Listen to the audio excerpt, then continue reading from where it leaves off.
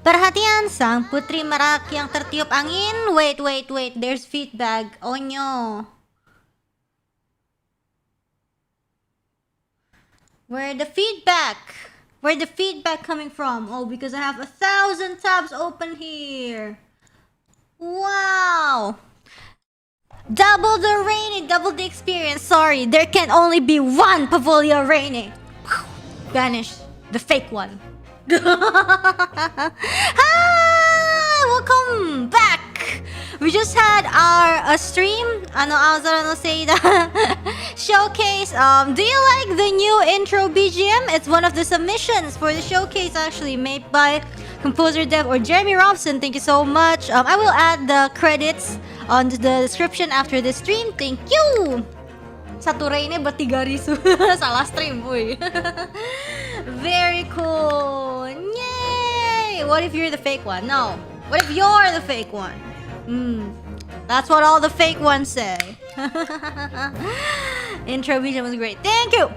And today we are back in the Great Ace Attorney. I'm gonna be honest with you. Does anybody here remember where we left off? Interesting. Basically, our last case. This is the last case of this game because there's like 2 parts. This is the last one. And there was some guy called Igert, which is not probably not even his real name. Our lovely girlfriend Gina is, oh no, framed. They thought she killed a very nice man. Yes. And then the detective also got pew pew pew pew pew pew, but he survived. And then our beloved wife left us because she has to, which is very sad, you know. Also, the jury members are, as usual, totally not rigged. Very awesome, right? So anyways, our objective here is to clear our girlfriend's name. Not girlfriend. Yes, girlfriend.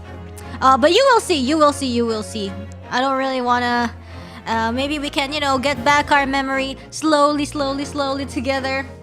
Perfect summary. Yes, let's go. The objective is to survive. Let's go. Okay, let's slurp. Where was Satu? That's our wife, which left us. But to be fair, it was because of her father, I think. Yeah. So anyways, let's just slowly regain our memory while we play. It's been a while.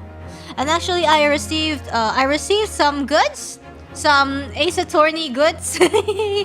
So thank you so much for the Ace Attorney team to Capcom. Thank you so much for sending me nice stuff. I got a t-shirt and some very nice stuff. Yay, I will treasure them. Thank you.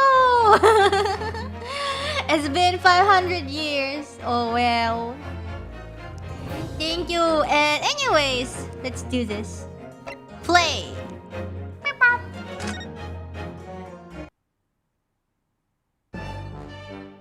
Oh, this music, so nostalgic. I forgot his voice.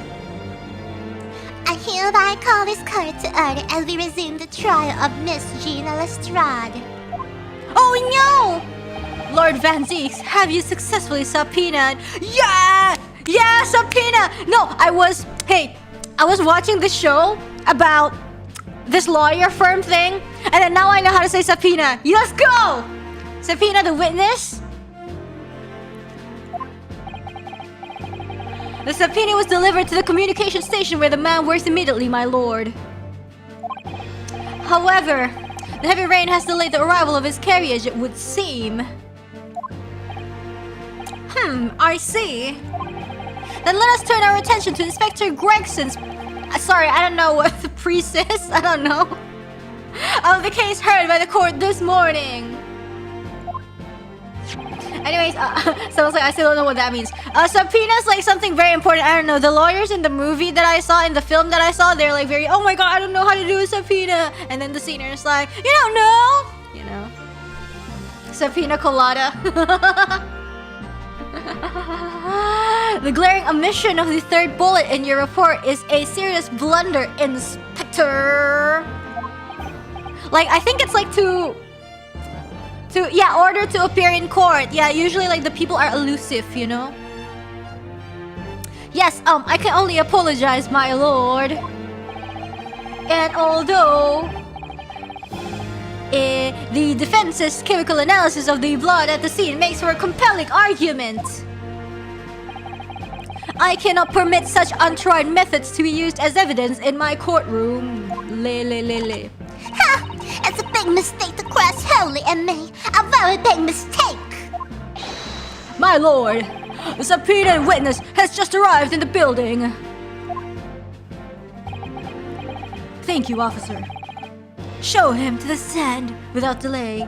Mr. Egert Benedict. I didn't expect to be crossing paths with him again so soon. Certainly not like this.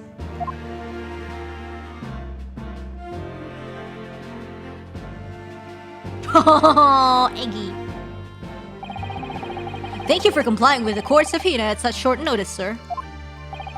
But of course, my lord, as an outstanding member of London society, it is my pleasure to oblige. Yes, I speak English.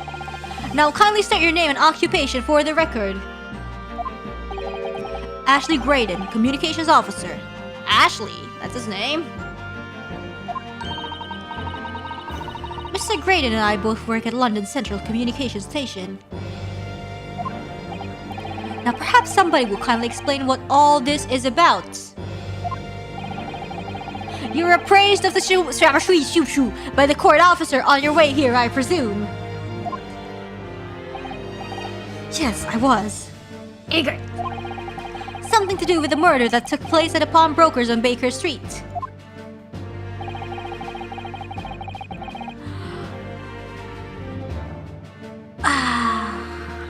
And some nonsense about me having been there on the night in question. What's Ashley Graydon a pun of? Like actually? Or like Ashley? Oh, Ashley, like ash color. Ash color and then gray. Sure. Anyways, on the night in question. That is the accusation, indeed. This really is beyond a joke, you know? Very well, without further delay, the court will hear your testimony now, Mr. Graydon. Gyudon. You will respond to the accusation made against you under oath. Oathmeal. What? Reminds me of the dancing dude in the coffee game we played. Gladly, my lord. Gladly.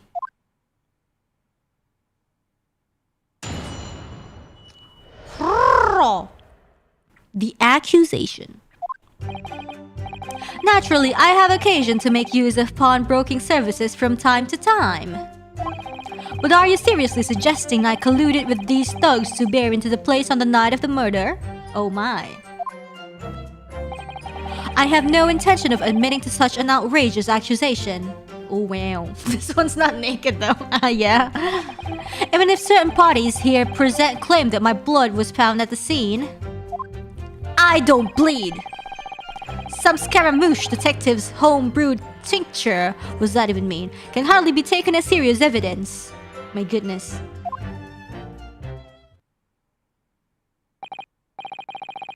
So, you deny the accusation completely, do you? Yes. I must say, I am dismayed. No, it's like, you know that thing where, if you say yes, but your head shakes no, that means the person is lying. Because, like, they would instinctively, their body language is more honest. You know, like, I know you hear that a lot in, like, those etsitsi manga. Like, oh, your body is honest, your words are... But it is actually, I don't know. Like, when people get interrogated, I watch too many interrogation stuff. And then these people are like, they're saying they're lying. But then, you know, they start doing things where they like their gestures contradict their words and stuff. So that's actually interesting. Anyways, for the highest court in the land to be swayed by this self-professed detective's toy.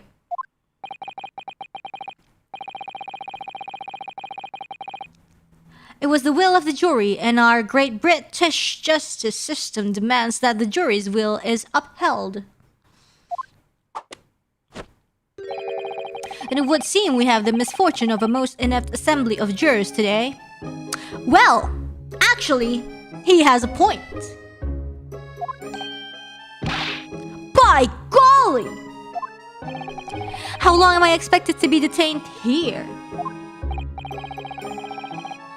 If following the defense's cross-examination, your involvement in this matter has not been established, you'll be free to leave immediately.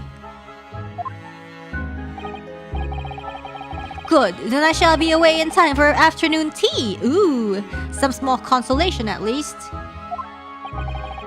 Let us not hold up Mr. Graydon any longer than necessary, counsel. Proceed with the cross-examination. I'm gonna cross-examine the heck out of you. So, we meet again, Mr. Egbert Benedict.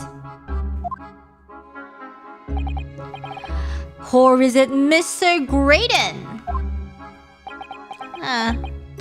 My apologies, you are Ryunosuke Naruhodo, the defense lawyer. We have met. It's like, did we? I don't remember. If you say so. Ashley Graydon. Enchante. What? So. Oh, nice hat. I trust we can conclude this quickly. No. Oh, he has nice hair though. I like his hair. But I'm not holding your flashy hat while we do.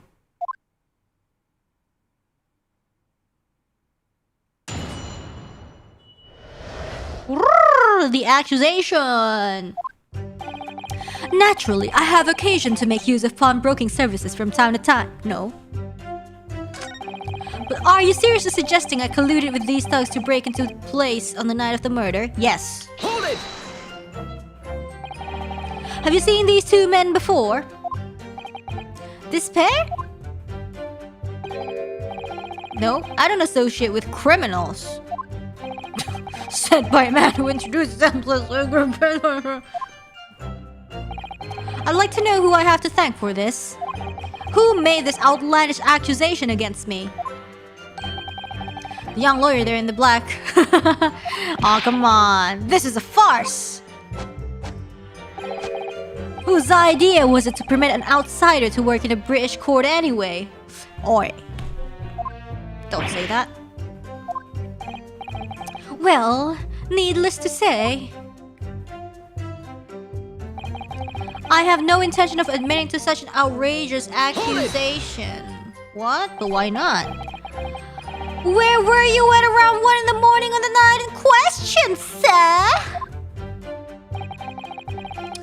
That is past the hour at which I would normally retire. Yeah, retire forever. Certainly. I was not in the company of these rapscallions. You're able to prove that? Objection! Objection! Listen carefully, my lord Nipponese friendo. For you appear to be under gross me on this point. What do you mean?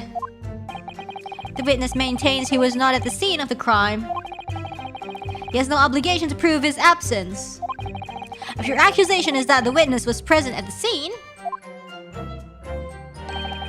the obligation lies with you to prove your assertion. Okay. You will fulfill that obligation before putting any more unreasonable questions to the witness.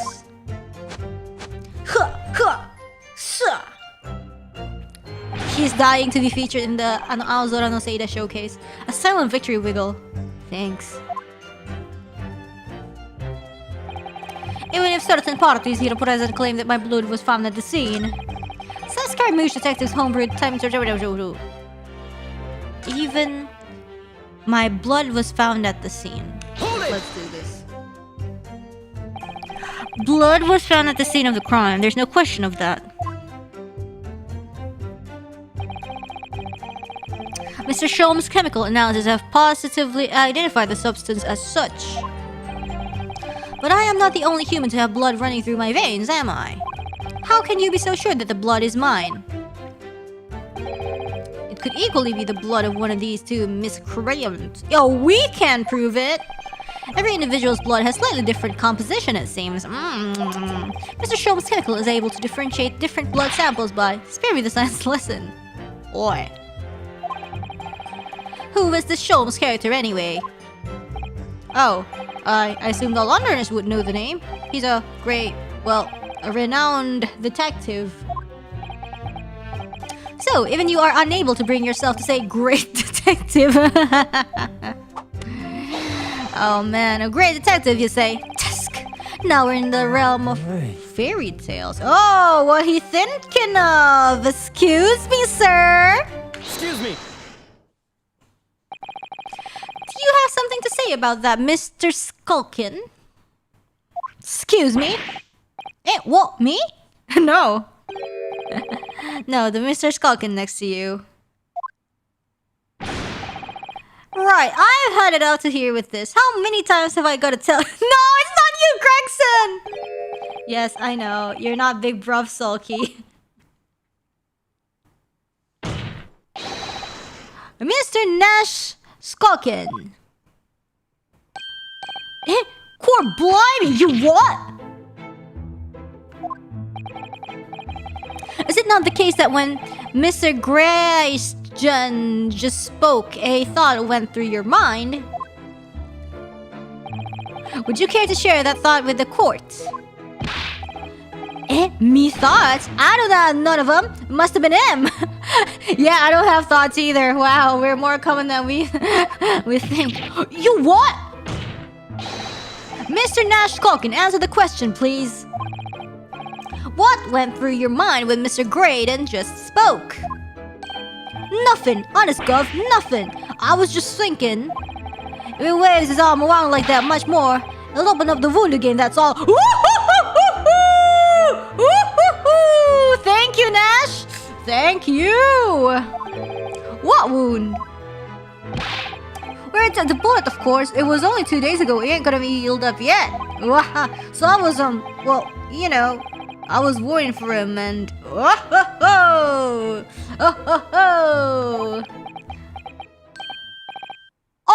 else bells! Bad teammate. Bad teammate. Mr. Graydon, did you hear that? What? Your comrade is worried about you, it seems. On account of your injured arm. My lord. Yes, Mr. Graydon.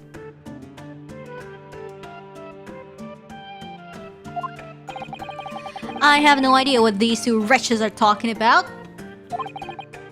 Certainly, I shouldn't be expected to answer anything in relation to their mindless insinuations. We know that someone other than the victim was hit by a bullet at the scene of the crime 2 nights ago. Oopsie! And from the height of the bullet hole in the wall, that person was likely hit in the upper arm or thereabouts. Whew. Perhaps you'd allow a court official to examine your arm, sir? The left arm that you're currently clasping with your right hand as if in pain.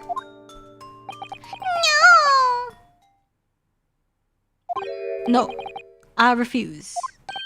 Huh? You have shown no evidence whatsoever that links me to these common thieves. Accordingly, I am not obliged to permit any such invasion of my privacy. Ooh. Has a point though. If somebody just tells you to like, hey, strip so I can see your arm, it would be like, huh? What? But it's like, he's actually guilty, so like, I don't know, that doesn't apply probably. As I've already said, I'm completely uninvolved in all this. I've never had anything to do with the pawnbroker where this fellow was killed whatsoever. What? Did we say that? I take offense at the insinuation that I was in any way involved. You claim to have had nothing whatsoever to do with Mr. Windybag's pawnbrokery. But... did we not say anything about that? My lord! Yeah, this guy's throwing. The defense would like that last statement to be added to Mr. Graydon's formal testimony. Very well, counsel. Never said anything about that. What? The bottom line is, I never had anything to do with the pawnbroking establishment where the man was killed. Let's press this. I don't know if we can present evidence. Never had anything to do with it.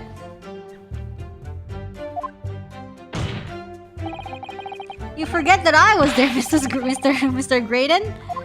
On the very afternoon. Obviously, I'm not a complete stranger to the pawnbrokers. I'm currently on the lookout for an armchair to furnish my study. Objection! No, you were there to redeem an article. I have no idea what you're talking about. Whoa, whoa, whoa, whoa. Hey, Gregson. Excuse me, Gregson. Excuse me. Do you have something to add, Inspector? Yes, I have something to add to my stomach. Come again, Sunshine? You were there too, in fact, weren't you, Inspector? Well, yeah, I do remember meeting yourself and the pawnbrokers that afternoon. You, your young Japanese assistant, and the accused were all present, as I recall. I miss my young Japanese assistant! So sad. And at that time, this witness, Mr. Graydon, was trying to acquire a particular article. Well now... I'm afraid I don't remember it too clearly. Hey, Gregson! I thought we were homies! I thought we were homies! What is this BS? Why? Did you get... No! Hey, Gregson! What? I'm not gonna lie and pretend I remember something that I don't. Oi, Gregson, you, me, in the dumpster after this. What's going on here? Gregson showed us a picture before, didn't he? You know, from the cameras that Hurley installed in Windy Banks. Yes, of course. Indeed. And the gentleman pictured bears a striking resemblance to the witness, I must say. And he's gonna be like, this is a cosplay that you can buy anywhere. Couldn't be me. That was my identical twin, my doppelganger probably. Which proves that Mr. Graydon was in the shop in the afternoon in question.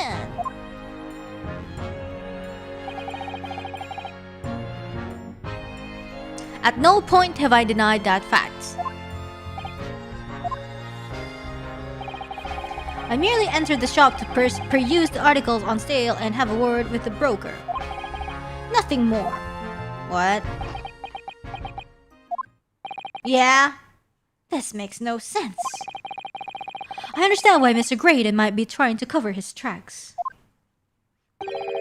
Well, why would Gregson be trying to avoid giving testimony about what happened? It's 'cause he's being threatened. If you say the truth, I'm gonna cut your supply of fish and chips. You will no longer have a self-regenerating fish and chips cone thing. That is all he is gonna say on the matter, is it? What do you think, Bruno? I think he has no intention of telling us anything. He's well aware that the less he says, the less chance he has of giving himself away. Oh, the complete opposite of Hurley then.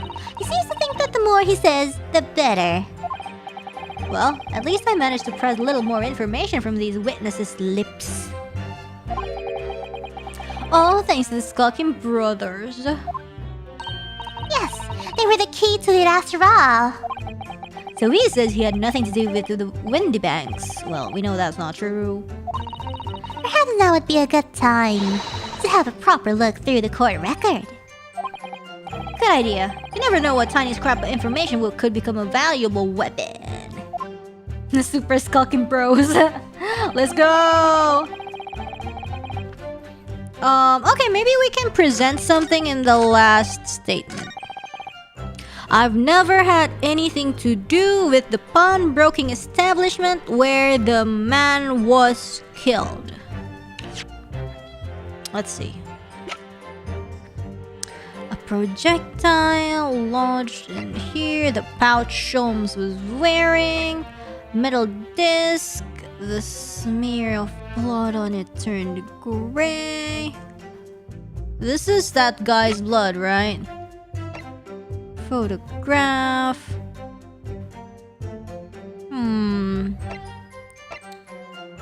Firearm. Victim, Windy Bank. Photo of die people. Miss Gilded's case notes. Let me check this. I haven't checked this yet. Victim found deceased of the something Mason. East Road. Defendant, is his name here? Nope, it's not here. So this has nothing to do with this. Pawnbroker's ticket from the something. Blood sample portfolio. Alright, let's check this. You are Eggert.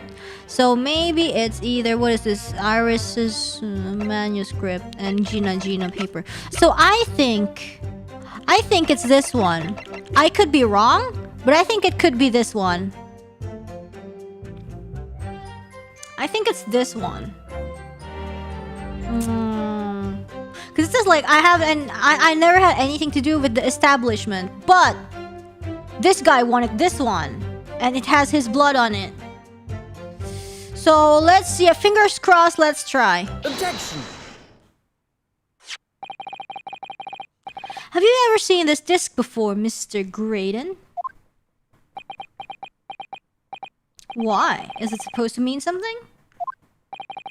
This disc was, until the day of this murder, in pawn in Mr. Windybank's shop. It was redeemed by the defendant, Miss Gina Lestrade, that afternoon. However, somebody mysteriously appeared to try to take it from her. And that somebody was you, of course. Wasn't it, Mr. Graydon? As I have reiterated numerous times now, you are mistaken. That was not me. Yeah, then who is it? I've never seen that disc before in my life. Oh, yeah? It may have escaped your notice, but there is a small smear of blood on the disc. Ooh. Ah, yes. Resulting from an abrasion of the thumb, perhaps. That's right, the surface of the disc is covered in hundreds of tiny metal bumps. In the skirmish to acquire the disc, the thumb of the person who tried to take it suffered minor lacerations. Ooh. Oh no! Ooh. So, while the disc bears the remnants of that skirmish in the form of this smear of blood, the thumb of the person in question must bear the remnants also in the form of a scratch. Good gracious! Is it time for a thumb reveal? Mr. Graydon! Show feet. Show thumb. You refused to allow a court officer to examine your arm before. Are you now going to refuse to allow us to examine your thumb? Because I have no doubt that it bears a small scratch consistent with the smear of blood on this disc. Well, well. It would seem I underestimated you. What is the meaning of this? It means... So you admit it now? You admit you have a scratch on your thumb from when you attempted to take the disc from the defendant? Ooh, spicy.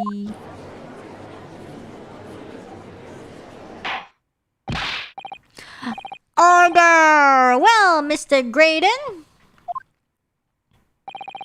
would appear there has been something of a misunderstanding here. I did not attempt to take the disc, as you put it. No, quite the reverse. Oh, he's gonna make it seem like as if like Gina was the one trying to be like, it's mine. What are you trying to say? It's really quite simple, you see. The disc was mine from the outset. Is there some crime in taking an item that you own out of pawn? No. Yes. No.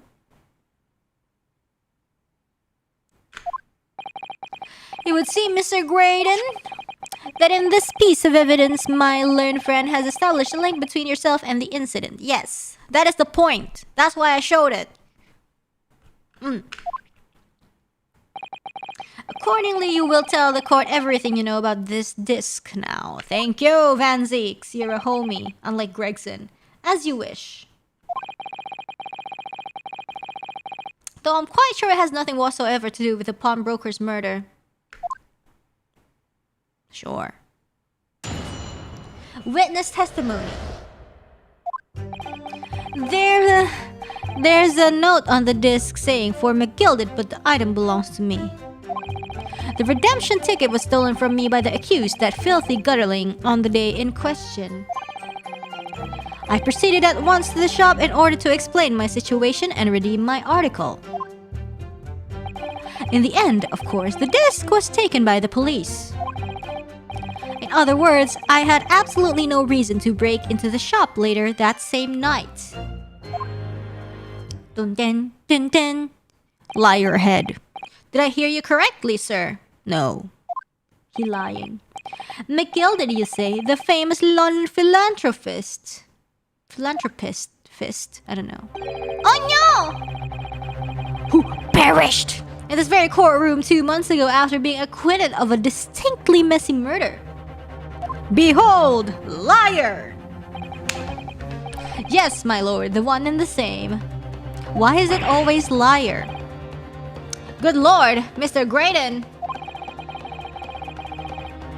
Are you saying that Mr. McGilded and yourself were acquainted? Yes, that's correct.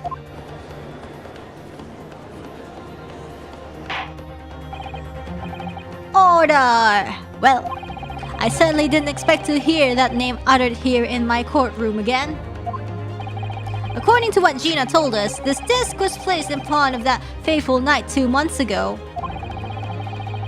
McGilded himself gave instructions to deposit it at Windybanks.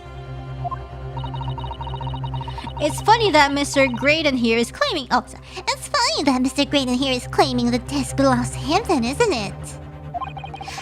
In all likelihood, he's lying. Well, yes. Visions of liar. So he appeared that afternoon at Windybanks in order to get his hands on McGilded's disc for some reason. What is it, I wonder? Counsel, you will commence your cross-examination, please.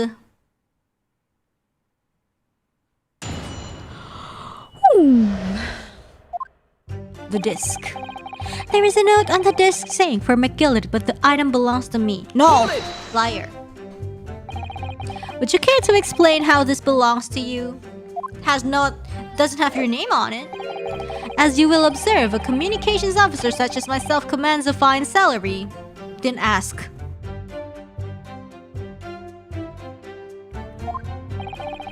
You're certainly exquisitely dressed. Exquisitely dressed, sir. Exquisitely, I don't know. So you see, I have a little need to make sure of the services provided by the pawnbrokery trade.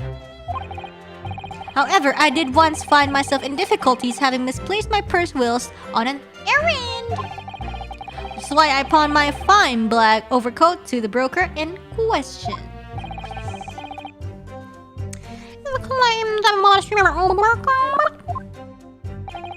Obviously. And in my haste, I clean forgot that the music box disc was in its pocket. And yet, there is a note on it that reads, "For McGilded." Ooh, spicy. I am a collector of rare and unusual music box music. Music box music. I first met Mr. McGilded at a gentleman's club in the city and was interested to discover that he shared my penchant in that area. So, the disc in question? It's a pre-production sample. I promised to let Mr. McGilded hear it. But then you forgot that it was in the pocket of the overcoat you were forced to pawn. Yes, exactly. Exactement. She didn't mention any of that in her testimony 2 months ago, did she? Yeah, because McGilded has threatened her to keep her mouth shut.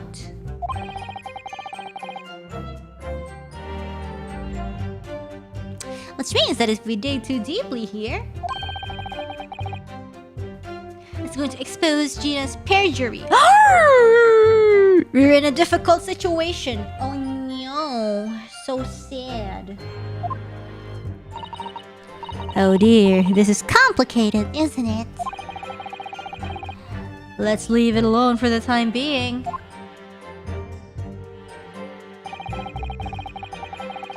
The redemption ticket was stolen from me by the accused, that filthy something something.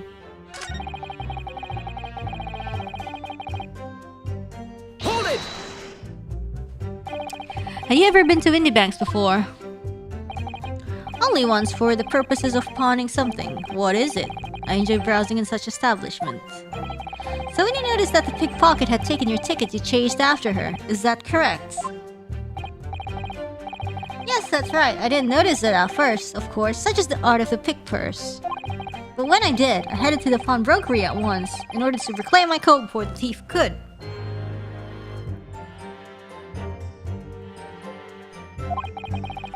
I was merely trying to recover what was rightfully mine in the first place. He can say what he likes because he knows we have no evidence to contradict him on this. Let me drink some milk. Hold it!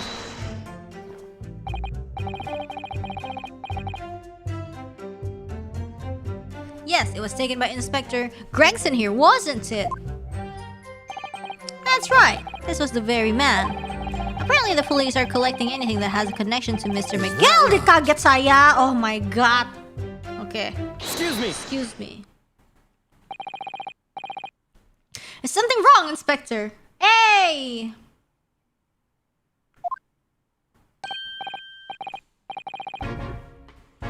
Well, what do you mean? The last remind Mr. Gray had made in his testimony seemed to trouble you in some way. Eh? No, it didn't. It's nothing. Leave it alone. Let me ask you this, Inspector. Why is Scotland Yard gathering Mr. McGilda's possessions? I can't tell you something like that, Sunshine! What is it, Inspector? An investigative secret? Yes, exactly. You should know all about that. Magnus McGillard, who died so unexpectedly after his trial 2 months ago. A man renowned throughout the capital for his great contributions to public life, yet he had a dark side too. Where are you going with this, Van Zeeks? I suppose the police are dealing with the aftermath of his nefarious activities, are they? That's enough! Coppers like me have duties to carry out that we're not at liberty to talk about. That's all you need to know. Oh no, so sad. Duties conferred by Lord Strongheart, I presume. I thought Lord Strongheart was sussy. When I first saw that guy, I was like, this guy's sussy. The Lord Chief Justice appears to have great faith in you, Inspector.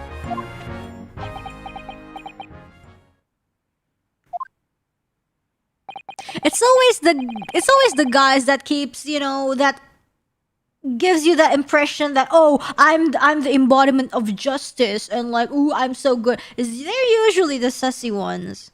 Because they have to convince everybody that, oh, I'm justice, you know. The bottom line is, if you want to get more out of me, you're gonna need Lord Strongheart's paw print first. It's like, I remember a story about, so this guy was actually a fraud and stuff, right? But then, so in his dorm with like a bunch of people, he always tells all these heroic stories about him saving people, about him being a good person, and so and so and so and so. And then it turned out that he's a fraud, and he also almost actually killed somebody or something like that. So it's like, ugh. What's all this about? It's like there's something going on between Gregson and Lord Van Zeeks here. Hold on. Well, it will appear that the inspector has revealed all he is at liberty to reveal. Mr. Graydon, let us return to your testimony. Gladly, my lord. In other words, I had absolutely no reason to break into the shop later that same night. Let's see. But perhaps, like the one who always says that she says so, that's a little different, yeah. That's a little different, I'm sure you know. But perhaps you've seen something of value among the forfeited items? No, not at all. Oh. A valuer was brought in by the police to assess everything in the shop. Without exception, every article on the shelves was common or garden bric-a-brac. I don't know what that means. In that case, it's clear that you broke into the shop later that day in order to recover Mr. McGild's disc. Have you not been listening, man? No, not exactly. Even if I had wanted to recover the disc, you may recall that it had been seized by the police that afternoon. It was no more in the shop that night than I. As I keep saying, I simply had no reason to break in. Sorry, I don't listen to liars. So there was nothing of McGillis left in the shop that night. Nothing this man might have been after. I wonder if that's really true. You know, if you have some evidence, let him have it. I'm dying to see that irritatedly assured expression of his crumble. Ooh. McGillis slipped the disc into his coat pocket and had it deposited at Mindy Bank's. Then, when he realized he was going to be arrested on suspicion of the omnibus murder, he threatened Gina and forced her to take the redemption ticket. There's no doubt about it, the witness is lying through his pearly white teeth. The police were obviously after anything left behind by McGilded as well. That's why Inspector Gregson ended up taking the disc into custody that day. But Grex is being very strange about all this. You tell me! There must be a reason for that, I'm sure. I just don't know what it is. For now, I need to focus on exposing the fact that Mr. Graydon is lying in his testimony.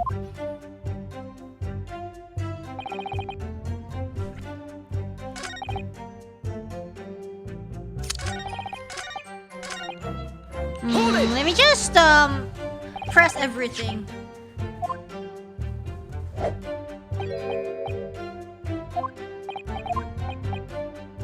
Okay, yep, we read this, sorry. I think the second one we haven't done.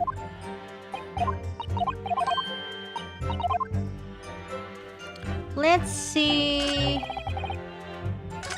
this one. I think... Hold it!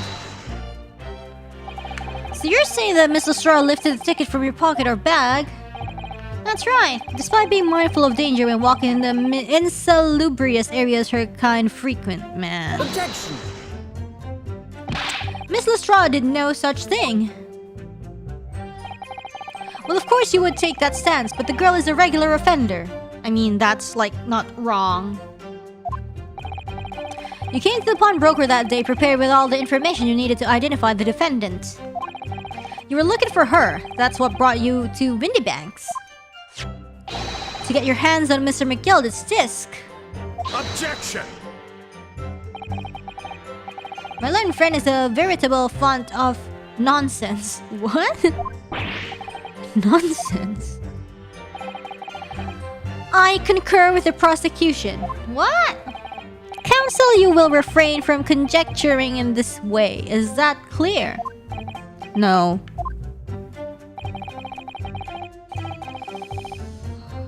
Oh!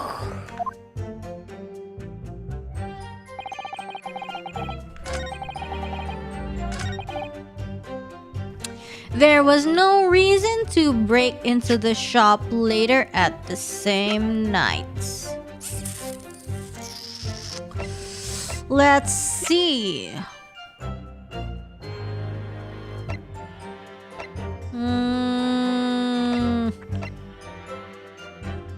Stereoscope post shooting photograph. This is Sheena. This is gun. This is gun. This crime scene, this autopsy report. What's today's pawnbroker perishes in Pickper's splendor. There's a sensational story lower down the front page as well. Look, Ministry Mole, classified secrets may have been leaked overseas from Ministry of Justice. For a 10-year-old, Iris certainly has her finger on the pulse of world news. It's about secret communications between Great Britain and its allies. Apparently they're being intercepted by hostile nations. Communications are being intercepted, but how would somebody be doing that? That's the question, isn't it? I've come up with 3 different possible methods so far. Are you looking for a new career route? No. Of course not. I wonder, perhaps this is what Lord Strongheart was talking about yesterday. Yes, it could be. And it could explain why he has Grexy running from pillar to post at the moment. Gee, I wonder. Unbroken perishes in Pickford's plunder. How awful for Ginny, I mean. But tomorrow's headline will be Discharged Diver is Dauntless Do-Gooder, right? Yeah, something like that. If possible, I'd like to go even bigger. Bigger? How? Proud Pickpocket protects Planet Post trial.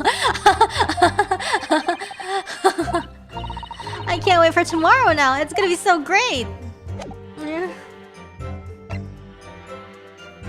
Gilded case. Redemption ticket.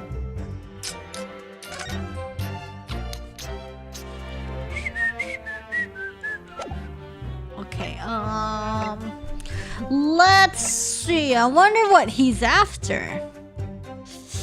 Handwritten notes. Back of the photograph. When was this discovered? One small box. Yeah. I wonder which one it is. I had absolutely no reason to break into the shop later that same night. What did Iris say about it? I forgot. Let's press again. I forgot what she said.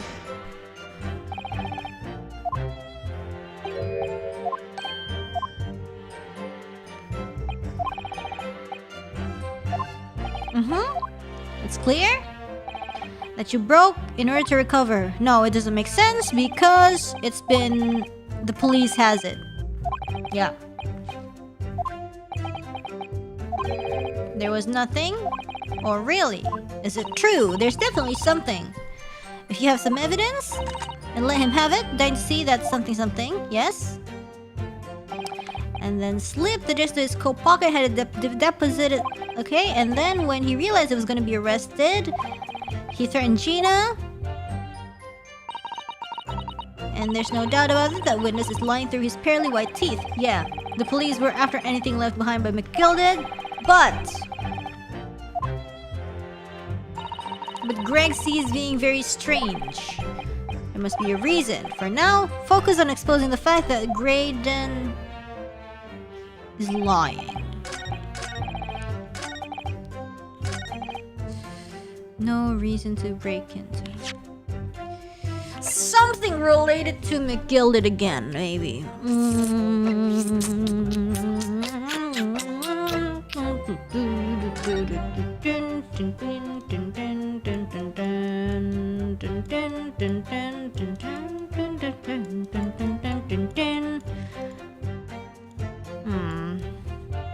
There's nothing in this manuscript though. I don't think that is it. Maybe this? Because it has Mason's blood? Just thinking. It was blood, the stain like we suspected. That's right. Hurley's wonderful concoction soon proved that. I don't suppose Gina couldn't have been wearing leather gloves. So it can't be Gina. Gina would never wear gloves. She's a pickpocket. She relies on being able to feel with her fingertips. I could be wrong, but I think I'm being told off. Not the mantle script for sure.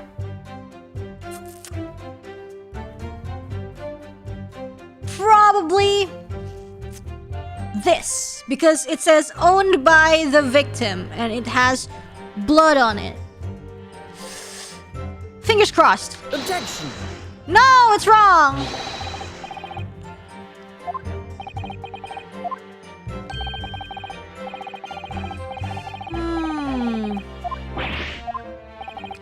Seems to me that is the damning inconsistency here. Let's take a look. Let's take a look at the... Let's take a look more.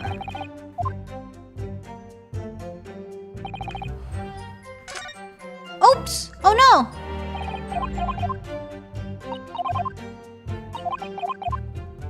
What is it? I wonder. Why would he come back? No, here's the thing. Like, the last time we played this was, 1 month ago. So I'm like, no reason to break in. No reason to break in.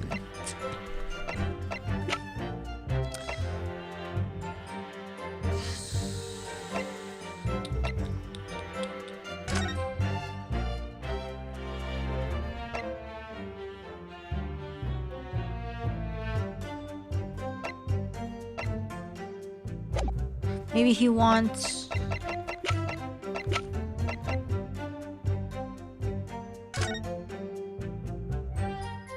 Did he come back for Gina?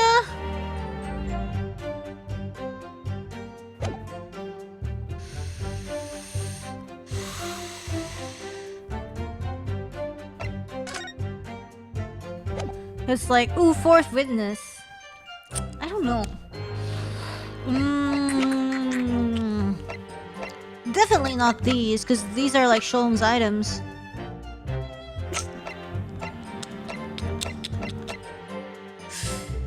Single bullet wound.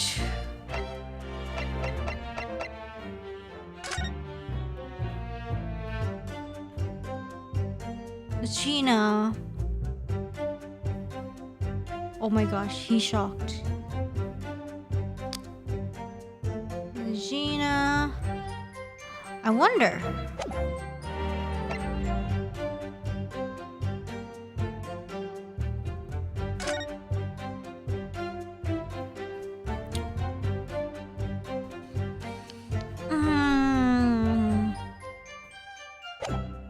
Gee, I don't know.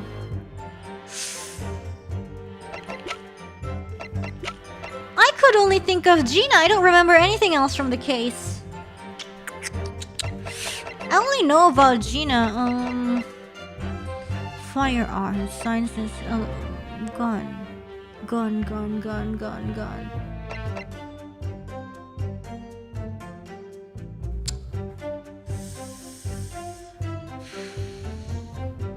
Objection! That's not it. What is it? What is it? What is he looking for? What is he looking for?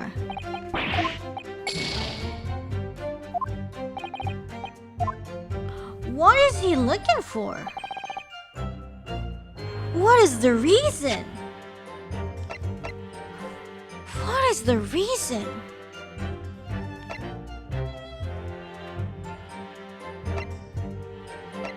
I wonder.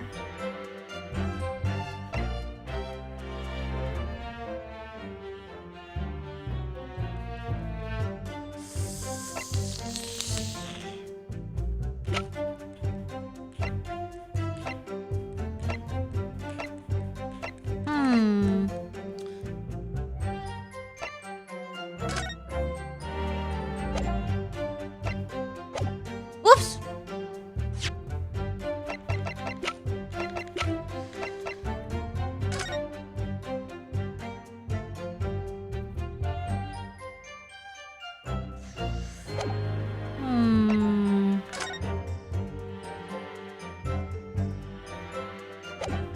There's nothing. What was it? Oh my goodness. I wonder. It's been too long that I forgot. What could he have been looking for? Oh, what could he have been looking for? What is it? Because this is impossible. Handwritten notes. One small box. A one small box, maybe? A one small box? Did we ever find out if there's something in the one small box?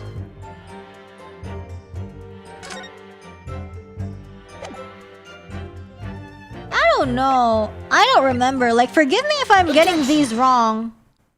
Oh, okay, one small box then. Yeah, it's been too long that I don't really remember, like, the tiny details. You knew that, you went there with the intention of obtaining it for yourself. Objection! Conjecture again. In any case, the disc was taken into custody by the police that afternoon. The witness had no reason to visit the pawnbrokery again that night. Objection! Yeah, when was the last time we played this? Can somebody check real quick? Sorry, my learned friend, but that's not true. What? Mr. McKeown has another article in Pawn at Windybanks. Also, guys, you guys, this game, before we proceed, this game is really long, and even people who have played can be confused. There are countless times people have tried to tell me the solution only to, I don't know, only that it's the final step, and then they get it completely wrong. So don't worry about like, ooh, I don't want to spoil or something. Chances are it's okay. It's okay. No need to do it, because it probably is wrong. Because it probably is wrong.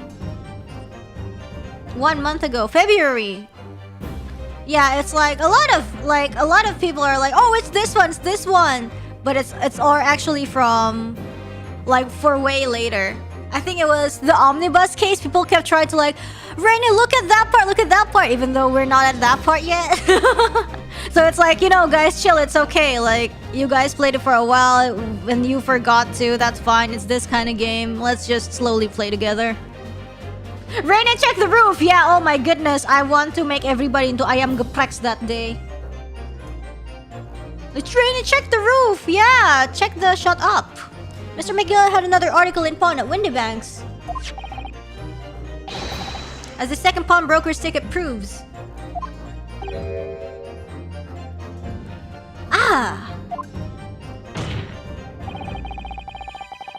There were 2 articles belonging to McGilded and Windybanks Pawnbrokery.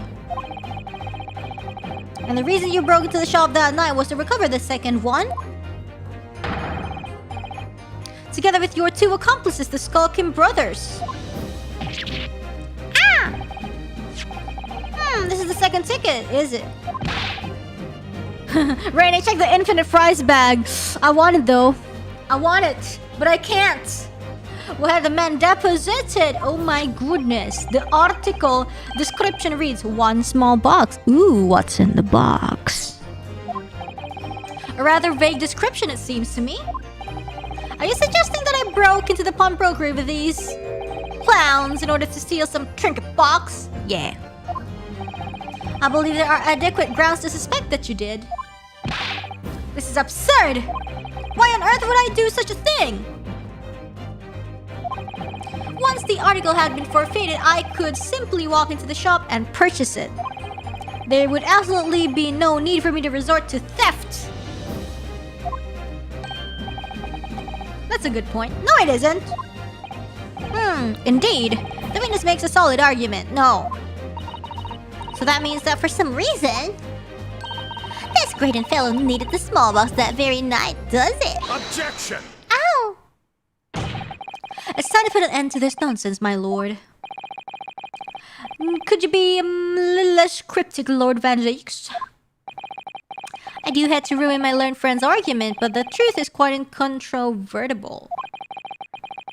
On the night in question, no small box was taken from Windybank's pawnbrokery. And rest assured, the prosecution can prove it. I don't know, man, like maybe he failed?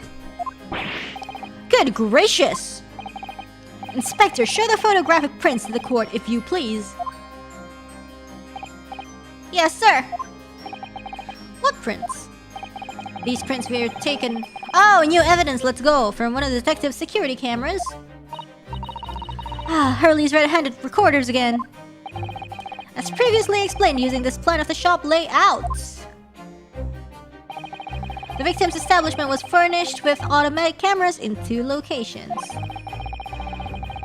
One was set to capture the counter where Mr. Windybank received his customers, and the other was set to capture the shelves on which articles were placed for sale once forfeited. According to the information on this ticket, McGilden's small box had been forfeited already, 2 days before the incident at 9 p.m. Oh, which means it would have been on the shelves of forfeited items in the shop front. Now, what I have here is the print taken by one of the cameras about 2 hours before the incident. That's at 11 p.m. on 15th April. This looks like something straight out of a horror movie. The victim certainly had a very full shop, it would appear. And then here we have another print. After the incident. There's something new?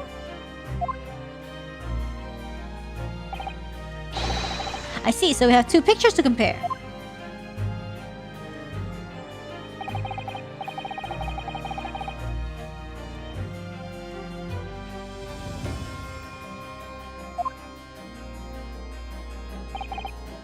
Something moved. Time for eye crossing. I wish we wouldn't have to do this. I'm just gonna like skip it until they force us to like give the solution to us. Explore the possibility that something had been taken in addition to the victim's life. Yeah. Your men have already compared these 2 prints thoroughly, Inspector. Yeah, I wish they would like not kind of force us to do it, but I feel like, you know, maybe it's like unique at that time. It's a pretty nice historical thing to add, so I totally understand. I don't want to look at it. We counted every single item in each of these 2 photographic prints.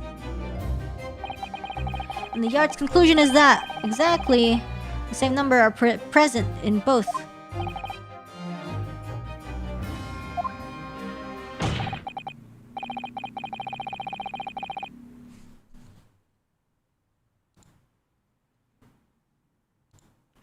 In other words, nothing was taken from the pawnbrokery on the night in question.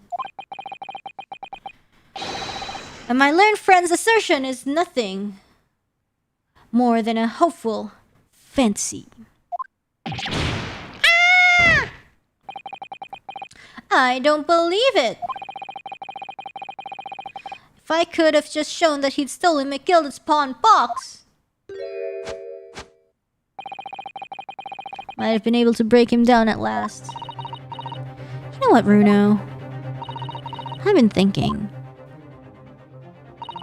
I wonder if these 2 photographs really are exactly the same. No, it's not. I know it's not the same. What? So, counsel, in the light of the evidence put forward by the prosecution, what is your position? It seems that, in fact, on the night in question, nothing was stolen from the victim's establishment. Do you accept the prosecution's assertion? No. I don't know. Yes. Definitely yes.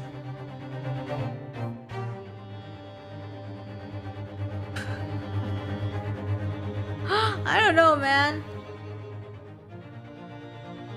Let's point out a discrepancy.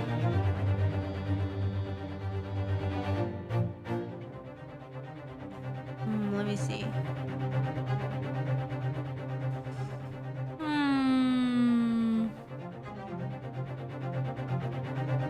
Man, they're like purposely covering it. Oh, review scene, I can do this. Yeah, I can do this.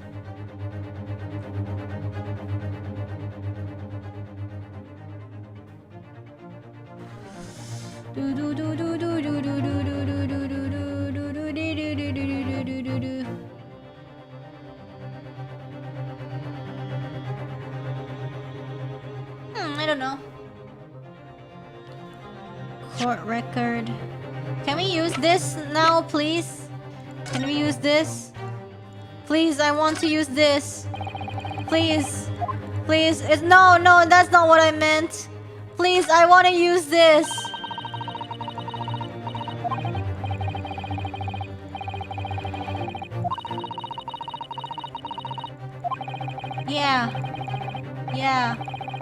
Yeah, it's fascinating. No, I want to use it. Come on.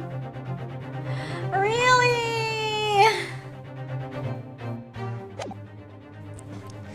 Oh, man.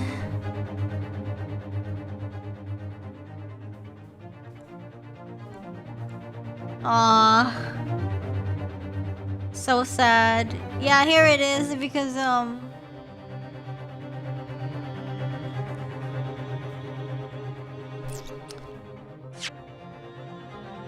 do I want to use it! Use evidence?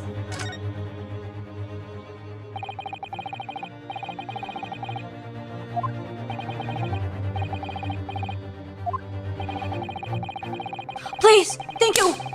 Thank you! Thank you! Thank you!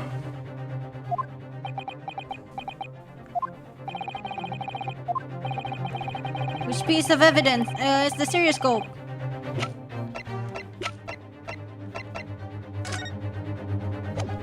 It's this one. Present. Take that! I like to use this one! To view the two prints stereoscopically. Oh, yes! You caught the bug at last! You can't resist it, can you? You've got a cross-eyed compulsion. What a surprise. Come on, Bruno. Let's put the pictures in place and see what this wonderful contraption shows us. There we go. Now look through the eyepiece. Ow. I wasn't sure at first, but there's a clear discrepancy between the two prints. What? You must identify the location in question for the court, counsel. Indicate the precise location of the discrepancy. Is this one? Obviously. Oh, gee, I think it's this one. Take that! Granted, these two prints are almost identical. However, there's one minor discrepancy between them. What? What?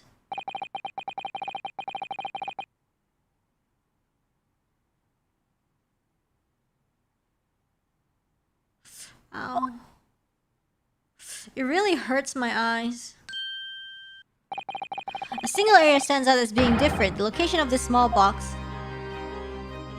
It's kind of like, do you know if you constantly look at a video that's completely like blurred, it hurts your eyes because it tries to keep focusing? It's like that. That's how I feel. Are you okay? No, I'm never okay. But I hope, yeah, I hope they'll keep letting us use the thing. How extraordinary! What this tells us is very simple. Mr. McGill's small box was indeed not stolen from Windybanks on the night in question. However, there can be no doubt. Yeah. Yeah, it's like, I think like normally it's fine, but I think it's because also like I stream so much, I look at the screen so much, like I strain my eyes way more than, you know, the average people who don't use computers that much. So it just hurts way more when I do it. But somebody picked up this particular box and then returned it to its place on the shelves. Ooh! Are you suggesting that the small box originally deposited by Mr. McGilded is in fact... Ow. Yes, the very same small box I just identified in those photographic prints. Objection! And I think, you know, this looked probably better in the, like, 3DS, like, with the flashing lights and everything, too. Because it's like, oh, you would probably, like, play with your eyes, like, far apart, too, right? Oh, mindless guesswork! What if it was? But, you know, it adds to the effects and stuff. So a box was moved on the shelf, nothing was stolen, which means, quite simply, that nothing has changed. That may be true, but... Alright, McGillet's box wasn't stolen then, it was... But doesn't the fact that it was moved like that change things? Changes everything, of course. Just bluff, even if you don't know what it is. I believe this changes everything about the case. Ha, the case, get it, like the box. How could that possibly be? The crucial point is the fact that what was moved was a small box. In other words, we have to consider what might have been inside that box. What are you suggesting? Ooh, he's not pleased about it. I'm suggesting that we need to examine that box as soon as possible. A vital piece of evidence is sitting on the shelves at the Windy Banks as we speak. Objection! That won't be necessary. Some little box belonging to a man who died 2 months ago can't possibly be relevant to this trial. The court does not uphold your objection, Lord Van Zeeks. Ooh. Bailiff, arrange for an officer to go to Baker Street at once. Ooh. Obtain the small box in question and bring it back here for further examination. Let's go.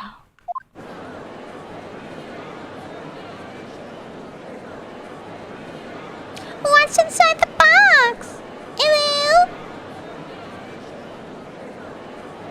Yeah, how to be a fool, as demonstrated by Lord Van Zeeks. Let's go!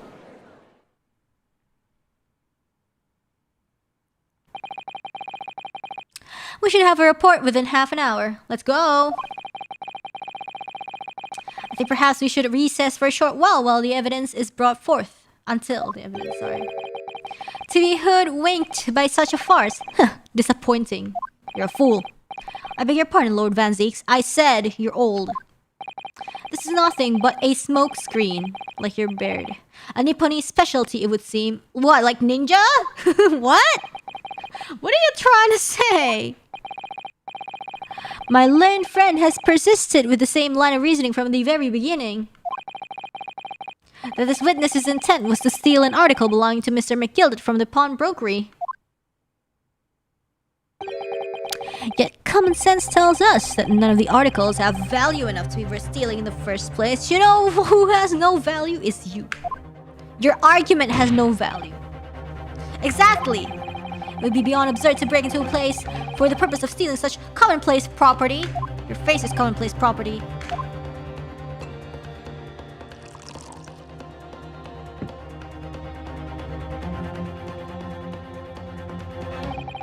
If your lordship recalls, Mr. McGillet perished 2 months ago immediately after the conclusion of his trial. A trial in which he was found not guilty. A trial in which it was established he was the upstanding member of society his reputation implied in fact. Guy drinking on the job, yeah, as usual. Actually, is this the first time he's drinking? I think? L ratio didn't ask, no common sense. Unlearned friend commoner. To my learned friend and his most insightful defense.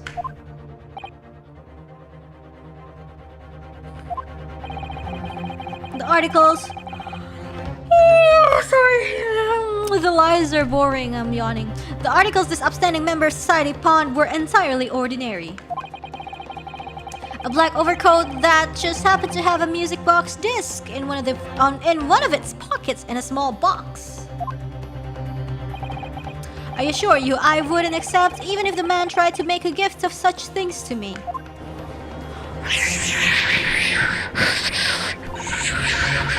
You know, that does make rather a lot of sense. It's not as if it was gold or jewels, is it? Goodness knows, Mr. McGillet has rich enough that you can't deposit cash at the pawnbrokery. I'm quite certain of that. The prosecution's argument is undeniably compelling. It is incumbent on the defense now to bolster its argument. to explain what possible significance this commonplace article pawned by this fine citizen could have.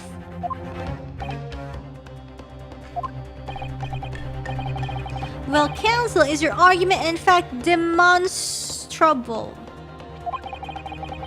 Glass count 1. Are you able to show proof that the disc or the box are in any tangible way related to this case? Well, yes, but... What's the matter, Bruno? We know that they're related, don't we? They're both vital pieces of evidence. Yes, of course, you and I both know that. Yes, sure, we both know that. Yes, totally. Yeah, didn't forget. Yeah. We know McGillet's true character, and we know the disc is significant even if we don't know why. But if we explain all that to the court at this point, we'll have to acknowledge that Mr. McGillet's acquittal 2 months ago was a mistake. That the defense's argument was flawed. Based on false information. Oh no! And that would mean, Gina, bye-bye. Perjury. But Jimmy... Could it be that Van Zieks knows? That's why he's trying to do this? Is that why he's doing this now? Because he anticipated everything? Angus McGurger? But maybe. This could be a great opportunity for us. Sorry? What you mean, Iris? Well, what is it that you always say, Bruno? Sooner or later, the truth comes out every time. Alright, the exact significance of the things that Miss Gilda deposited with Mr. Windybank is something that only Gina can explain to the court. So, we would like to call Gina. Or nah. Could critically damage our chances of winning this case. So, what do we do, fellas? What's the right thing to do here? Have her testify! My lord, the defense would like to make a proposal. A proposal, counsel? While the court awaits for the arrival of Mr. McGillet's small box, I would like to call the defendant, Miss Gina Lestrade, to the witness stand. The defendant? To what end? It's to do with the various articles deposited at Windybanks by Mr. McGillet, my lord. Deposited. Miss Lestrade has information relating to them. I believe it would be beneficial for the court to hear what she has to say. Testify, sis! It will prove the significance of the articles in question once and for all. Well, things are becoming interesting. I presume you've considered the implications of the testimony you're proposing? In particular, the impact it will have on the accused's standing, and indeed your own. I'm sleepy. I have. Lord Van Zieks, would you care to explain that last remark? The prosecution accepts the defense's proposal. I move to interrupt the cross-examination of the current witness and hear from the accused herself.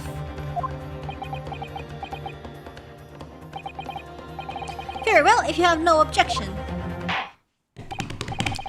So, the court will now hear the testimony of the defendant, Miss Gina Lestrade. I'm gonna stretch.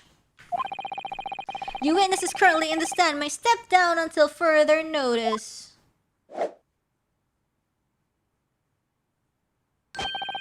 Then I shall bid you good day. Wait. You, sir, shall remain in the stand while Miss Lestrade testifies. Ooh, we gonna excuse me the heck out of you, sir. As you wish. Wow, so many people in the stand. Alright, Gina, it is time. I know this will be hard, but please put your faith in me here. Let's go. Good luck for you now.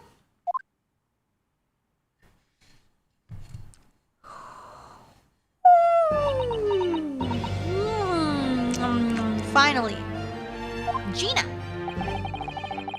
The articles that Mr. McGillet has deposited in Windybank's pawnbrokery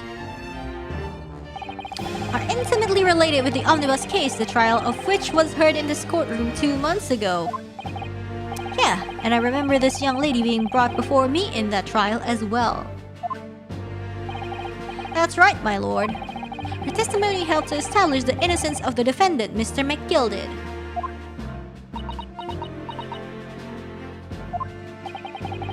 The omnibus case was intriguing, to say the least. And now, here we all are again, the same players in that trial facing each other once more. A twist of fate, perhaps, my Nipponese friend.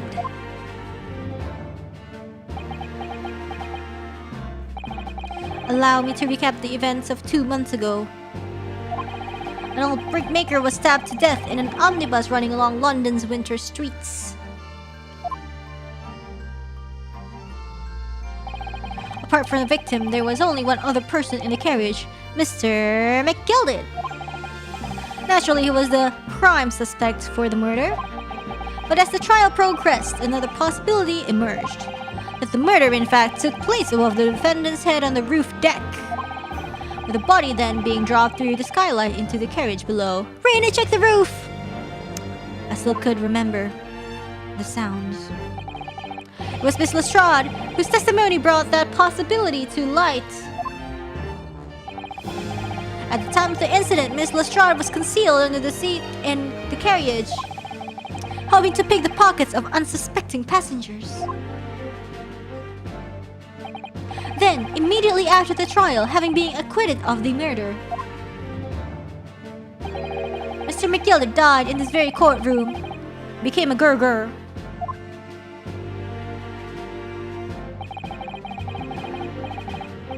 A mystery that remains unsolved even now, 2 months on. What vampire survivors might be this? Why? As indeed does the omnibus murder itself. Be that as it may, I recall neither the disc nor the small box being mentioned in the course of these proceedings. Miss Lestrade. Yeah? We should tell the court now, please. What really happened in the omnibus 2 months ago, I mean? I don't know what you mean. I just said what I know. And what about everything you told us yesterday from inside your prison cell, huh?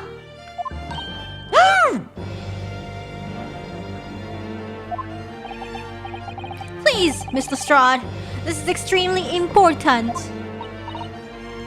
But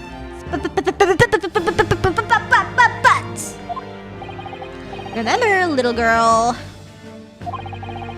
if it transpires that you willfully withheld information in the trial 2 months ago, the Home Office will seek to prosecute you for perjury. Oh no! And naturally, you will lose all credibility as a witness.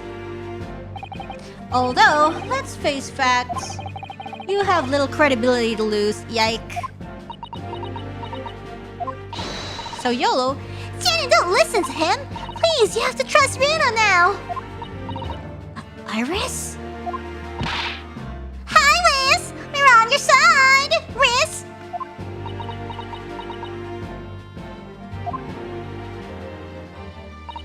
Alright then. I'll talk. It's the right choice, Gina. It would seem that my learned friend is hell-bent on bringing the entire courtroom down about his ears. So be it. Let's go. Gina, I must confess that I'm struggling to understand what on earth is happening here. It's okay, Grandpa. However, it would appear that Mr. McGee pawned articles in that extraordinary case of the omnibus harbor secrets of which we have been hitherto unaware. So, Miss Lestrade, you will now give your testimony before the court about the events of 2 months ago. McGiggles. McGiggles is a funny name. You'll reveal the truth, a commodity sorely lacking in your original statements. This is it then. Everything's going to come out. Like Van Zeek said. This could bring the whole courtroom down about my ears, but as a lawyer, I'm prepared to take that risk.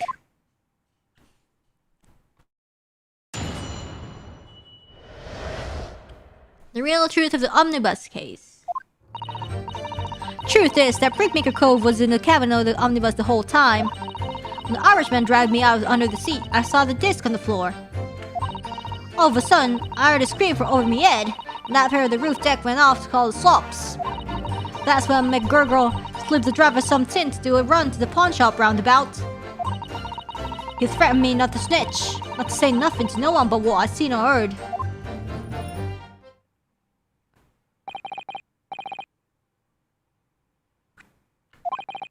What you just told the court bears almost no resemblance to your testimony 2 months ago, ew. As you say, my lord. Then there's every chance I may have adjudicated an error in McGurger's trial.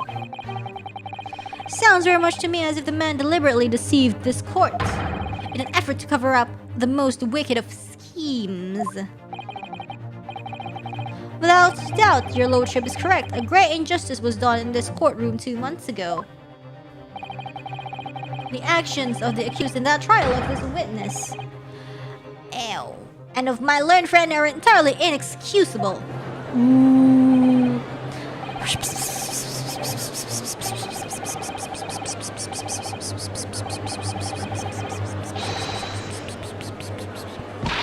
You're wrong, the law of you.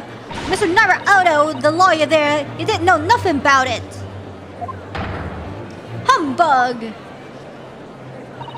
I don't think so. Are we really expected to believe that? He really stitched everyone up, didn't he? What an operation to get the man off scot-free. Unforgivable! Stop! The lies have to stop! Stop! Yes, the defense made a terrible error of judgment. I intend to take full responsibility and suffer whatever consequences are deemed appropriate. However, it is imperative that the court allows the witness to elaborate on her testimony, because the true significance of McGilded's pawned articles must be brought to light. Very well, my learned student friend. Given the depths of calamity you have just plunged yourself into, this may well be worth hearing. Words fail me, the situation is utterly deplorable. Mr. Naruto! Yes, my lord! I will decide upon your fate following the conclusion of this trial. Of course, my lord. Blimey, Mr. Naruto! Now, counsel, proceed with the cross-examination.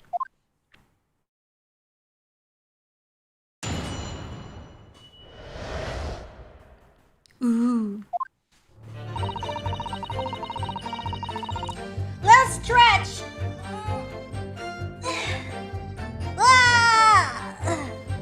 Okay. Hold it! And you were hiding in the cabin at the time as well, weren't you, Miss Lestrade?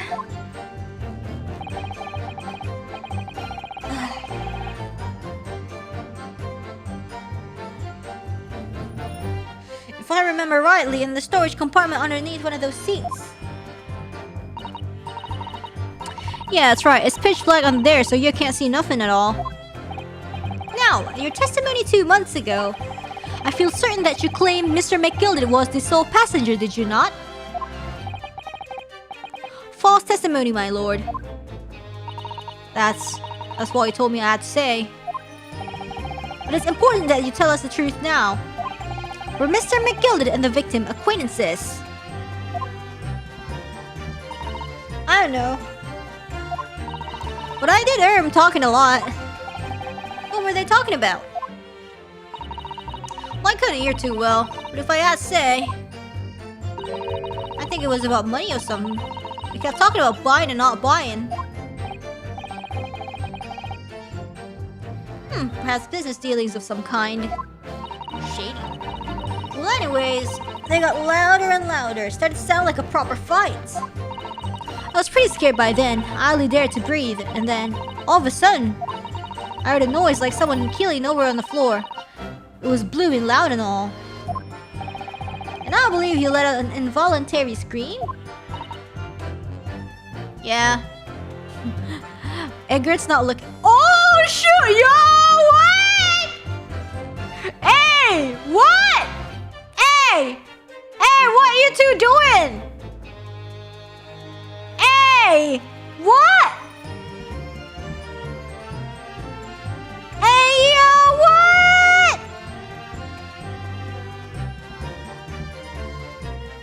Oh, suspicious.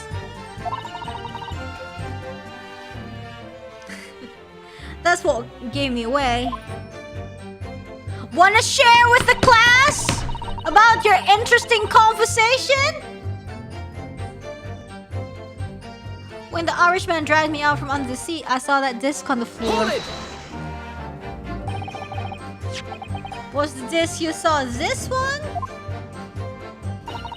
Yeah, I reckon it probably was. Excuse me. What? Is there something you'd like to share with the court, Inspector Grayson and Mr. Graydon? Inspector, Mr. Graydon! Blimey, you're trying to give me a heart attack? You've been whispering to each other for quite some time now. Tell us, what is the discussion about? Discussion? A discussion with this fella? Pull the other one, sunshine. You think I got anything to talk about with a shitty gent like this? Yeah, that's what you just did. And I'm going to say to this uncouth detective after he deprived me of that disc that was rightfully mine. They've clearly been taken the entire time I've been cross-examining Gina. It's as if they've been negotiating. What? We may be illiterate, but we're not blind. We'll kind of refrain from talking amongst yourselves while the witness is giving testimony. Yeah, sorry, my lord. What were those two talking about? Miss Lestrade, continue with your testimony, please.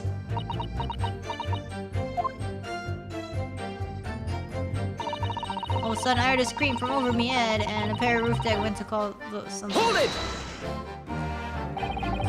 There are two gentlemen occupying the seats on the roof deck, I believe. That's right. They must have looked down through the skylight and noticed the cove with the knife in its gusts.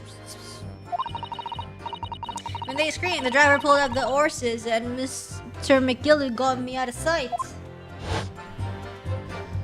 Dun dun dun dun. Out of sight? Where? Back under the seat where I started off. Once the carriage came to an halt, the two cows from the roof ran off to fetch the slops. They immediately left to fetch the police. It appeared they were entirely unrelated to the incident. So that left McGill did, and the driver, and you're still at the scene. Ooh woo. Yeah, only the driver didn't know I was there because I was under the seat. I heard the cabin door open and a voice from outside. The driver, yes. He also testified in the trial, I believe. A fellow who went by the name of Pippo, if memory serves. What did McGilded and the driver say to each other? I didn't know what happened and stuff like that mainly. That's when McGill slipped the driver some tin to do a run to the pawn shop roundabout. Hold it!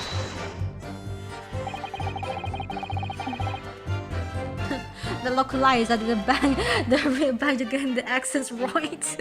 So sad. The pawn shop obviously being Windy Banks on Baker Street. Wait, why my head hurt? Just a moment, counsel. Do you mean to tell me the driver gave false testimony in that trial as well? OMG! Perhaps the excursion to the pawnbrokery slipped his mind when he was in the stand. Indeed, Lord Van Zeeks. McGilda took off his coat and gave it to the driver. He folded up, all careful like before handing it over. When I saw him do that, I remember thinking, that coat and what's in it's gotta be worth a few bob. I see. Yes, Gina was sure the disc must be worth more than Mr. Windibank was suggesting, wasn't he? I remember her quibbling with him over the price that afternoon at the pawnbrokery. The driver looked pretty happy when McGilda flashed some brass in his face. It went running off at a lick. Then the bog trotter called to me and told me to come out from the drag's cabin. He threatened me not to snitch, not say nothing to no one but what I seen or heard. Nay. Hold it! Ow, my head hurt me. Threatened you how exactly? Told me I'd only be able to scalp her if I did exactly what he said. Which included giving false testimony in court 2 months ago? What about Bishop Brokery or Rook Brokery? Yeah, that's it. And there was one other thing he said. Which was... He told me I have to hang to the ticket from the pawn shop and make sure not to lose it. The ticket? Well, I never. Said that if he didn't show up to get the ticket off me before 2 months passed, I had to go to the pawn shop and pay the money to keep it in lug, to stop it being forfeited. Left him with some brass to pay for it. But really, why on earth would Mr. McGilden have done such a thing? Depositing his overcoat with the pawnbroker before the arrival of the police. It makes no sense at all. 'Cause it's sussy. There would seem to be only one logical explanation, my lord. What McGilden had the driver deposit at Windybanks was something he didn't want the police to see. Something very important that he needed to hide at all costs. Anyway, after that, it let me go, so I legged it before the copper showed up. Well done, Gina. Can't have been easy to tell the truth like that. She has really put her faith in you, Bruno. Yes, and to thank her, she'll have to face a charge of perjury once this trial is over. So I need to use the time we have now to get as much information out of her as possible. It's time to really go for it! Press her on every statement! I think I skipped this one. Hold it! Was the disc you saw this disc? Yeah, I reckon it probably was. It was right next to the cove line on the floor. Could this disc have belonged to the victim, perhaps? I don't know, but McGilda picked up pretty smart-ish. And then he saw a cove with a knife in his belly up on the seat. What did he say to you at that time? Told me to say a word about what I seen and what I heard to no one. About the disc and all. Was dead scared. The way he was looking at me, I thought... If I didn't go along with it, I'd get stuck with that knife, too. They started asking me a lot of questions. Like what my name was and where I lived and all that. They asked me about being a diver, too. But after a while, what had happened in the carriage was noticed. Yeah, that's right. First there was kind of rapping noise. Oh. Thank you, Miss Lestrade. Thank you, Counsel. I've heard enough. I believe we now have a reasonable understanding of what actually transpired on the omnibus.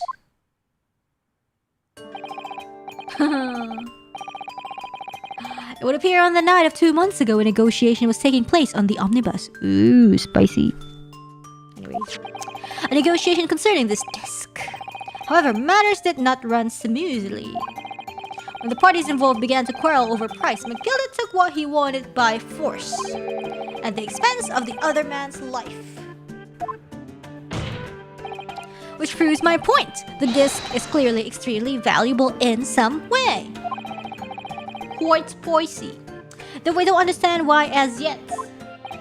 Reconciliation, now negotiations. And 2 days ago, precisely 2 months after the omnibus incident, McGilda's coat and its contents were due to be forfeited.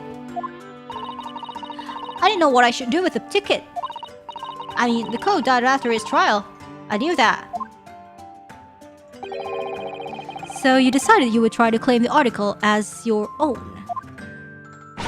Well, why not, eh?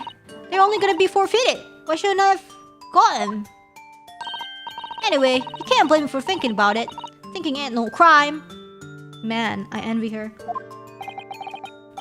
Miss Lestrade, it would appear Miss McGilded, not Miss McGilded, sorry, was prepared to kill in order to take possession of this disc. Do you know why that would be? Eh? I ain't got a clue.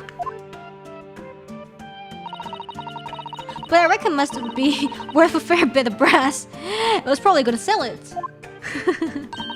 And you can't blame me for thinking that. Thinking ain't no crime. You're flexing your brains now, Gina. My lord! What? The evidence your lordship requested has been located and is ready for the court's inspection, sir. Boom, boom, boom.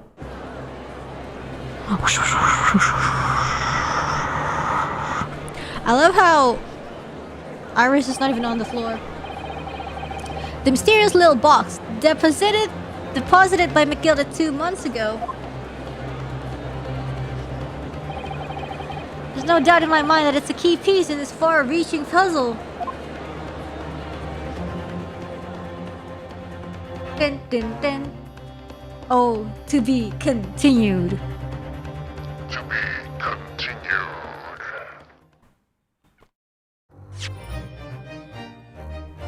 Save your current progress, yes.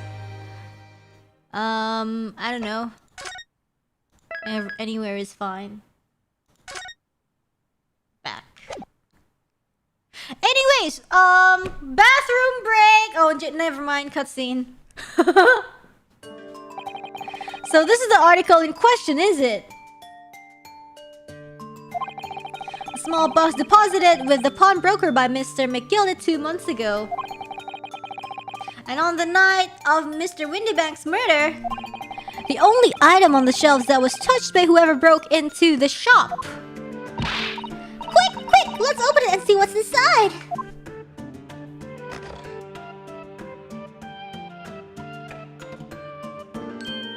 A music box? This is no ordinary box, it seems. Wow, although in truth I had an inkling that might be the case. It would appear that the box houses a miniature music box movement. Okay. Before we continue, I'll have a little idle meeting break. I'll be right back. You guys can see the handsome face of Van Zeeks. Or wait, maybe we'll wait for Gina. Okay, this one, the Three Musketeers. Be right back. And if there's latecomers, maybe you guys can enlighten them of what has been going on for the, I don't know. Yeah, be right back.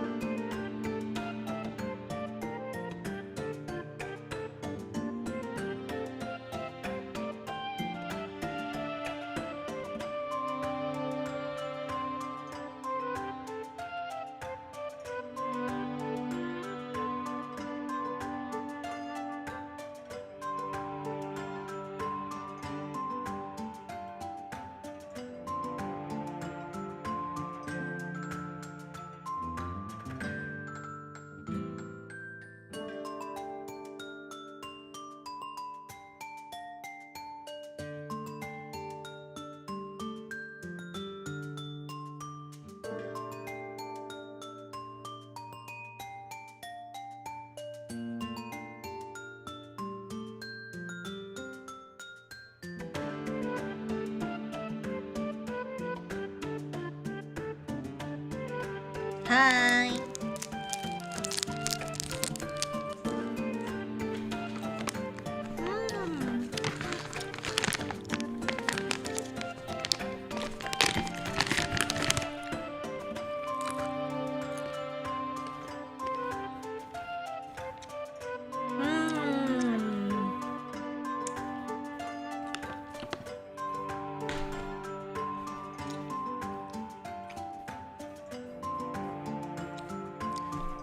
What you got? Chocolate and almonds. But that's enough.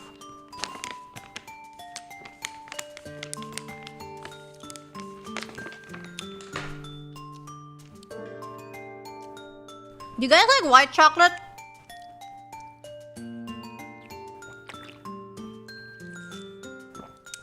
Let me pull.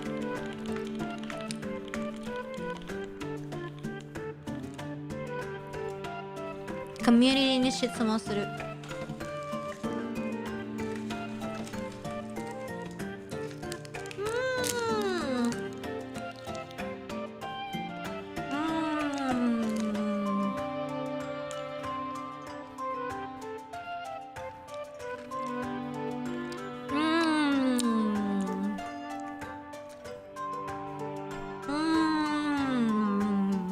Okay, I'll put this away.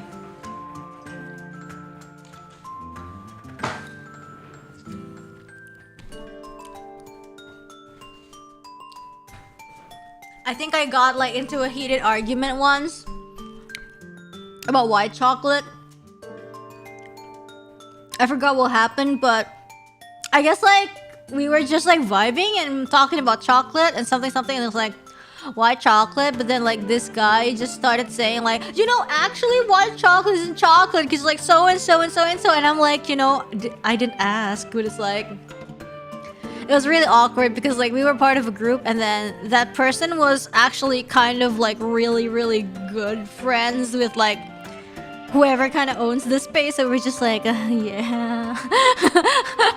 even though I was like kind of sick of like whatever, you know, it's not always that. It's like why is it that you always try to pick a fight? It's like, do you have nothing to do? Are you like not tired living life, doing daily activities that you have so much energy to just like fight people with like whatever they said? It's not even like the conversation wasn't even about them. They had to like butt in. I was like, wait, what? We were just vibing.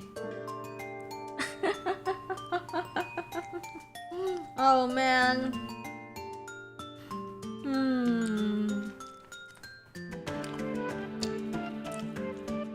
It's like, I guess it's just like it wasn't really an argument of that. It's kind of like the fact that, you know, we were just vibing and then suddenly somebody barges in and be like, actually, and just tries to fight us. It's like when you're in an exploration game and then the enemies were just like vibing, doing nothing, and then we just barge in and like kill everybody or try to like disturb everybody. That's what it felt like.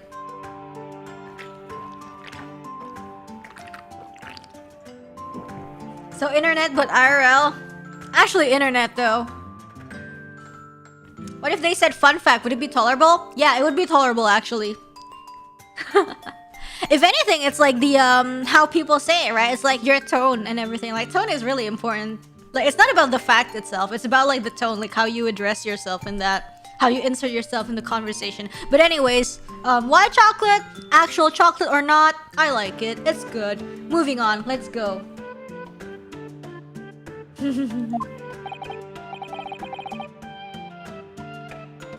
Then it is it too much to expect?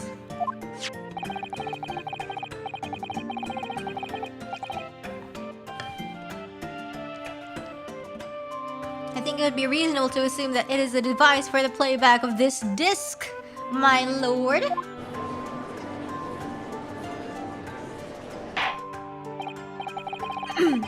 So here we have the means to play back Mr. McKillen's disc deposited at Windy Banks at much the same time.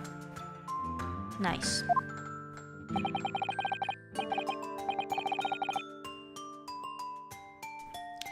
Not strictly correct, my lord. It was not McGillet's disc. It was the desk of his victim in the omnibus. But why, for heaven's sake? Do you like mint chocolate? Yes, I do. Are we to understand that the brick maker was trying to sell this music box disc to Mr. McGilded?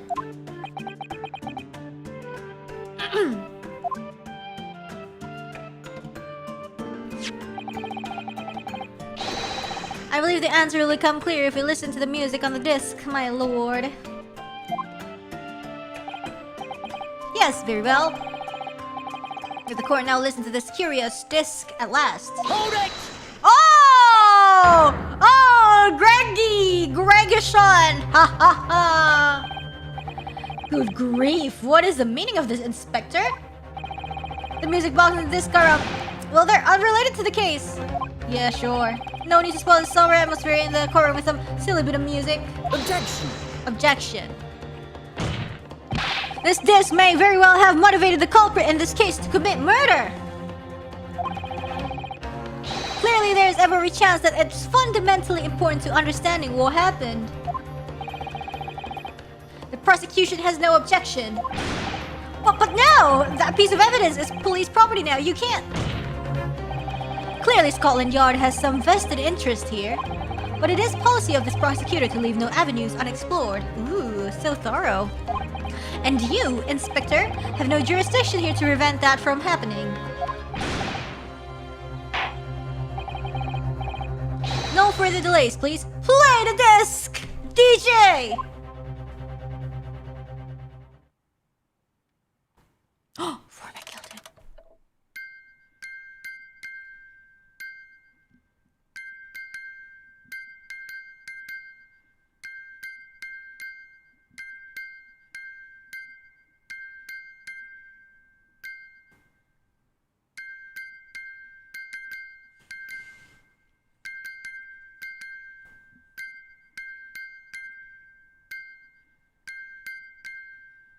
Morse code? Not music? Some sick beats.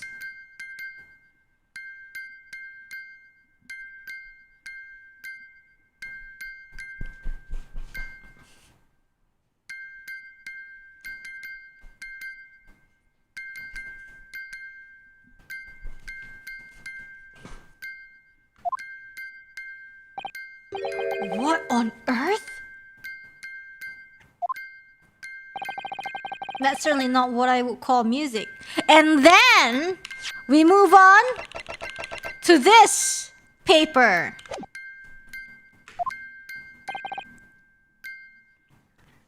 No. It's just the same note playing over and over again in an irregular sequence.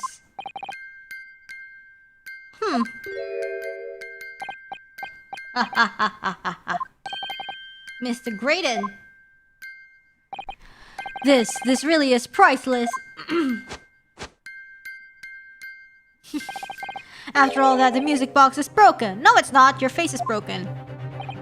Broken? It can't be, can it?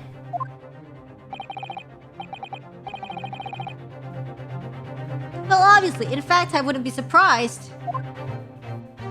It's his new original song. If the officer sent to fetch it didn't drop it on the way back to the courtroom.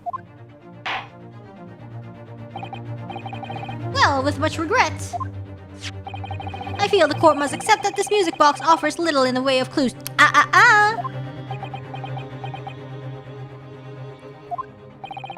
you ready to move on, counsel? No. No. Come on! Yes, alright, it does sound as though it's completely broken, but doesn't mean it is broken. Could this music emanating from the music box possibly be a new clue? It could be a clue. It is a clue.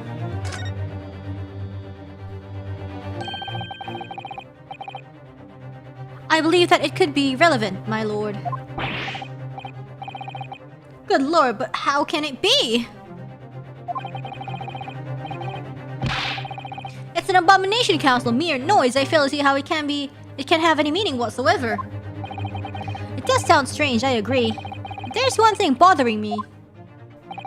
While Graydon stands there charily victoriously, the inspector beside him has a rather telling expression on his face. As if Gregson recognizes the sound and as if he's familiar with it somehow. And that's making him appear extremely on edge. If that's the stance of the defense, my Nipponese friend, answer me this. Oh!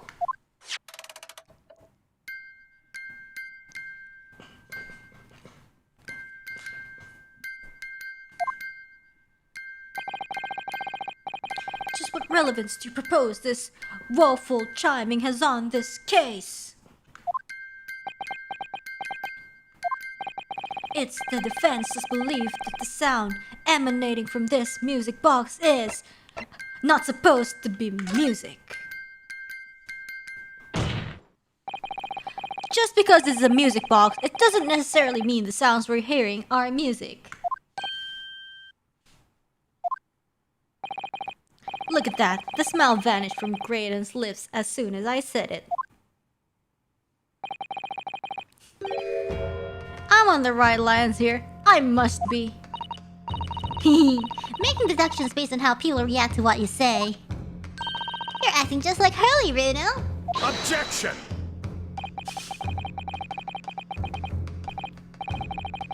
The sounds we're hearing aren't necessarily music. Well, now that you've told us what they are not,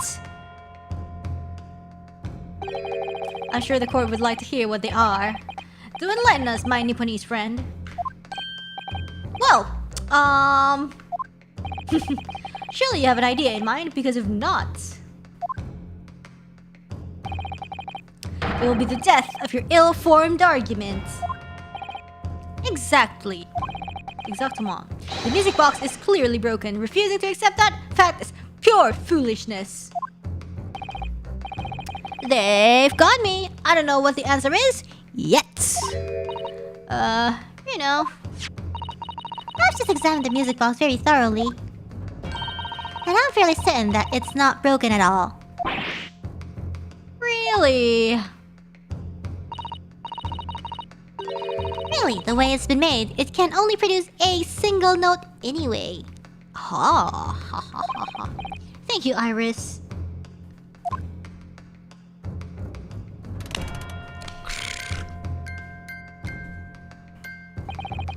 Alright, well if the music box isn't broken, it must mean that the sounds it's producing have some significance that isn't musical. What if we put the other disc on here?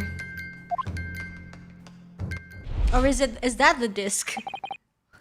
Ah! Could it be? Is that what these sounds are? OMG! Something's just struck me, Bruno. I feel like recently, in the past few hours even, I've heard another sound very much like the one this music box makes. Yeah, it's the sound that the juror number... I forgot what number makes.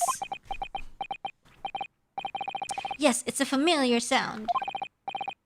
Actually, Iris, I was just thinking exactly the same thing. I'm going to have to press the defense for an answer. If your assertion is that the sound produced by this music box is not in fact music at all, then what the devil is it, counsel? All the evidence we've seen so far, all the testimony we've heard, is all pointing to one single answer now. Oh no. The answer is maidenless. The prosecution demands that my learned Nipponese friend presents proof now. Tangible proof of this latest wild speculation. Who? Alright then. This could be the best chance I'm going to get to fight back in this trial. And if I'm right, it's going to join all the dots together. I get it. The evidence that explains the true nature of the sounds of this music box disc is... What? You're making me look at evidence? Is that today's paper? I mean... The only, I think it's probably the paper, because the only thing that, that gives us news about The secret code is, this. Ministry Mole, classified secrets. Secret communications between Great Britain and its allies. Apparently they've been intercepted by hostile nations. That's the question, isn't it? Oh, I wonder. Yes, it could be. I think is that. I think this is it, because there's really nothing that. Take that! Today's paper, Council. The headline is Pawnbroker Perishes in Pickpurse Plunder. Hardly supportive of your cause. No, it's not at the back. It's not at the front.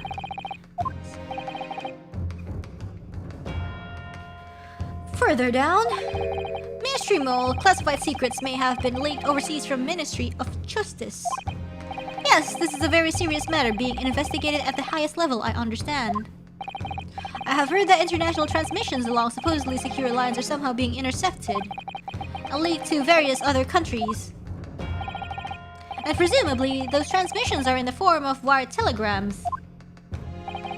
Of course. Juror number 5, your input, please. Oh, me, sir? Whatever is the matter? You told the court before that you worked at the same communication station as Mr. Graydon, did you not? Yes, that's correct. And the particular station where you work deals with government communications and newspaper reports. Oh yes, we're not your run-of-the-mill communication station at all. Our work is extremely important. Oh, then tell me, is this not a very familiar sound?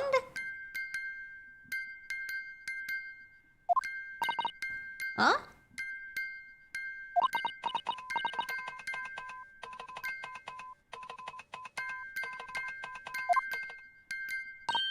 You don't mean to say, is it? That's right, madam. It bears more than a passing resemblance to the sound made by your telegraph machine as you tap it. I believe it's called Morse Chode. What? I don't believe it! Now correct me if I'm wrong, but when it comes to leaking telegrams from government departments, there could be nobody more perfectly placed than a highly skilled communications officer. Are you suggesting that the music box disc contains stolen government secrets in Morse code?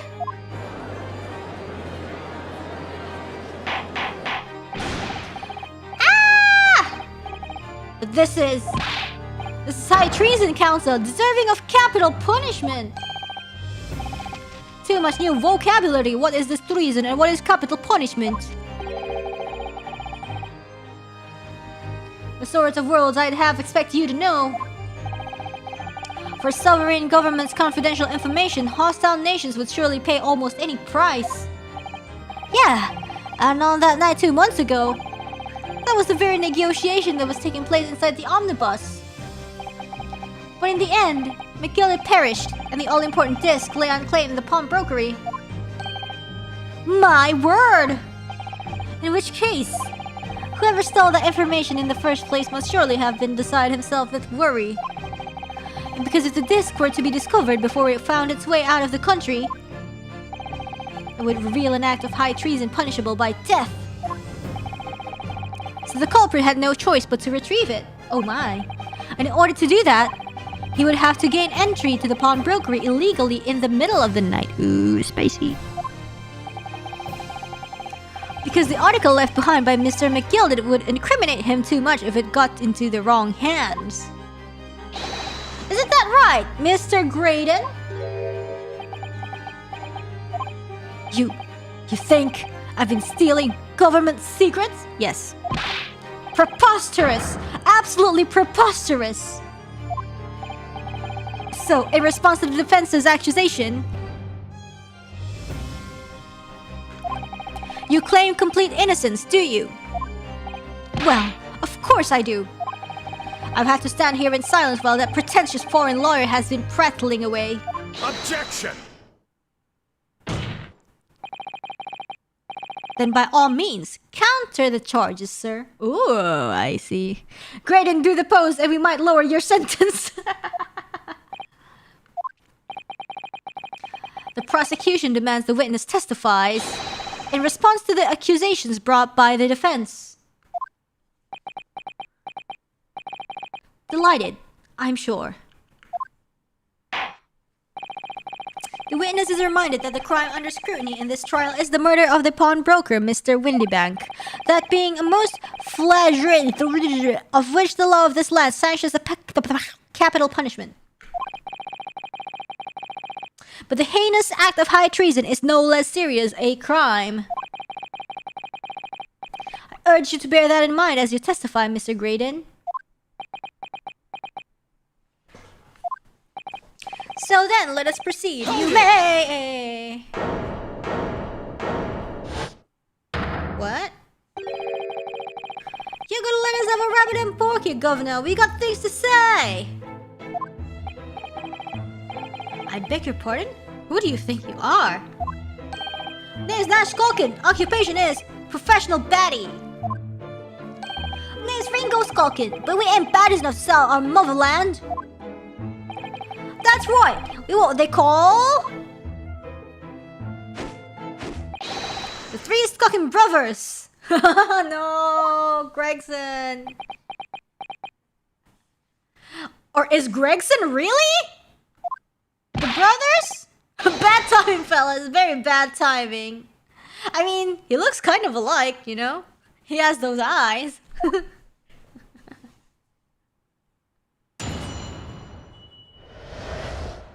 I mean, now that you think of it, he's got the mustache, he's got the eyes.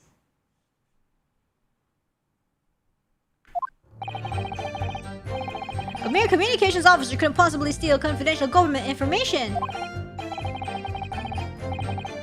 Besides, the sounds produced by that music box aren't even Morse code. It was some low-class brickmaker negotiating with McKillen anyways, was it not? I've no relation to the man. Yeah, see? Same hair. Look, all we done is break to the gap the other night like what we told us to do. If we'd known there was dodgy government secrets involved, we wouldn't have touched it.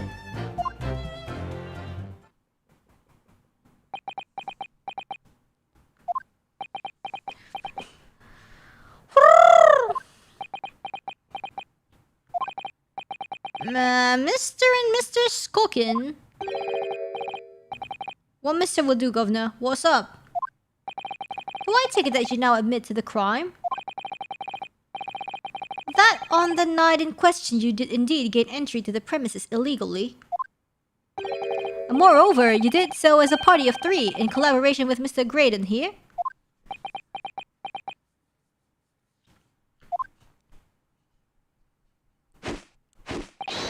We did, Gov, we did! Oh my. Quieten down, please. What say you to that, Mr. Graydon? I have no idea what these two ruffians are referring to. You little rotter getting us mixed up in all this monkey business. You never said nothing about no government secrets. It was supposed to be a straight-up job. And what about the geezer whose shop it was, eh? Poor old bloke didn't have to die, did he? Ah, nice to know who your friends are.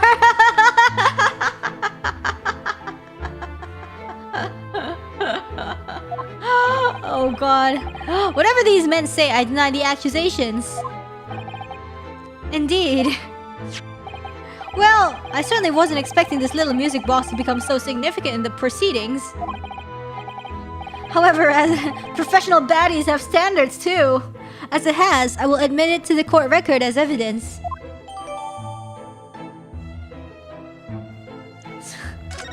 Gosh.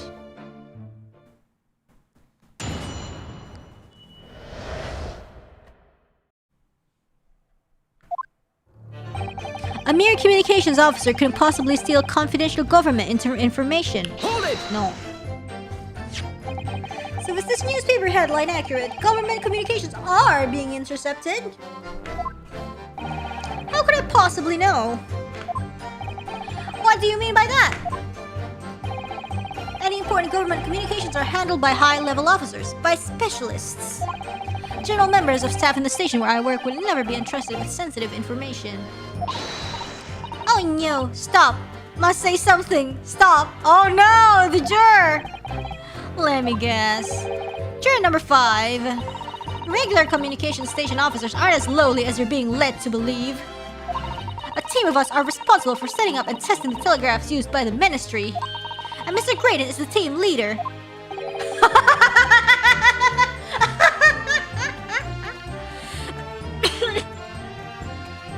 Oh my gosh. She got pride! Graydon is highly skilled operator. Stop! Currently in the presence of idol. Stop!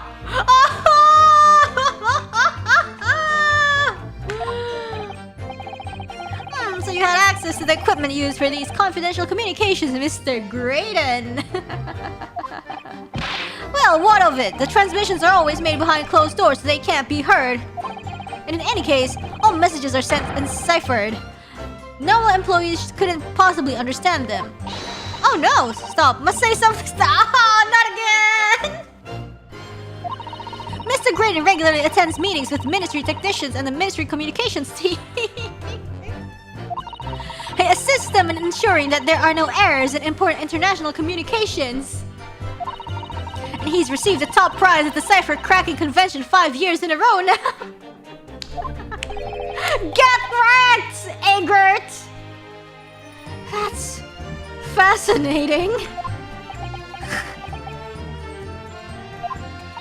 Graydon is highly skilled operator. Stop! Currently in presence of idol. Stop! Oh. Well, your idol would appreciate it if you'd keep your mouth shut. No! She should really pick her idols more carefully. Oh gosh! I tell you, this lawyer's accusations are completely unfounded. Besides, the sound produced by that music box aren't even Morse code. Yeah? They're not? To anyone with a brain, that would be blatantly apparent on listening to that music box for even a few seconds. Of course. Surely it can't be that my learned friend is unfamiliar with Morse code. Ouch, he looks genuinely shocked at my ignorance. I would be more than happy to demonstrate the basics for you, sir. A lesson here in court?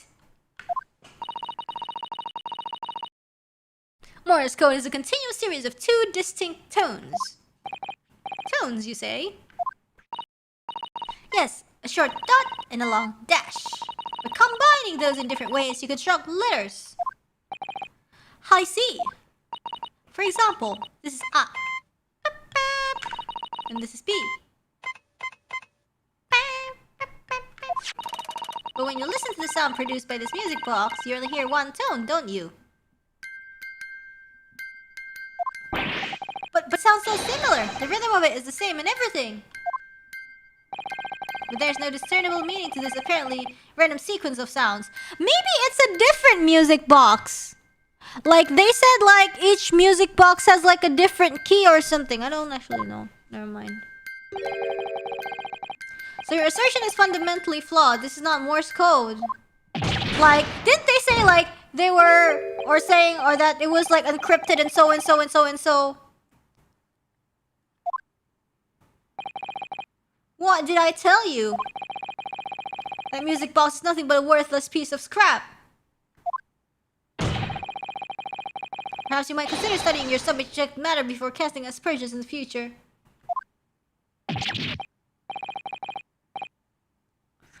Stop. Oh, it's so frustrating, isn't it? Iris? I mean, if the government secrets were somehow being leaked using the music box, like, you just have to, like, solve it a different way. Maybe not using that, maybe using something else. So many other things which slot into place so nicely. Could there still be something I haven't considered? What about that disc with the blood? Would it really be impossible to use this music box somehow to play back my... I don't know, give it a try, nothing to lose. There's still every possibility that this music box was instrumental in the leaking of government secrets. There's the belief of the defense, at least. Objection! Does it please you in some way, my Nipponese friend? Repeat the same line of argument in infinitum. It's already been established that to be Morse code, 2 tones are required, dots and dashes. Yes, I'm well aware of that. Then, what? Well, it would appear the defense has a hypothesis to put forward. You had better present your idea at once, counsel. How do you propose that this music box, which appears to produce only a single tone, could have been used to cipher secret messages to Morse code? Dude, I don't know.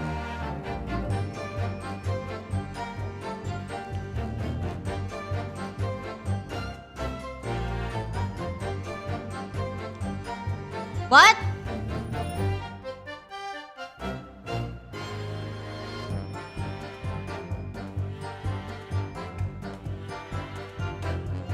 Oh, what is this? Wait, I can only present? Wait, what is this? What is this? I don't even know what this is.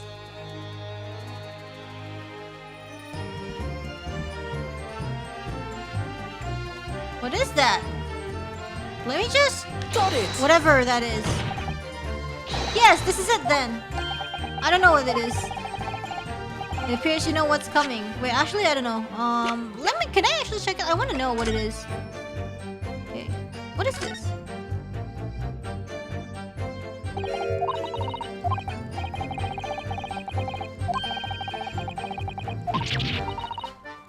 Uh-huh.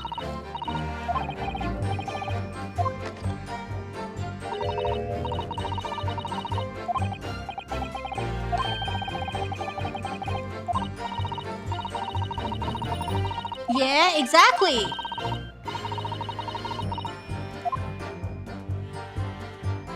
And that's what I was trying to do. That's what I was trying to do. Open it.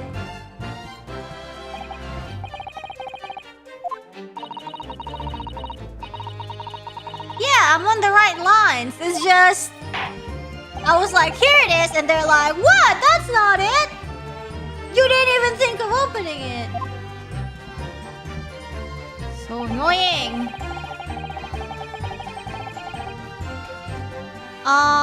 Wait. Huh? Oh yeah, okay, let's press. Hold it!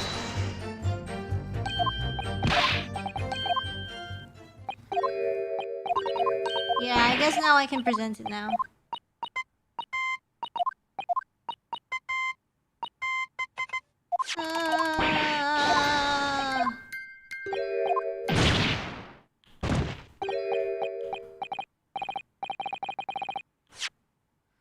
Oh, let me just examine more stuff before I oh god, please. Wait. What? Uh-huh. Yeah. They're linked, they would play the same thing, and then let's try this one. Who would have thought there would be a second movement on the underside of the box? And this movement is like the other one. The comb's teeth are all the same length. This movement also only produces a single tone like the other one. The length of the teeth isn't the same. So that means... Yes, exactly. You have to fuse those two and then it will become proper Morse code. Exactly. But the notes they produce are different. The music box can only play 2 tones. Exactly. Please. I hope it's... Uh-huh. Yes, yes, yes. Give it a try.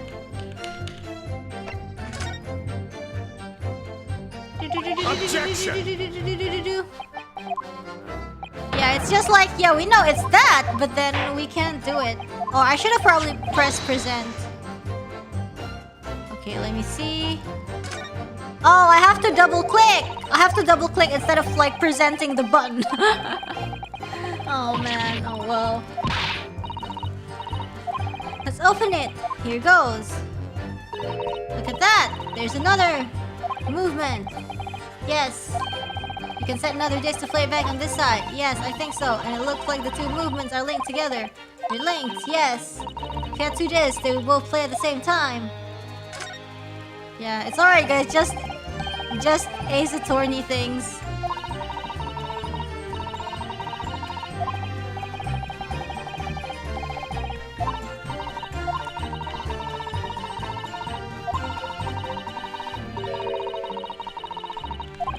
Okay, basically, each movement can only produce a single note. The notes they produce are different. Music box can only play two tones. Yes? Got it! Okay, thank you.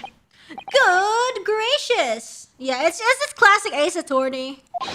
Another movement on the underside of the music box? What? It appears, my lord, that the two movements are linked together. In other words, you can put two discs in the music box.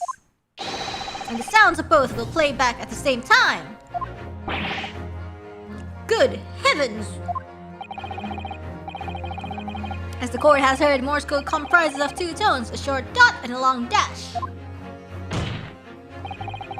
The second disc in place, this music box could be used to generate Morse code and convey a message.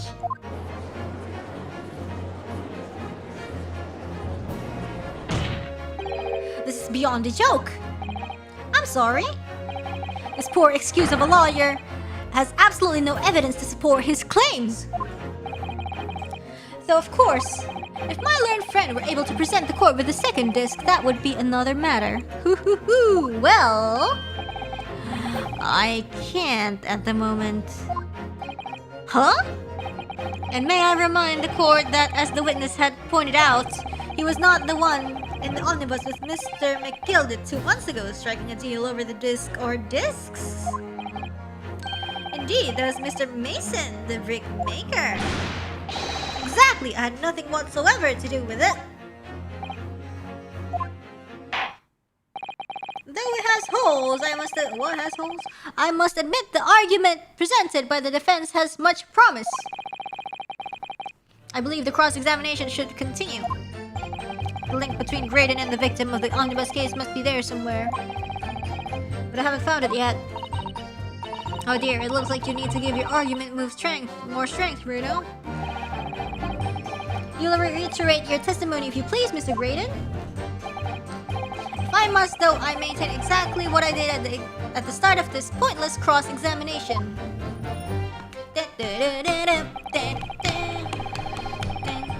It was some low-class brick maker something. Hold it! So 2 months ago in that omnibus, McGillett killed the brick maker and stole the disc.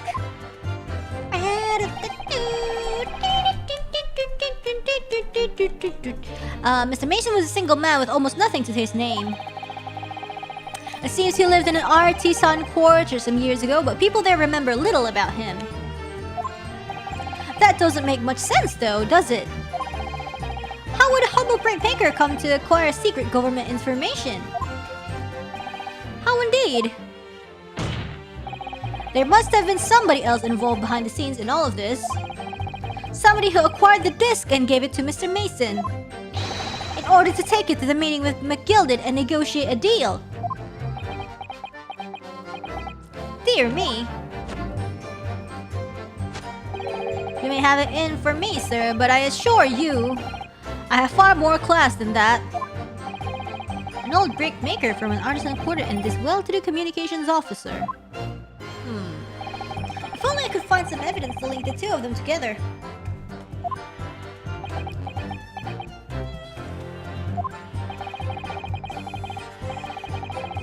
You have nothing more to add on that note. Let us return to the witness testimony. Let's go. Look, all we done is break to the gaff the other night, like what we told us to do. Hold it! Like Mr. Graydon told you to do, you mean? That's it, yeah. Who else, eh? Silly me thought we was just popping over for a matter after all them years, but the Royal had a dodgy job for us. Hey, Ash. He's so done. Let me stop you there, Mr. Skulkin. After all them years, you say? Do you mean to tell me that Mr. Graydon is an acquaintance of yours? We're the sociable kind of baddies, you know? Sure, let's say Graydon's in old China. Ooh, what's this? Excuse me? Excuse me. Is something wrong, Mr. Skulkin? Eh? No, the other Mr. Skulkin. What? Who? Me? When your brother was testifying just now, he said something that seemed to cause you to react. He's so cute. Oh, I was just remembering the old days, that's all. We used to have a right old lot together way back when. You guys. Together with Mr. Graydon, you mean? Yeah, with Ash. I mean, you look at him now in his fancy whistle and flute and you wouldn't Adam and Eve it. But when we was younger, it was from the poor part of town, just like us. Is that so? We was always a leery one. He had the brains and the savvy. Always coming up with small ideas like what would never have gone through our heads. Oh, blimey, ain't that the truth? Remember Milverton and Skulkin's milk run? I was a corker, eh? Save it until after the trial. Your reminiscing has no place in this courtroom.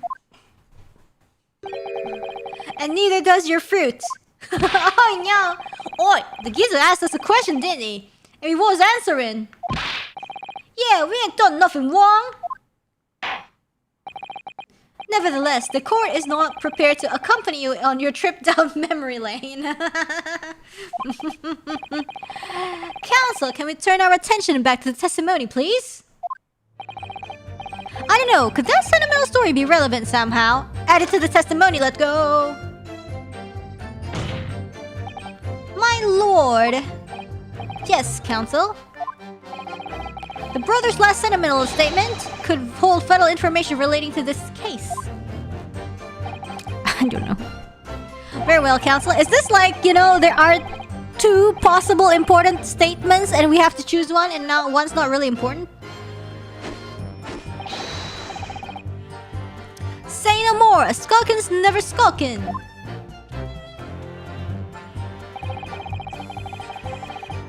Hold it! I'm sure I'm going to regret asking, but what exactly was that? Some kind of business? I really want to know how it goes, my lord.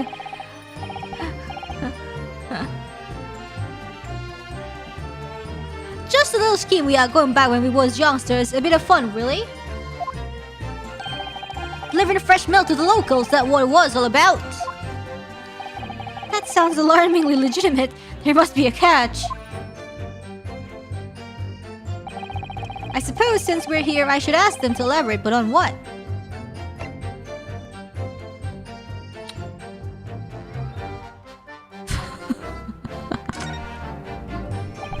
So this business was just a bit of fun, you say?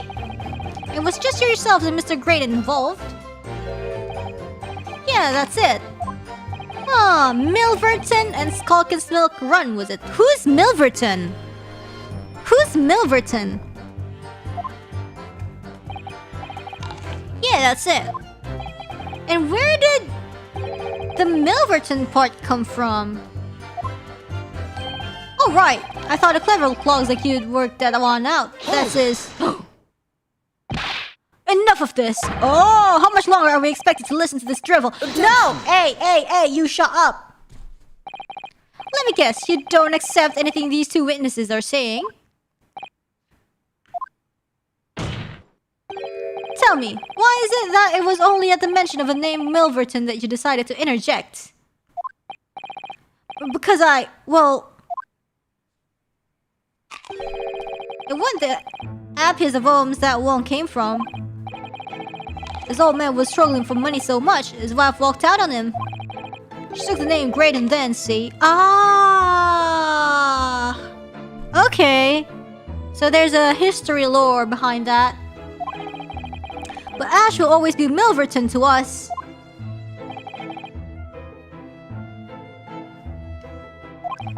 So that used to be your surname, did it? Of course not! This is all bunkum! I've been a Graydon since I was born! Do you really think you can rely on the testimony of these two thieves, You're a communications officer attached to the civil service. As such, your personal details will have been thoroughly checked at the time of your appointment. Ooh-hoo-hoo! It would be a very simple matter indeed to subpoena those records, Mr. Graydon. Well, it would appear that Mr. Skulkin's testimony has been reliable for once. You're born Ashley Milverton, then? Is that correct? Very well, yes. So, Ashley Graydon was once Ashley Milverton. That information could change things, and could turn out to be extremely important. Ashley Graydon's personal profile has been updated in the court record. Whoa, we got it correct actually, what? All of a sudden, we seem to be up to our necks in the serious matter of national security. Although all this talk about interception of secret government messages is still just conjecture at this stage. It would explain a number of things though, wouldn't it? The negotiation Ginny overheard on the omnibus 2 months ago and the break-in at Windybanks. But the trouble is, it wasn't Mr. Graydon in the omnibus with Mr. McGilded. It was Mr. Mason. If only there was some link between the two men somehow. I don't know, like, see... Because Graydon, it turns out he was from, like, the poor family. What if, like, they're relatives or something? What if, like... Because Mr. Mason was also, like, not rich people. Mr. Graydon's testimony seems to be as watertight as ever. Yes. It could be those two brothers. A mere communication something blah blah blah blah blah blah.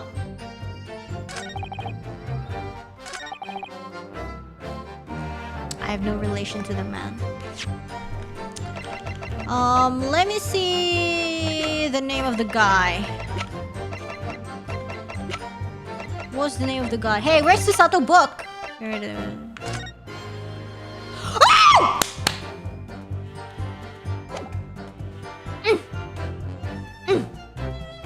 There! Objection!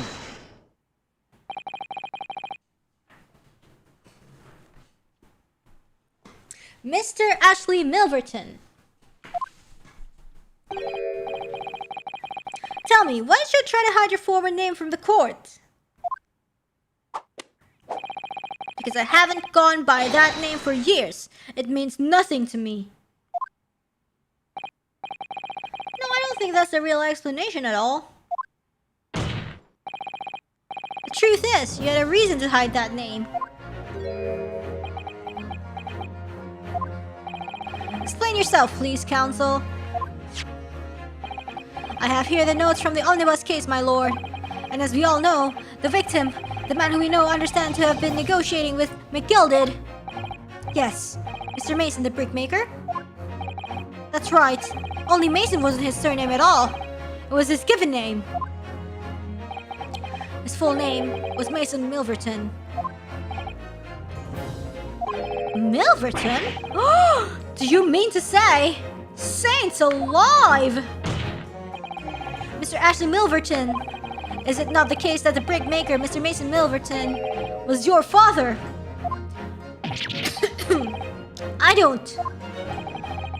As I believe I mentioned earlier, your family history will have been thoroughly checked when you join the civil service. And it really would take no time at all for the court to subpoena those records. Wow.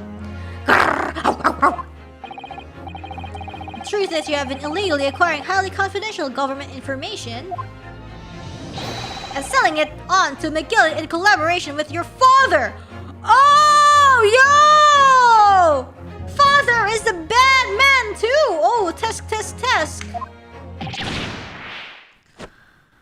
Whew.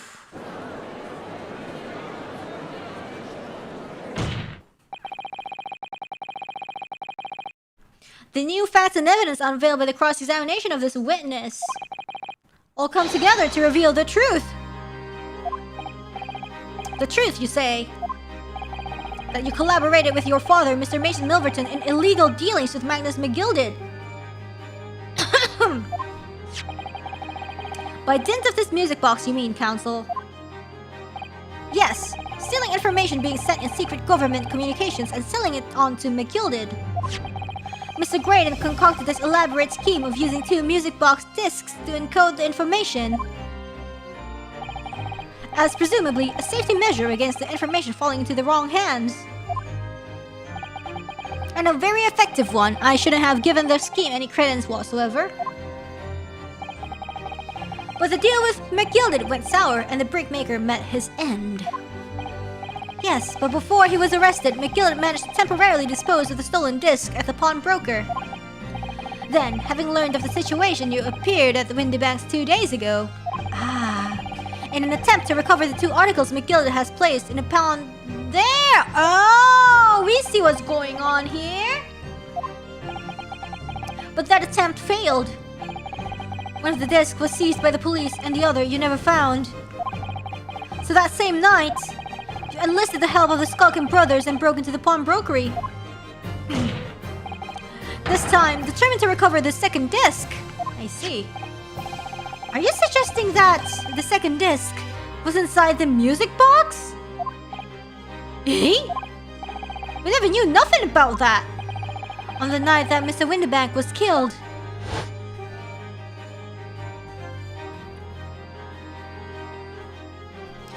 That's so complicated. The intruder to the pawnbrokery touched one item and one item alone, the music box. As rather ingeniously demonstrated using the 2 prints from the security camera indeed. So, the question that naturally begs answering is this. Why was only that one article disturbed? The answer is obvious. Because it contained the second disc, which the intruder was desperate to retrieve. Excuse me, hold on. Wait,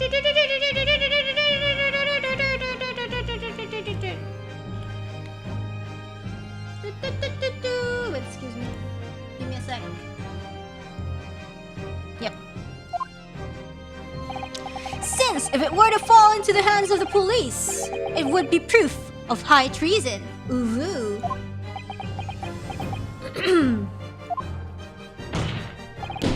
Well, Mr. Graydon? Do you deny that all of this actually began on that fateful night 2 months ago? I refuse to accept any of this nonsense.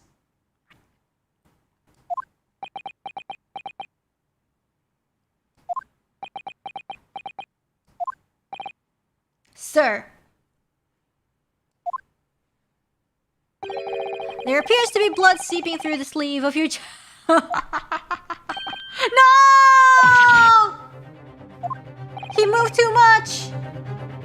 2 nights ago, we know that 3 shots were fired at the scene of the crime in Windybank's pawnbrokery. One took the life of the pawnbroker himself. 1 Sholmes. Oh, Susato, haven't seen that in a while. And the final bullet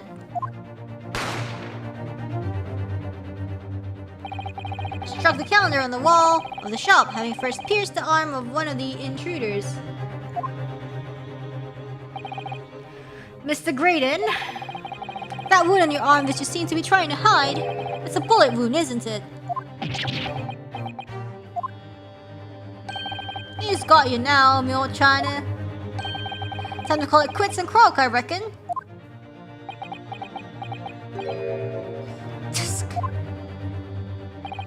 Don't acknowledge my presence there under any circumstance whatsoever. Those were my turns, remember? And I paid you handsomely to comply. Clearly I was a fool to think I could trust some common backslum thieves. But you guys were friends. Fine, I admit it. I was there in Windybanks that night. I paid this pair 10 guineas to accompany me. As if you've noticed, I sustained an injury in the course of my adventures.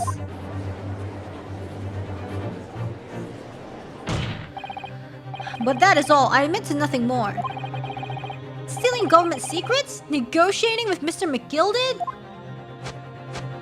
You're still dancing even though you're... As God is my witness, I'm sure I recall nothing of the sort.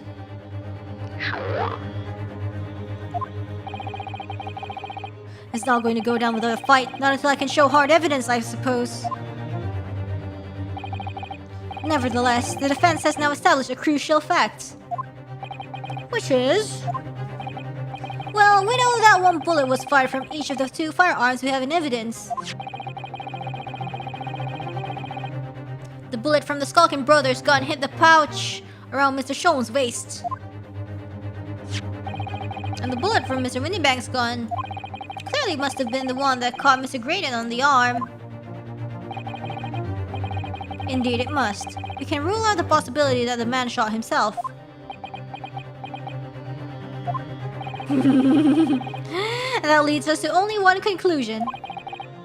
Mr. Windybank was shot by a third gun. That is, which can only have been fired by the third intruder. Goodness! That's right, Mr. Graydon. The only person who could possibly have shot Mr. Windybank that night is you! Hold it! Hold it! Who's this that?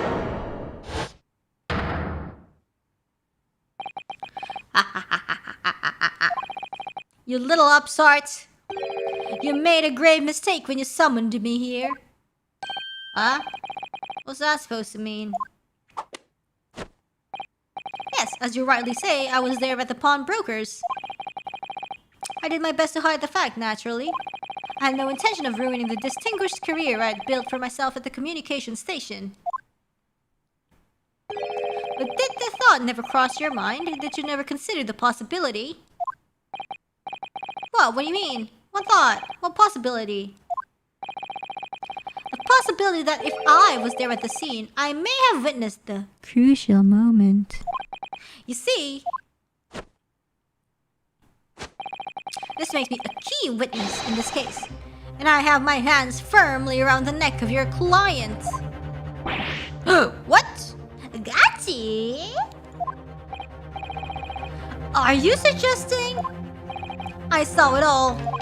I saw the very moment that pickpocket girl pointed the gun at that poor defenseless pawnbroker and shot him. It's perjury time! Woo! It's not Ace Attorney without perjury. Order! Well, it would seem we are finally entering the last act of this theatrical trial. Mr. Graydon. Yes? I trust you are fully aware of the implications here. If it is shown that your claim is false, you will have incriminated yourself as the killer.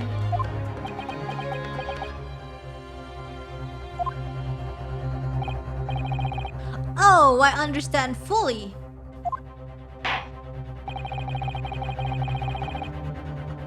Then I must ask you to give your formal testimony once more.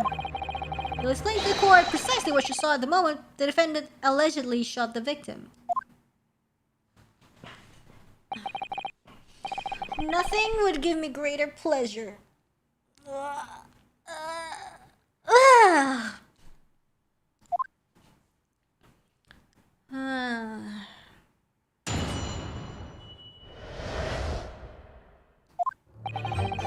While these ruffians were jostling with the broker, I was still near the entrance to the shop. When Windybank threw Nash over the counter, I felt a sharp pain in my arm. I pursued the man, but he shut himself in the storeroom. I could see him through the peephole in the door, though.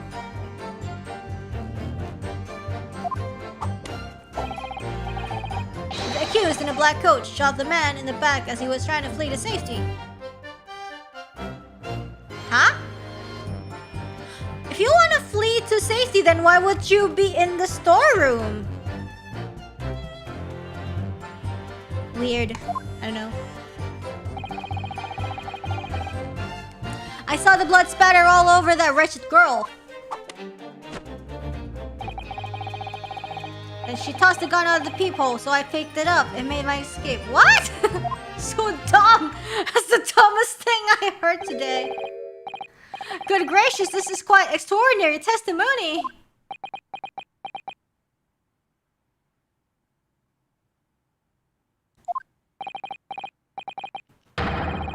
You claim, sir, under oath, to have clearly seen the defendant pulling the trigger.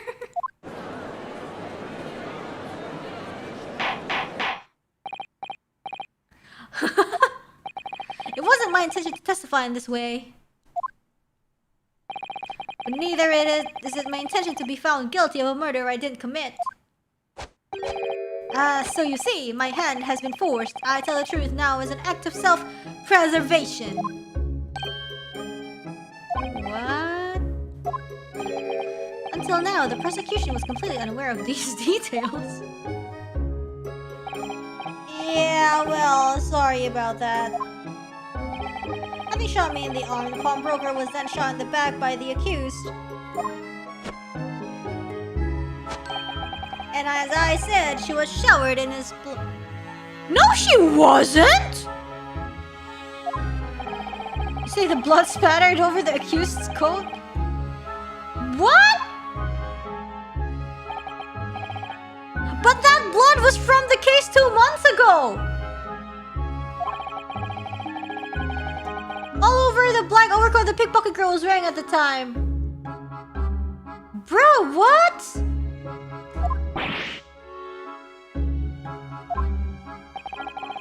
If her coat could somehow be shown to the harbor vestiges of blood, that would be the conclusive evidence here. That blood was... I'm so tired. I'm gonna drink.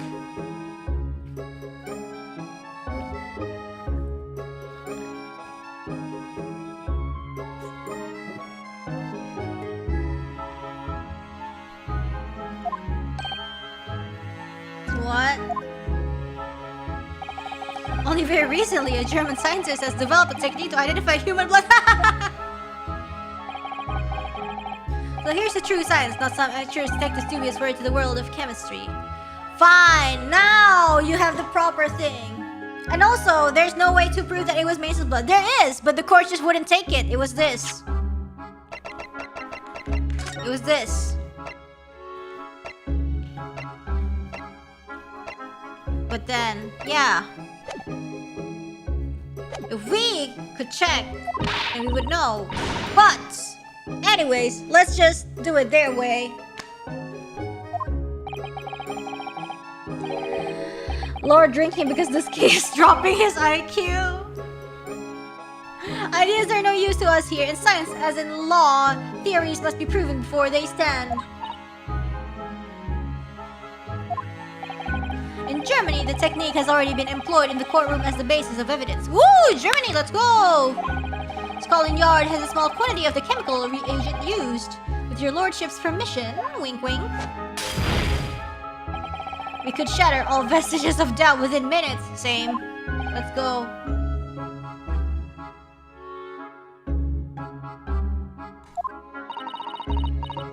This doesn't look good, Bruno. Yeah, you know, it was proven. The thing, the blood is Mason's. If we could just get the German technology here, yeah, we could prove it in a way that they approve. Why not? Well, we know, don't we, that there's blood all over the front of Jane's coat. If they tested it with their chemicals... Oh, help, you're right. I was forgetting what happened yesterday. Don't move, Ginny. I'm gonna shoot.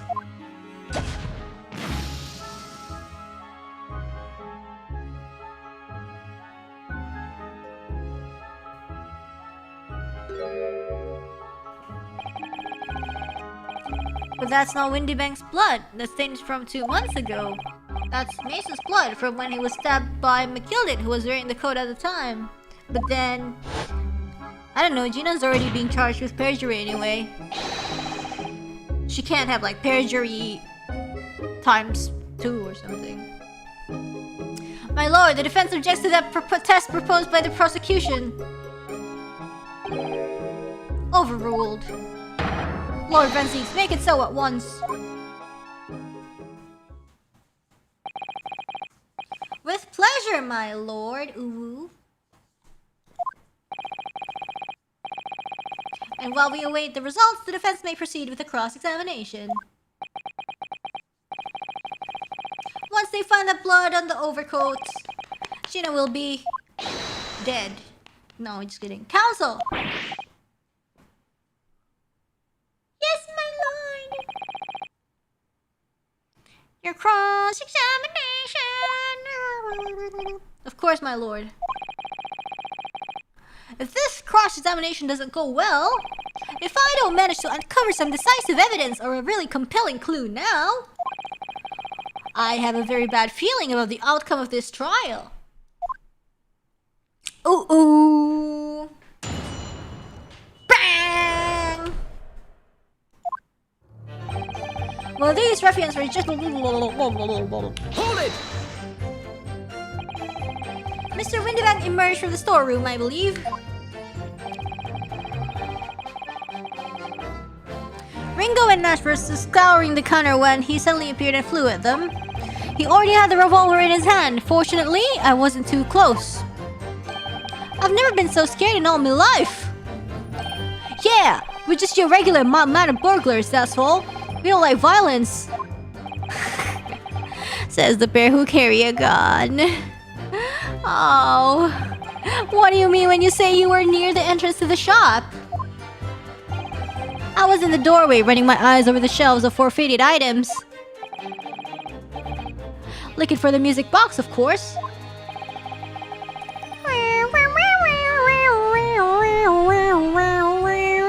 The broker went for Nash in the first place. Then Ringo joined in, making it 2 against 1, so I assumed they could handle the situation. But I was wrong. You know what you are? Aside from wrong, you are a liar. I was trying to help me little bruv, but the old geezer chucked me over with the blue encounter. So I pulled my gun on the old fella, and that soon made him scalper. The pair of you setting upon the poor, defenseless pawnbroker together? Shame on you! Sorry, Gov.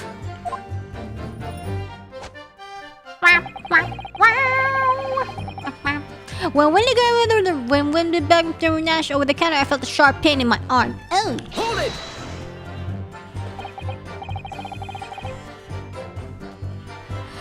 You mean that's the moment you were shot? Yeah, though I didn't immediately realize what had happened, of course.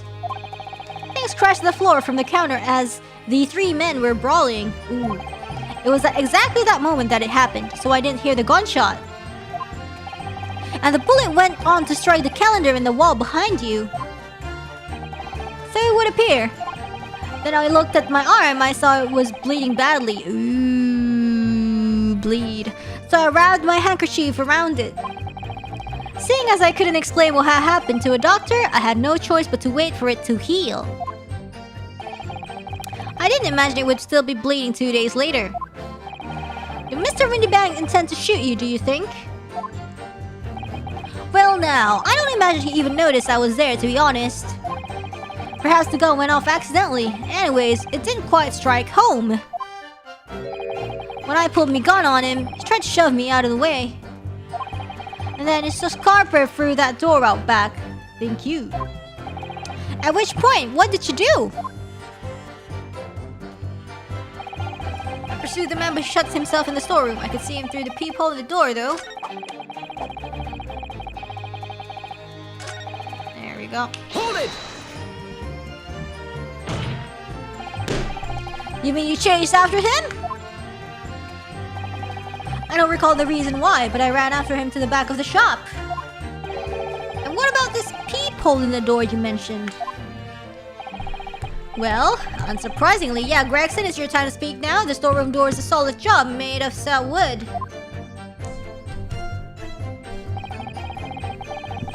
But there's a small opening in it about head height that lets you see what's what in there from the outside. Actually, I should know that, shouldn't I? I looked through it myself that night. Ooh. Eyes. And what about you burgling brothers? Did you see what went on through the peephole as well? Not lately, Gov. Didn't see nothing of the sort, Gov. I know these two buffoons were even aware of the peephole's existence. The skulking brothers were there, but they didn't see the killing of Mr. Windybank take place.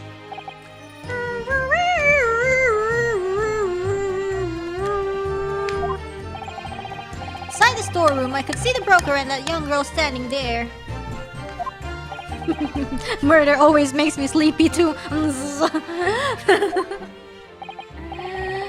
Yeah, through neither of them noticed that I was looking. The girl raised her gun and pointed it straight at the man. Ooh. And then, what did you see next? The accused in the black coat shot the man in the back as he was trying to flee to safety. Where's safety? The afterlife? Yes, when the crime was discovered, the defendant was found with a gun in her hand. But that was Mr. Windybank's gun, from which only a single bullet had been fired. And as we've already established, Mr. Graydon, that bullet was fired at you. Ah, but no, it wasn't the broker's gun the pickpocket girl had when I saw her. What? Yes, the bullet from Windybank's gun grazed my arm. And yes, the Skulking's gun grounded the detective.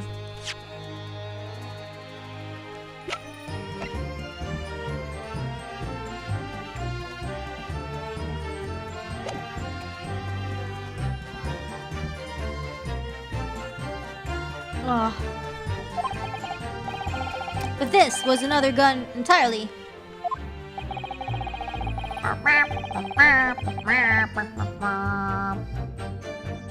The broker's gun was not the murder weapon, so clearly there had to be a third firearm involved. In other words, the accused must have had her own gun with her at the time. Objection! Objection! But no other gun was found at the scene! Ha ha ha ha ha ha! Calm yourself, counsel! Sorry? You must consider the events in order.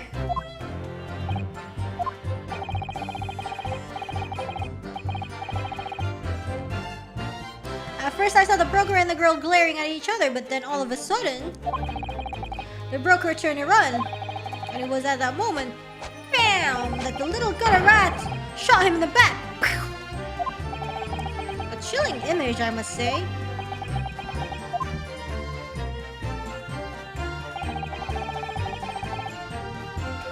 Hold it! All over her? Yeah, through the peephole, I saw it clearly. Of course, the stains are invisible now, what with the coat being such a dark color. But I assure you, that garment is sullied with the victim's blood. Well, it's sullied with blood, that's for sure. But it's not Mr. Windybank's blood, is it? No, that's right. It's Mr. Mason Milverton's blood from McGill that stabbed him 2 months ago. It's so annoying. If they'd only accept Hurley's chemical analysis, we could prove that. But they won't, so unfortunately, we can't use it as evidence to support our case.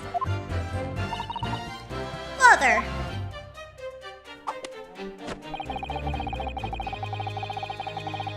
Then she tossed the gun out of the peephole, so I picked it up and made my escape.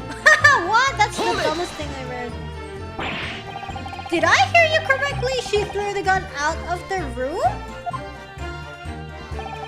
That's right. After the broker fell to the floor, she started walking over. Or where exactly? In the direction of the storeroom door, to where I was watching. Of course, I quickly retreated, and then the girl dropped the gun through the peephole into the floor on my side of the door. But why on earth would she do such a thing? I couldn't tell you. Perhaps she was hoping to distance herself from the murder weapon. What? But Without thinking, I went and picked it up. I suppose I was worried about just leaving it there in case any more tragedies took place. Weird guy. So it was you, in fact, who took the third gun from the scene of the crime.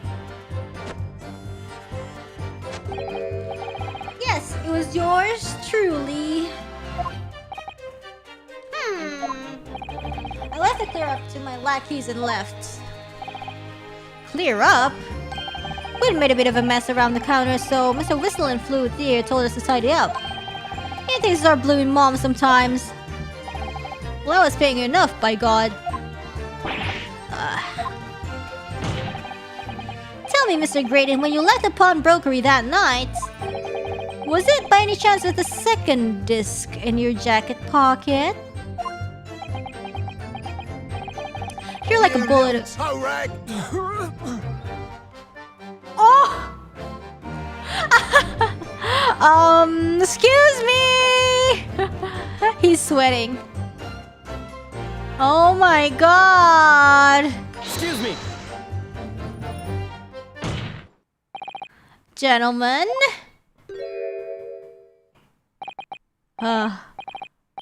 Oh my. Something wrong, sunshine? That should be my line. You do realize you were just violently shaking Mr. Skulkin? Blimey, this D's a bit of an hooligan, ain't he?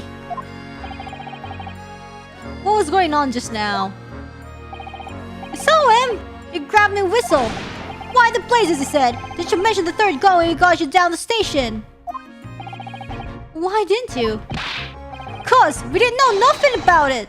Or that flaming peephole in the door! Sorry about that. I can be prone to losing my rag sometimes. Not hurt, are you? Core blimey, you see the way he's looking at me? I'm telling you, this D gives me the willies. That was strange. The inspector doesn't normally get quite as worked up as that. He would normally grab someone. No, that wasn't like Gregsy at all. He's normally all sweetness and light no matter what I say to him. Yeah, well, I think you might be a special case, Iris. Well, anyway, that was definitely out of character.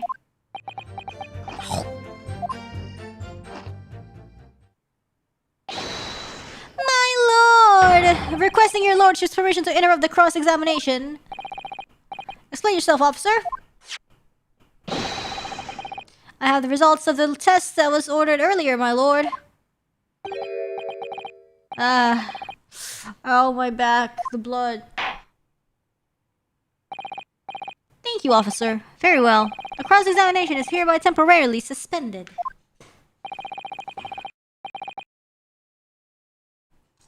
I presume you have no objection, counsel.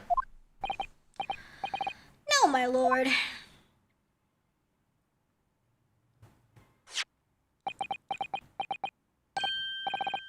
Well, there you have it.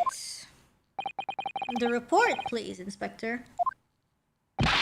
Yes, sir. Traces of human blood were found on the overcoat of the defendant, Miss Gina Lestrade. From the extent of the stains, it would appear that they were the result of spattering following by gunshot wound. End of report. Goodness me!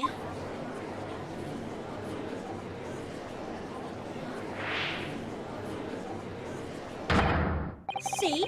What did I tell you?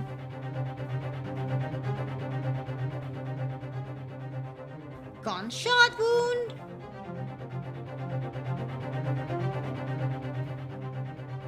Objection! No! The blood on that coat is not Mr. Windybanks. What on earth makes you say that, counsel? The coat originally belonged to Magnus McGilded. Just before his coat was deposited at Windybanks, McGilded had fatally stabbed Mr. Mason Milverton. So the blood on that overcoat is the blood of the brickmaker from the omnibus case. Objection! Well, the dead cannot speak.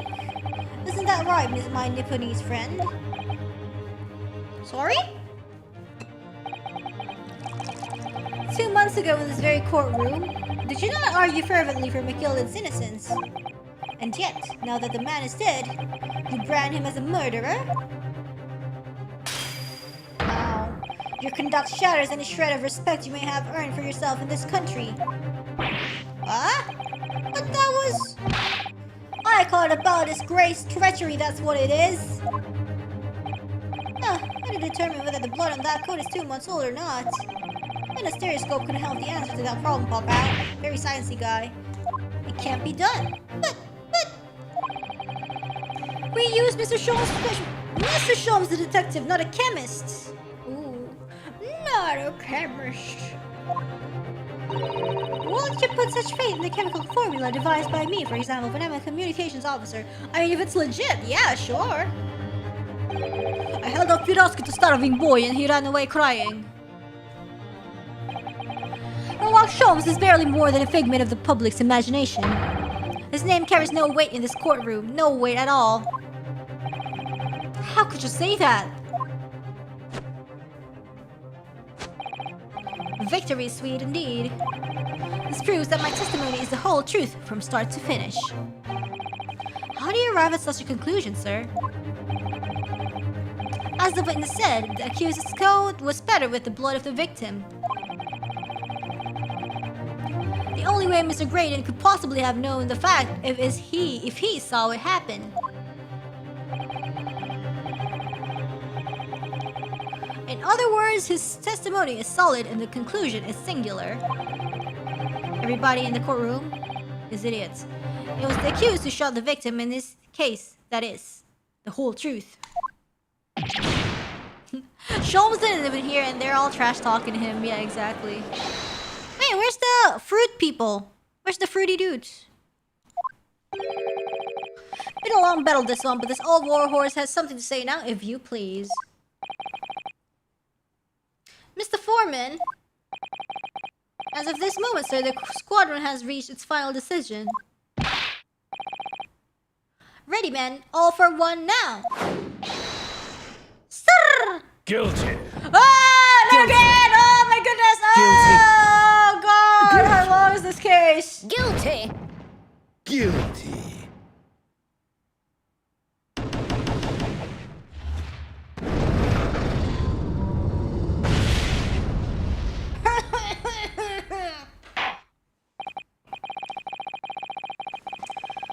Let's stretch.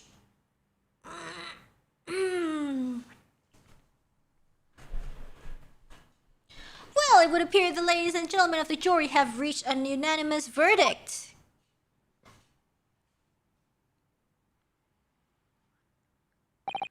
The defense has consistently failed to unpick this witness's testimony. Here's to any attempt you may make at unpicking the jurors' decisions being equally successful.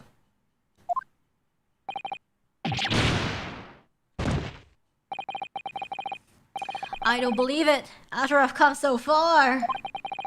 How is it all unraveling on me so fast?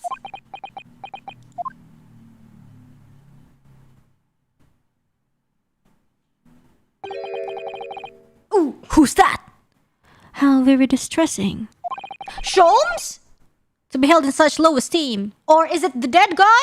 I mean...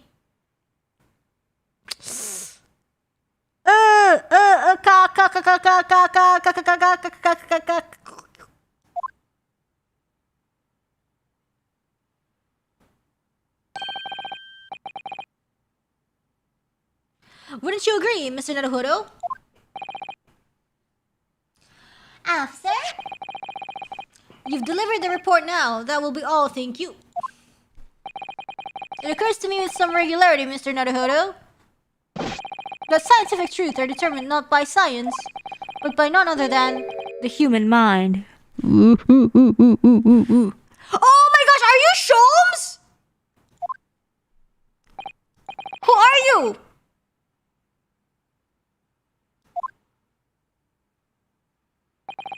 Am I going mad? Himbo Sholmes is here? Yeah, it's him! Let's go! Mr. Sholmes!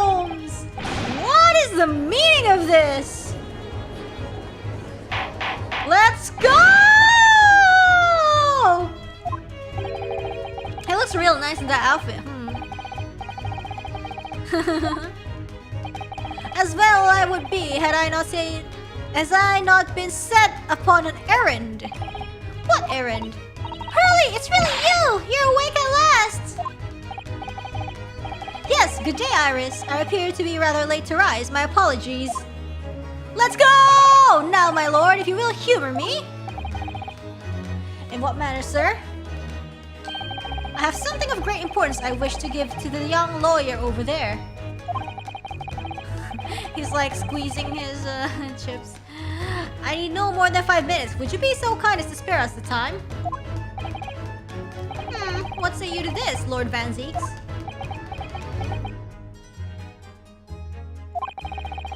This trial has taken many hours of the court's time, having spent so long already. Exactly, having spent so long already, we won't want to go waste any more precious time. As I was saying, having spent so long already, it would seem churlish to deny the defense a mere 5 minutes.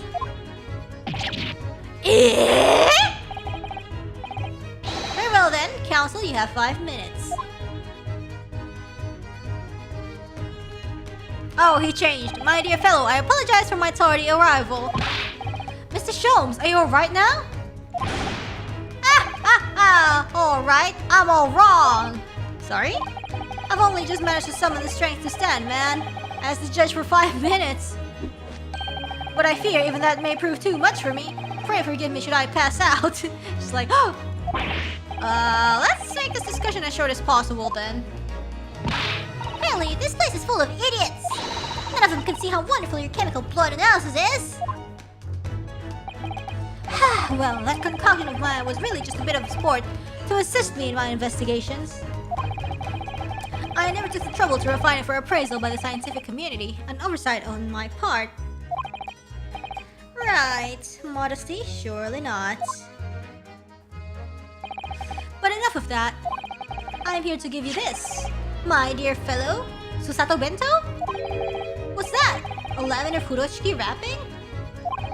A leaving present from Miss Susato. From Miss Susato?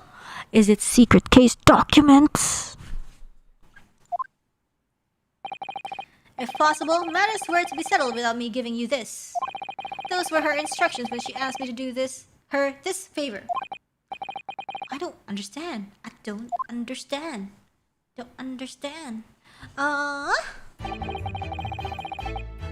Miss Susato foresaw today's events, I believe. Oh, she's so smart! She knew that the culprit would attempt to escape justice by means both devious and underhand. And that you, Mr. Naruhodo, fighting fairly as you are wont to do, would find yourself in considerable peril. At that very moment of crisis, you were to be given this small parcel. Those were the dear lady's instructions. A leaving present from Sato-san. Whatever could it be, Ubu? Oh! Megaphone! Actually, I don't know. Oh! It's the machine I made! Oh! Door maker! It's the door maker for baby! For Wagahai! Look! I use this! It's my latest invention! What? What is that? I call it the cat flapper-man. Wait, so... I don't know, was the storeroom door flap made with this machine or something? I don't know, I can't really think of anything else at the moment.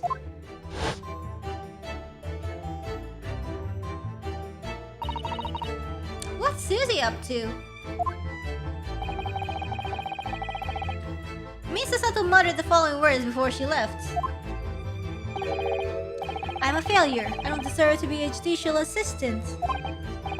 What? Didn't she say something like that?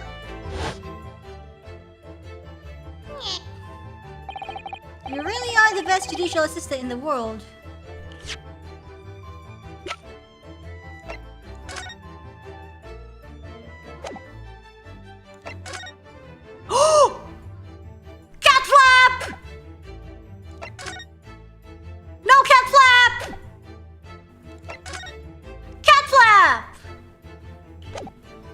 Let's go!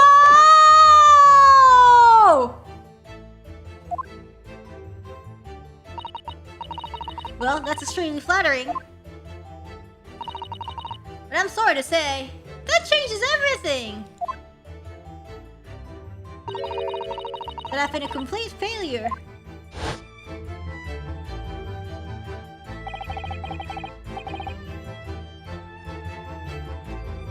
Whatever does you mean by that, Mr. Sholmes? That night, when you left Windybanks in pursuit of the thieves, Mr. Sato made use of this contraption for a certain purpose. That is your answer, dear fellow. Not at all cryptic then. Sato used this cat flap mat that night, but why?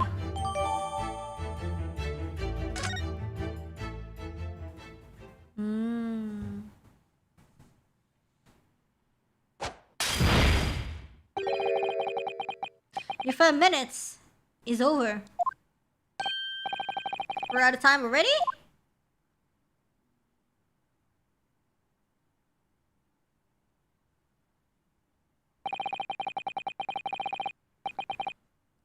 I'm grateful to you for affording us that brief recess, Mr. Reaper. I need no thanks, Detective.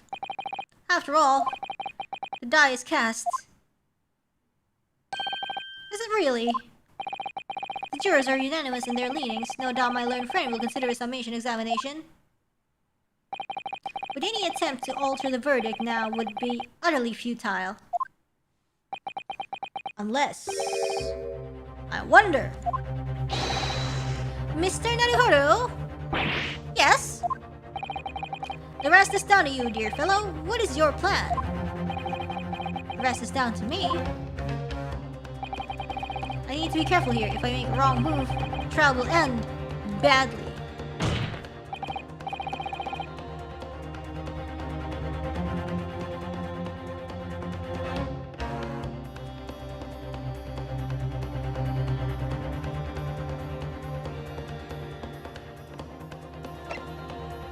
I want to cross-examine this guy.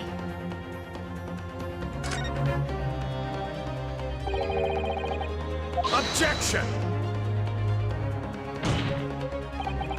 The jurors have spoken. Protocol dictates that you may not cross-examine a new witness now. Objection! Shut up!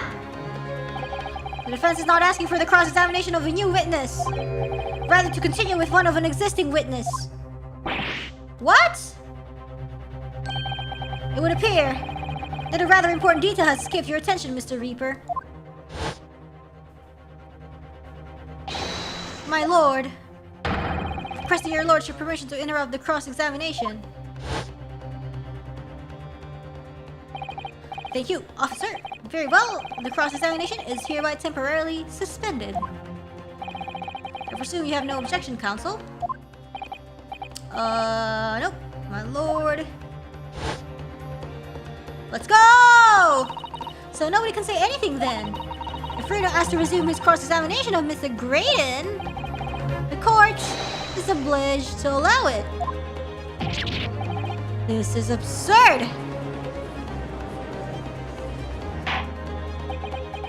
Yeah, it's not finished. We just, paused it, like pausing a game, get it? By the way, this is my courtroom, by the way. I conclude that the defense is entirely within its rights to request a continuation of the cross-examination. However, I will not permit an unremitting protraction of these proceedings. I don't know what that means, but sure. Therefore, I have decided to afford the defense one final opportunity in concluding the cross-examination. Counsel, you must choose but one statement from the witness testimony, and but one piece of evidence to present in support of your argument against it. A single chance to present evidence. Hi. If following that the situation remains unchanged, I shall move to adjudication. Is that clear, counsel? You will not press the witness any further. My lord. Yes, I get it. Yes, my lord. YML. A single statement and a single piece of evidence. Most generous. Well then, Mr. Naruhodo, it's high time I fell in a dead faint. I leave this in your capable hands. He's so sad Sholmes died of Mr. Sholmes!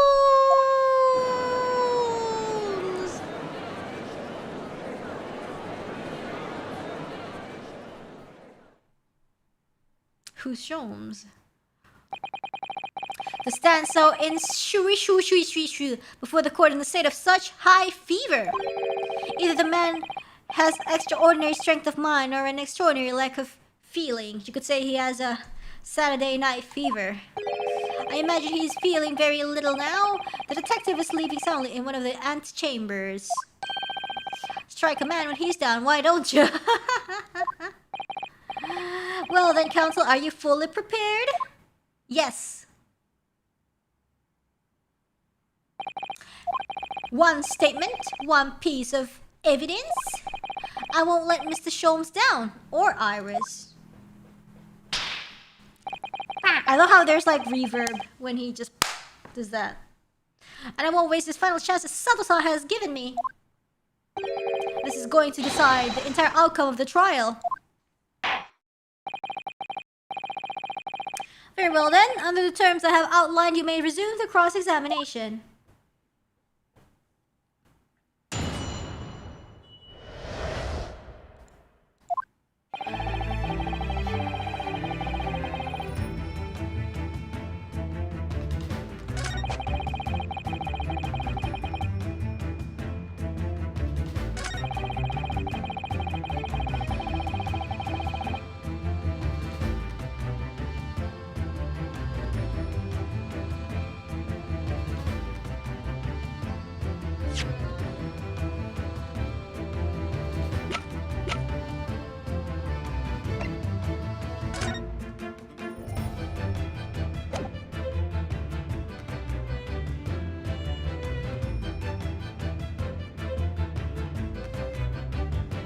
I think it's this one.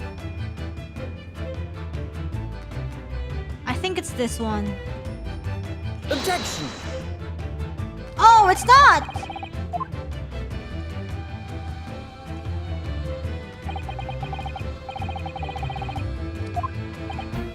Oh, the device! Oh man.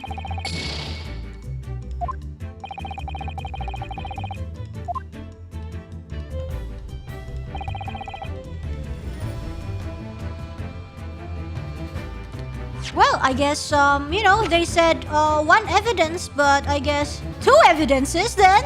Objection! Two evidence? What on earth is that eccentric contraption, counsel? Oh, it's my cat Flapomat, my lord. It makes a way for cats to get in and out of a room. It can cut through any door you can think of and make a new little door in the middle of it. That's right, my lord. It's a device for creating so-called cat flaps. Small doors for cats to come and go as they please without their owners having to...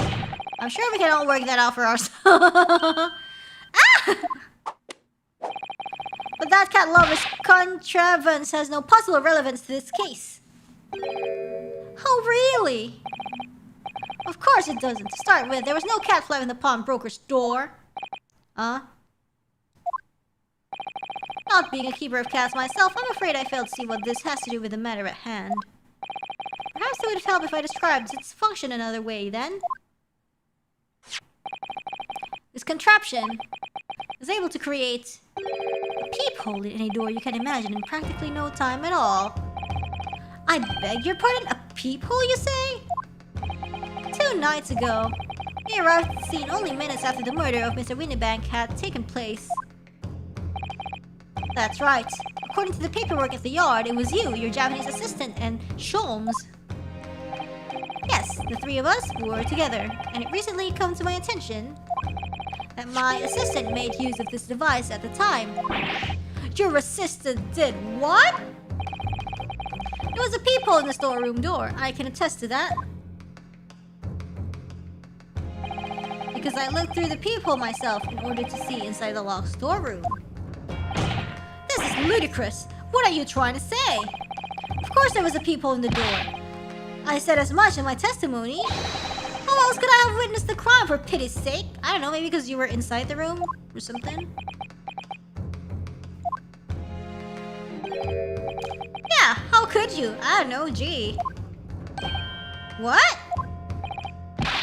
Counsel, kindly say what you mean. Alright, it's time. Time to strike the final blow. What I mean is this, my lord. My assistant made the peephole in the storeroom door, and until such time as she did, the door had no hole in it to look through. No! Objection! This is a farce. Are you really suggesting that the peephole in the door was... Yes, it was created only after the incident had taken place by my judicial assistant using this device. Your assistant tampered with the crime scene whilst being fully aware of the gravity of her actions. That's the most serious act of vandalism. I will perform vandalism on your beard. Shh, shut up. For which I humbly apologize, my lord. It was in a few more minutes that I left the scene in order to pursue the Skulkin brothers and alert the police.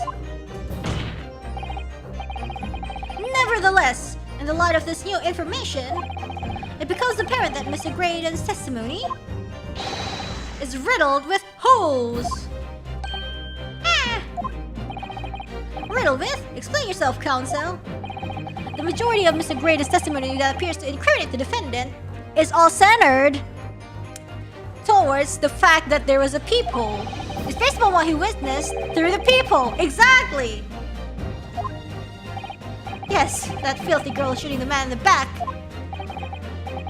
However, if at the time of the incident, the peephole did not yet exist in the door, that means he's BSing the whole court, my lord. There's no possible way that you could have seen what you claim to have seen. In short, your entire testimony is a pack of lies. Why is it always liar?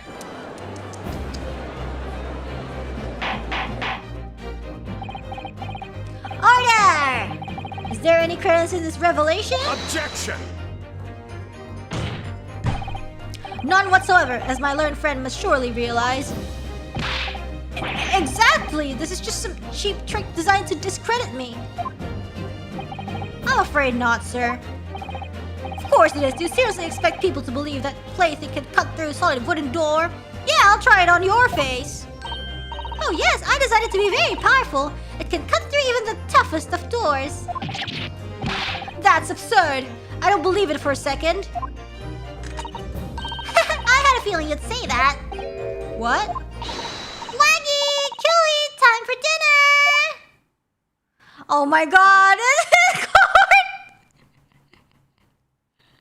Oh gosh! Well... Wow, so cute! Young lady, this is the Old Bailey! One does not make cat flaps in the old paneling at the Old Bailey! Oh no!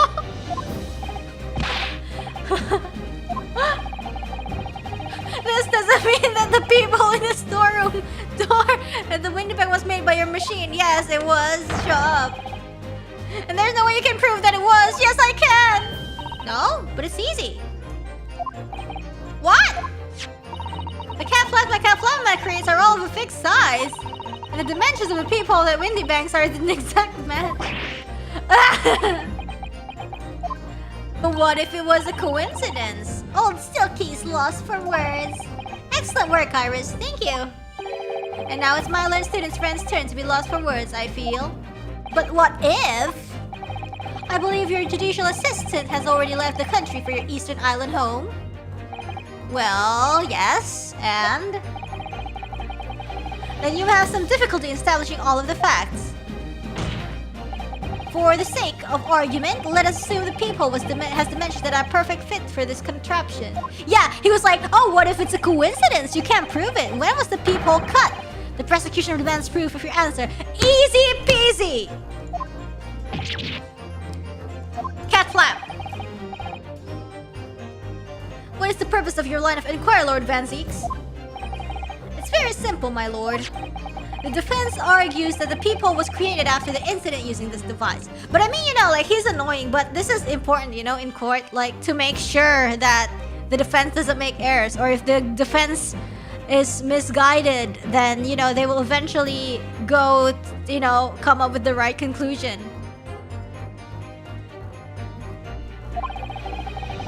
Yeah, but now that the perpetrator has returned to her native land, she cannot testify to the fact. There is no proof. And for as long as the defense remains unable to prove when the peephole was made, my learned friend's claim amounts to nothing more than a baseless accusation.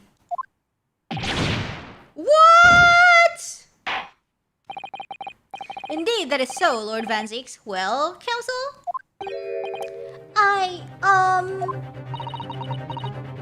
Don't give up now, Reno! This is the time to create your own opening and force your way through. I know if I can do this, but I do know one thing. Sato-san is the greatest judicial assistant in the world. Yes. Very well, the counsel for the defense will present evidence to support the claim made. Proof that the people in the door of Windyback's storeroom was created after the event and not before is easy is the picture. I think it's this one. Yeah, no people. Let's go. I think it's this one. YOLO. Take that! What are you? A print from that detective's infernal cameras again? My judicial assistant, Mrs. Sato Mikotoba, is an extremely intelligent and capable woman. Let's go. Which is why I never had any cause to doubt that she would have considered this scenario and made sure I had the necessary proof. And the necessary proof is this photographic print, counsel. This print shows the scene in the shop moments after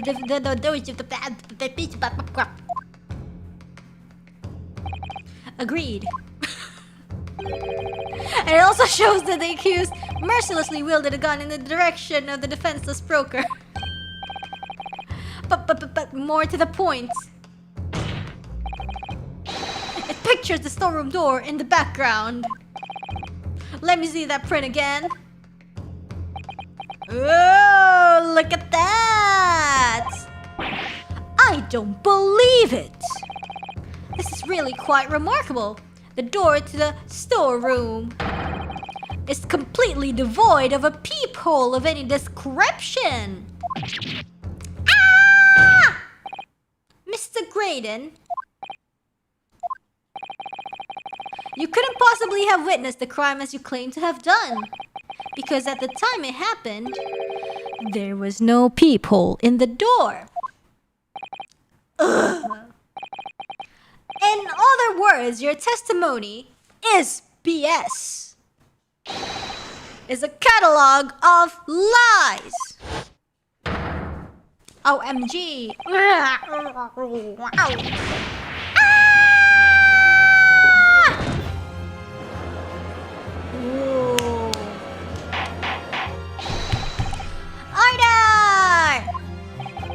I am satisfied that the defense have substantiated the issue beyond all reasonable doubt. This witness's testimony was entirely fallacious.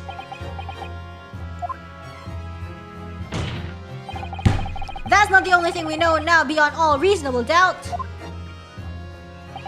My learned friend's assistant guilt can no longer be denied. The woman tampered with the crime scene. Huh? But more importantly, good lord, there's more, Lord Van Zeeks! There's more! But wait! There's more! The defense may have established a reprehensible instance of perjury, but that is no proof that this man is the victim's killer. Yes, that's right. What?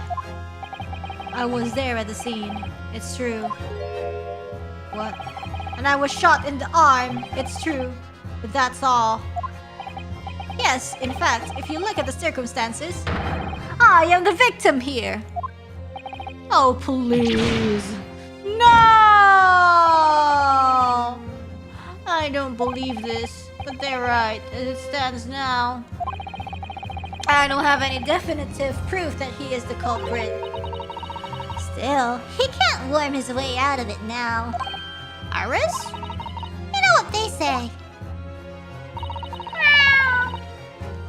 There's no point locking the cat's door after the cat has bolted.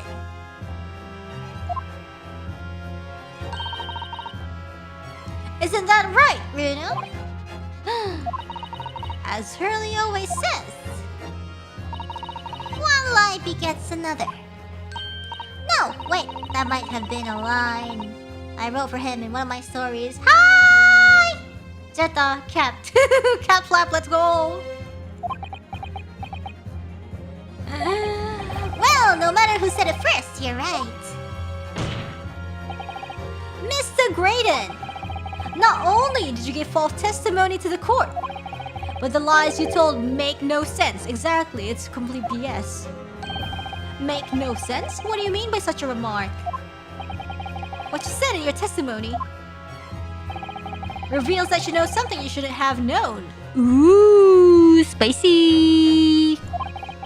In other words, there is a fundamental inconsistency in your statements. What? Objection! This is provocative talk, counsel. Won't you enlighten the court? Explain this alleged inconsistency. Iris was right. One lie begets another. What he's saying? The inconsistency is revealed by the lies in the witnesses' statements. They show that Mr. Graydon had knowledge of something he shouldn't have known anything about, namely the third gun. The blood stains of the coat.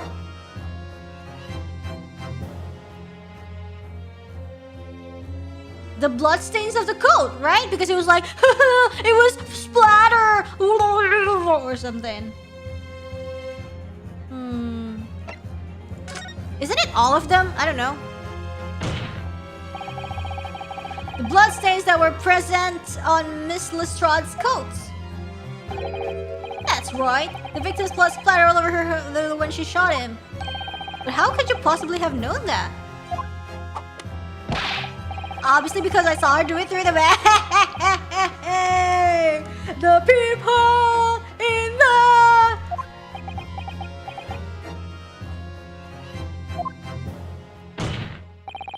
The point is not that you lied in your testimony, Mr. Graydon. It is the nature of the lie you concocted that is so revealing. What? You're not making any sense. Then let me ask you a simple question. How is it, Mr. Graydon, that you knew of the existence of the peephole in the storeroom door? Bum bum bum. My man really tried. Exactly. Well, obviously I.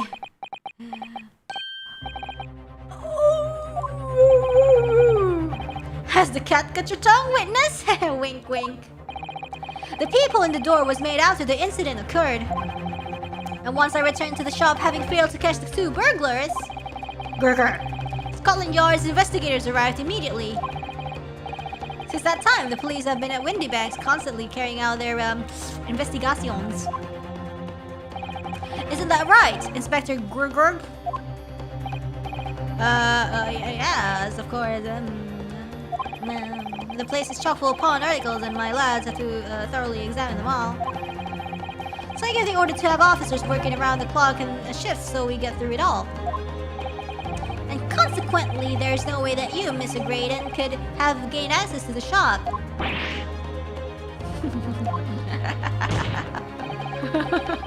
Therefore, you should have known nothing about the people in the storeroom door. So the fact that its existence forms the basis of your testimony is completely inexplicable. Ooh, spicy, big words. Objection! And yet, the fact remains that Mr. Graydon did maintain that he witnessed the crime take place through the peephole in the door. How on earth is that possible? Could I have a word, please, Lord Van Zeeks? Inspector. It's just that I really ought to be getting back to the station now to put in my report. What? No! No! No, no, no, no! Sit down! Sit down! There's really not more I can add to his testimony, so it's all the same to you. Permission denied. Oh. It's not all the same to me, Inspector. Not at all. You'll remain exactly where you are until this trial concludes. Oh, no. I'm running out of my fish and chips. Mr. Graydon. Oh. You shouldn't have known about the existence of that peephole. Which can only mean that you must have been informed about it by somebody else. Ooh, who could it be?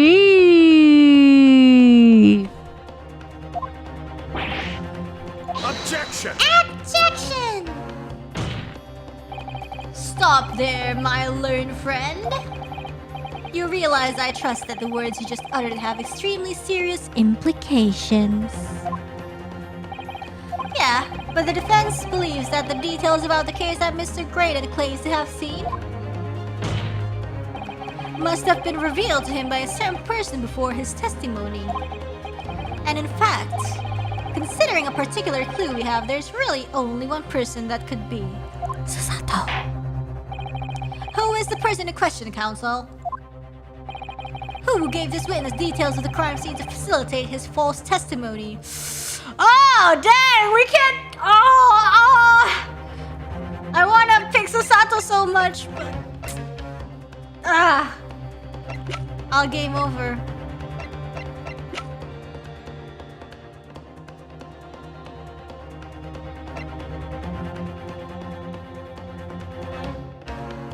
No! It's either rip the running joke or rip us. Unfortunate. Dang. It's okay, she's in Japan. Let's stop. Let's stop with that. Take that! The truth is, it can only have been you, Inspector Gregson. Eh? Me? Objection! You had better have some proof to substantiate such a rash claim, my learned friend. Consider the fact that we have only been aware of Mr. Ashley Graydon's identity for the last few hours. Sasato dodged a bullet there. Probably more literally than we want to. We learned of it only during the course of the trial today. She's not in Japan, yeah, I think she's like on the ship way home or something. Indeed, preparations for his testimony were made with great urgency during our hour-long recess. Well, the police executed the subpoena and brought the man here from the communication station. And until that time, Mr. Graydon would have had no idea. No inkling that he would suddenly be required to appear in court.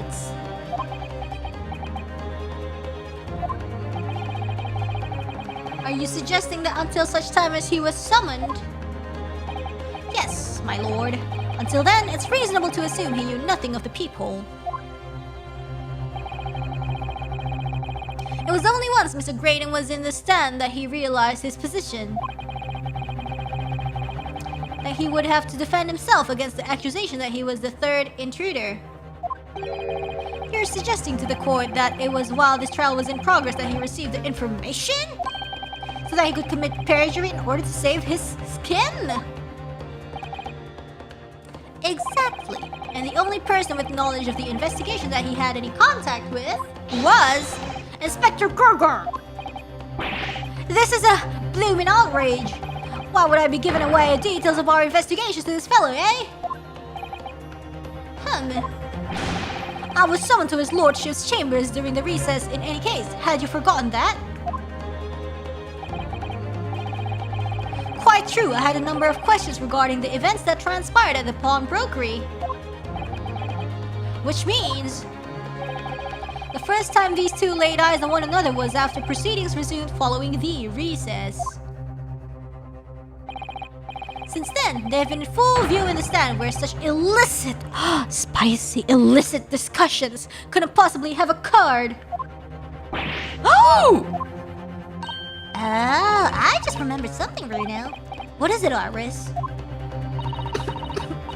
There was one time before, wasn't there? I think it was when Jin was testifying. They were like, whoosh, whoosh, whoosh. Oh yes, now that you mention it. When the bailiff was dispatched to retrieve the music box from the scene of the crime. That's it! I remember finding it strange at that time. They were like, whoosh, whoosh, whoosh. Mr. Graydon and the inspector seemed to be having some kind of secret discussion.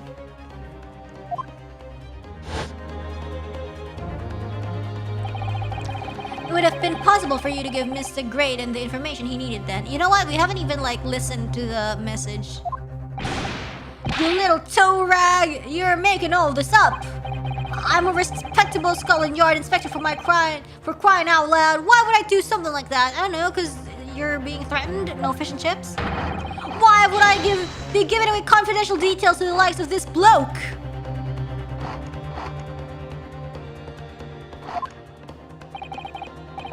Admittedly, you wouldn't have had any reason to do something like that for no gain. But perhaps it was part of a deal of some kind that it starts to make more sense. What deal, Counsel? I wonder if perhaps in exchange for details about the people at the crime scene, Mr. Graydon agreed to give a certain something to the inspector? The disc? Could it be? Or fish and chips? I'm sure I need not remind the inspector that if found to be true, striking a deal of any kind with a witness would be considered a gross case of malfeasance. I think that's how you pronounce that. well, Objection! It's becoming clear that jumping in with the accusations is this Nipponese student's specialty. Yeah? I don't do that. But with the stakes so high, the prosecution is not prepared to listen to baseless charges, so you better back it up. It is incumbent on the defense now to present evidence in support of this diabolical... diabolical? Really? Evidence? Just what are you proposing that the inspector demanded of the witness in return? The court must see proof of this alleged deal. It's gotta be something. If Inspector Gregor really did strike a deal with Mr. Gregor, then logically, there's only one thing he could have asked for. That must be it. Fish and chips. It's the missing link that would join all the dots together in this puzzle. I must press you for an answer now, Counsel. What evidence explains the nature of the alleged deal that Inspector Gregor will...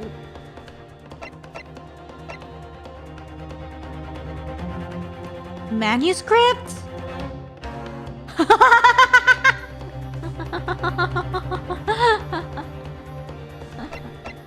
The new Iris fanfic, maybe?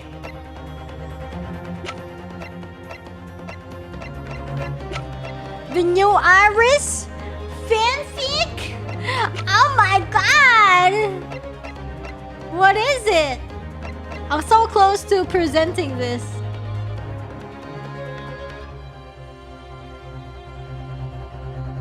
The spicy! The spicy!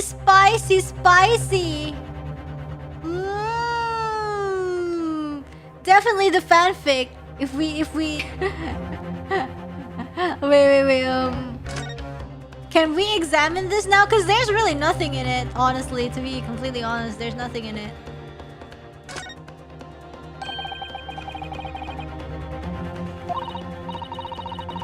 Daddy's notes to make it so cute.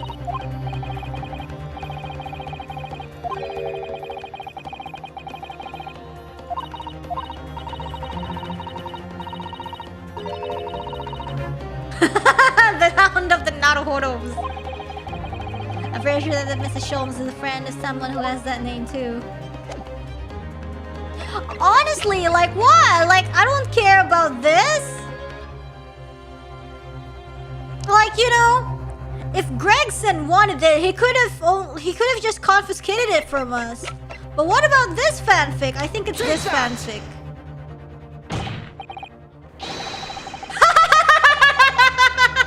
No, it's not. What do you have to say for yourself? Is it? No? What do you mean? Some of that bite should be directed at my learned friend, I feel. Yeah! Thank you, councils! I've seen enough! According to the powers vested in me by Her Majesty and Queen, I declare no further examination necessary. As such, I shall be requesting the final decisions of the members of the jury. Are you ready? Absolutely, my good sir! I'm sorry, Gina, we sold you for fanfics. Guilty. Guilty. Guilty. Like, the judge think it's wrong. But Gregson deep inside is like, whew! Fish and mailed successfully. So sad. I hereby declare the defendant, Miss Gina Lestrade, guilty!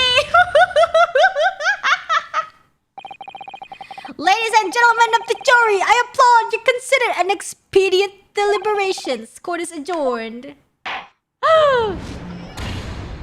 Rip Gina.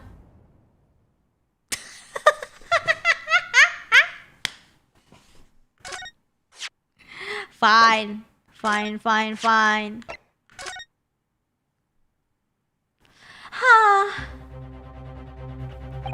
I'm sad. It was an alternate universe. In an alternate universe, it would have worked. Man, I don't know. What is the answer? What is the deal? I don't even I don't know. Ooh. I don't know. I think this is the most important thing. I think this is the most important thing. Honestly, to be completely honest, like the disc, I don't care about it. Not important. What the heck? Don't understand. Like, what? I don't care. No,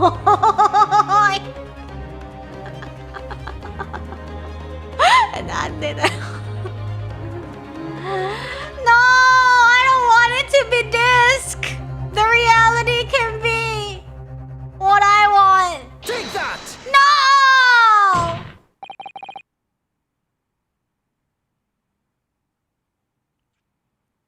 Inspector Gregson.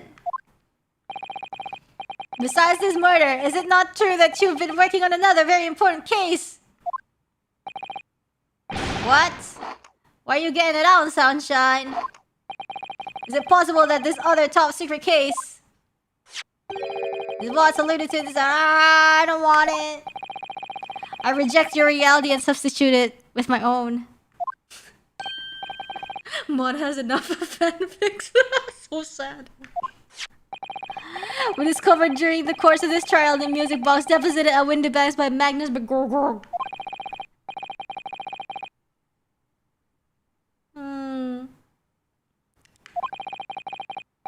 It would seem very likely now that encoded in the pair of discs that were in McGillet's possession are leaked, classified secrets. OMG! So I put it to you, Inspector. In order to recover the second of the discs containing those secrets, you currently made a deal with Mr. Graydon in which you exchanged the disc for details to the case. Ah! Order! No! On the day of the incident, I'm not so excited about this anymore. I didn't want it to be the disc. Gee. I'll be taking that whatever it is of McGillis down to the yard. Thank you very much. So hand it over. Oh, it turns out it's an audio fanfic, like an audiobook. Oh my, spicy. No, don't give it to him. It's mine, that is. I'm sorry, miss. But anything belonging to Mr. McGilded has to be taken in as evidence now.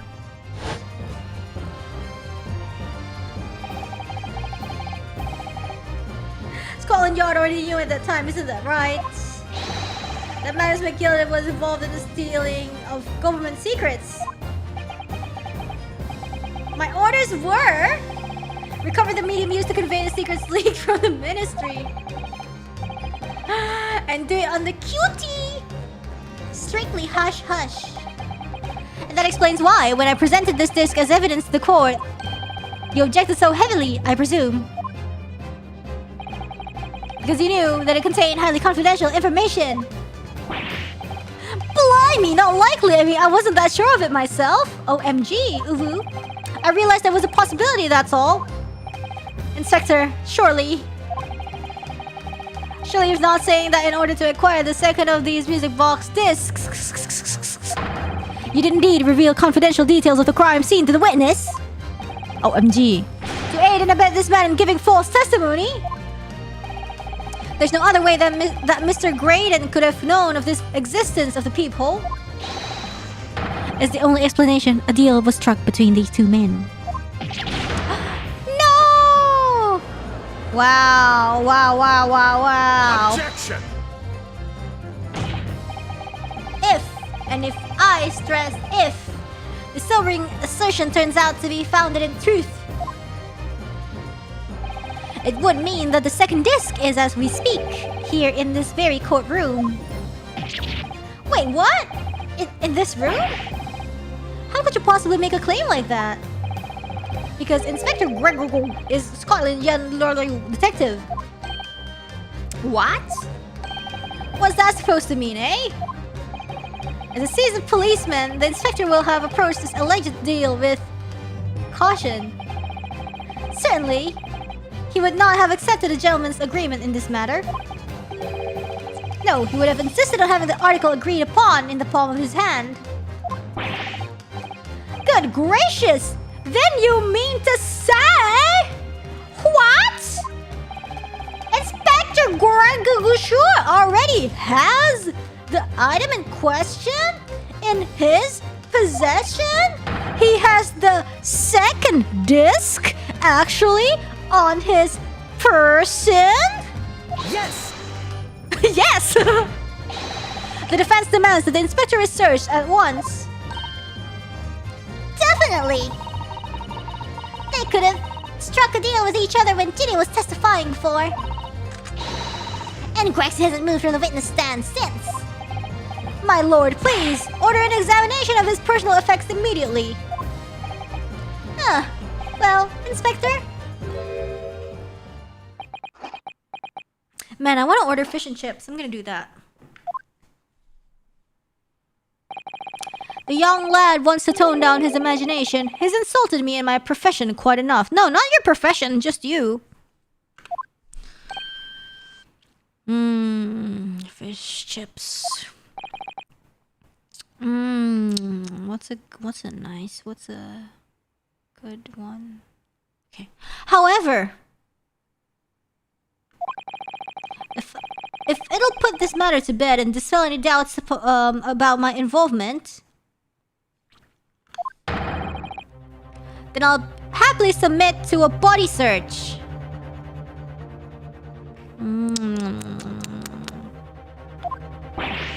What?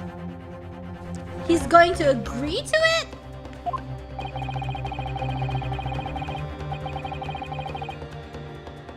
I presume you're aware of the on which you now teeter, my learned student friend.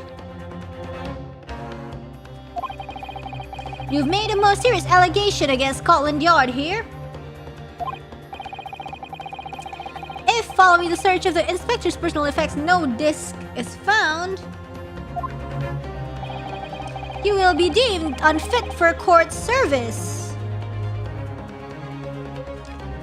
This trial will end, and my country's government will formally demand of yours that you are severely reprimanded. This is like, are you sure? Do you have the evidence? Are you sure?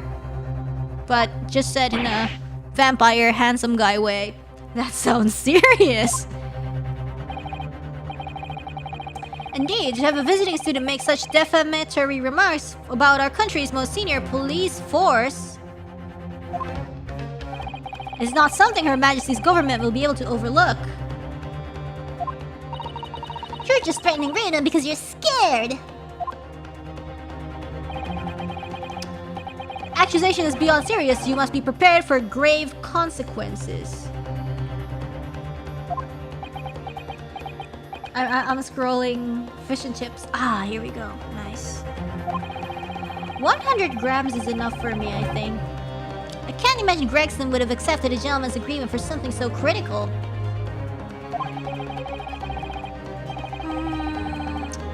This must have physically changed hands, which means the inspector should have it. Why is it out of stock?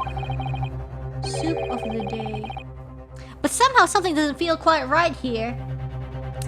Okay, yeah, this game is making me not angry, hungry. I'm angry because I'm hungry. Hangry.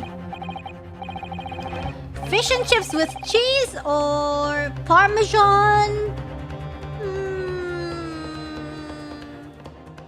Don't know.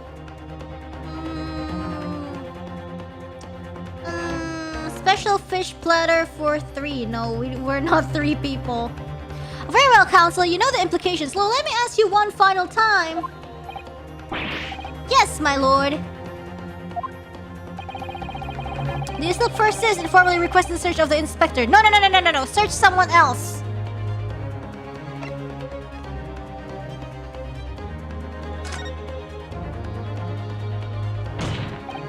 Yes, the defense formally demands the search be conducted. Well, don't say you weren't warned, but your typical Nipponese stubbornness might well land you in hot water this time. Perhaps the lesson will do you some good. Fair enough. I've got nothing to hide. Very well then. Bailiff, conduct the search of the inspector's personal effects. No, it's not him. The defense demands a search, but not for Inspector Gregson.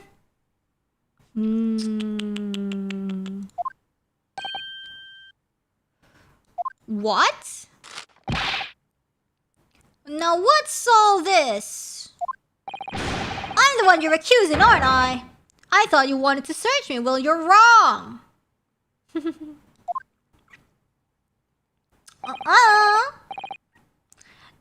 No, Inspector. Not you. Somebody else. I think I know who it is. What's the meaning of all this, eh? Lost it at last, have you, sunshine? The court shouldn't have to put up with this nonsense. You're being completely irrational. Search Susato. Be quiet! All of you!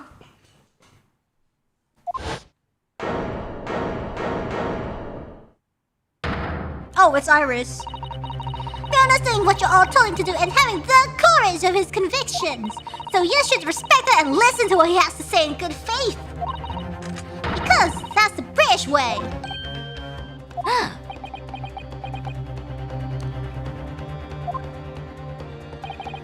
Well said, young lady. Indeed, this court is in awe of the defense counsel's conviction and eagerly awaits his next words. You what? Now don't be hasty, my lord. If I'm not mistaken about the things I've seen in court today, I'm fairly sure that I know who has that disc at the moment. There's only one person it could be. Counsel, of whom do you request a search now? I know, it's this guy. It's this guy. Remember, you know, the Gregson was pretty much shaking this guy. He was shaking this guy. That's the only odd thing that I thought was happening. But Take that! the defense demands this person be searched at once. Yeah, let's call her. She's probably on the boat. Good grief! What possible relation could exist between that person and the case, counsel? Objection! It would seem... Nah, I just miss her. Nah, my lord. I just miss her. I would love to see her here. If the defense counsel aim is humiliation, perhaps this will give him a taste of his own medicine. Ah! If Greggy doesn't have the disc at the moment, the question is where could he have hidden it?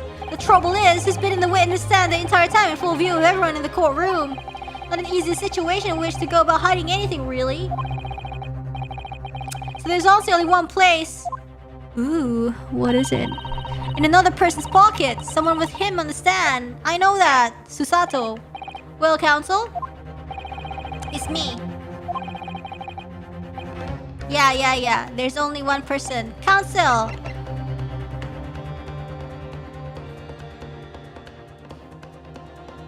Okay, fine. Let's, okay, fine. Take that! Of my lord, Mr. Nash cooking!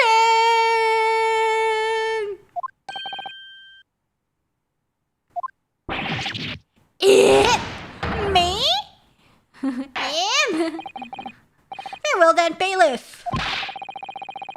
Restrain the witness and conduct a thorough search of his personal effects. Hold it! Hold it. Please, my lord. Inspector? Scotland Yard has to object to this search. Objection! You're so suspicious. Unfortunately for you, Inspector, your objections carry no weight here. Eh? In this courtroom, only the prosecution and the defense have the authority to object. But Lord Van Zeeks!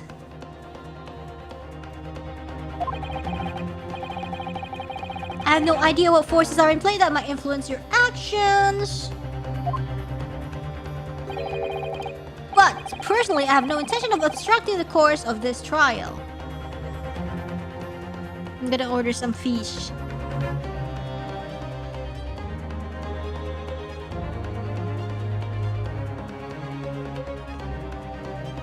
Okay, I ordered fish.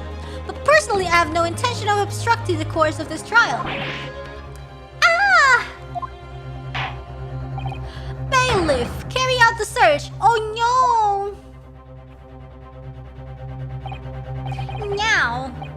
Hold on a mo. I don't know nothing. Nothing about no disc. Cut it out!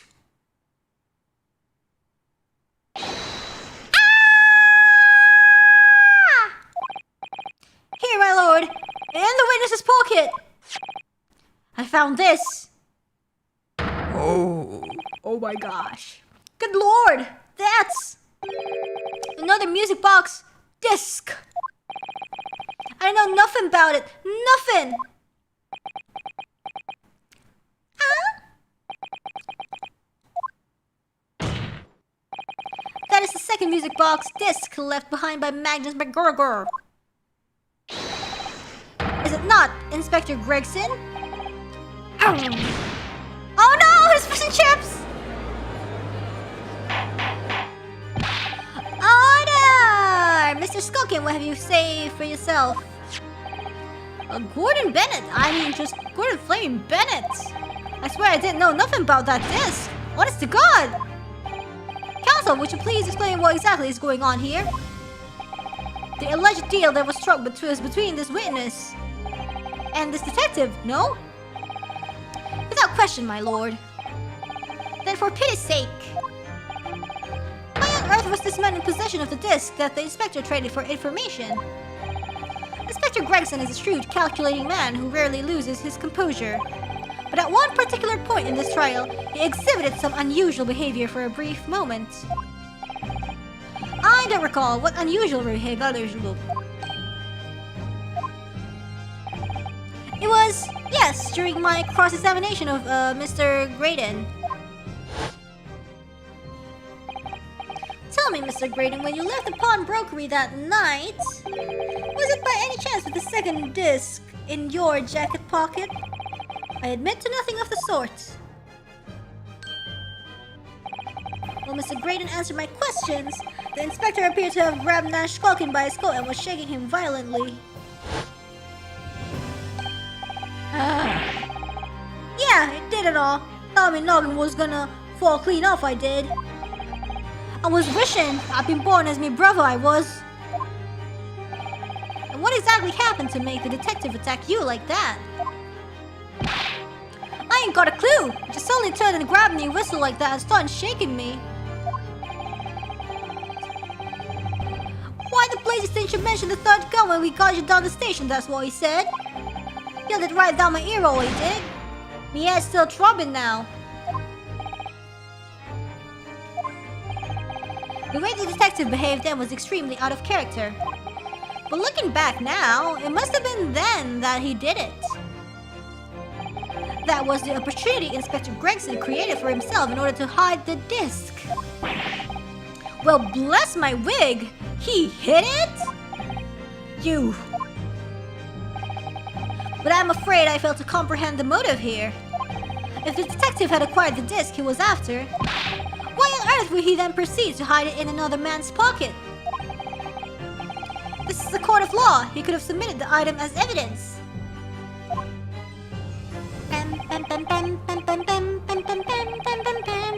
If the inspector was not at liberty to do that, why ever not? As the man himself revealed earlier, his current assignment has some special conditions.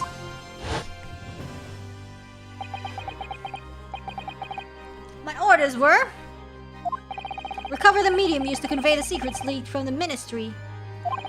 And do it on the QT, strictly hush-hush. Ooh, spicy! Hush-hush, a top-secret assignment, is it? As far as we are aware, the information stolen comes from confidential government communications. It would seem that if that information were to be revealed in court as evidence, it would be problematic. My order was 1 fish and chips, please. Does that sum up the situation, Inspector?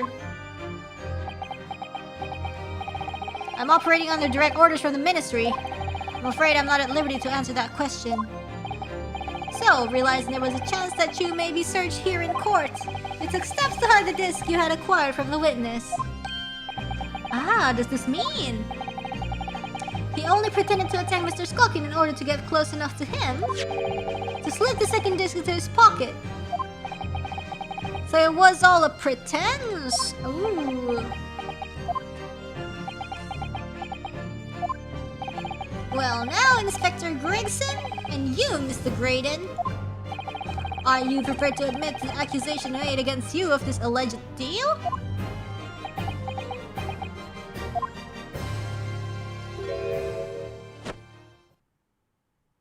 What? Admit to it? Yours truly? Please! Oh god. Clearly, our Eastern visitor has an uncommonly active imagination. Oh, no. However, there is no proof that I passed that disc to the inspector. Objection! But then, how do you explain the reason why you knew about the peephole? I'm under no obligation to explain.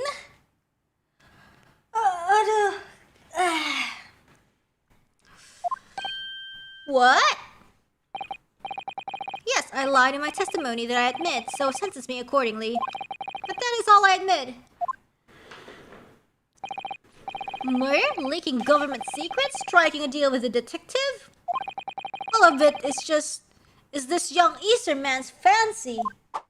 I have no idea what any of that is about. You... What?!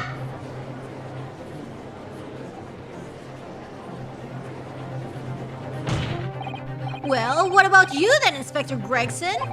Do you admit to making a deal with Mr. Graydon in order to acquire the disc? Ladies and gents of the jury, as a Scotland Yard Inspector, I will declare this and nothing more. I'm acting in the best interest of the country. Whatever I've done, it's been in the name of justice. Oh, shut up. It was a yes and no question! So, as members of the public of this fine country, I'd like to think that justice will be our guiding light when you're making your decisions. It's a yes or no question, Gregson.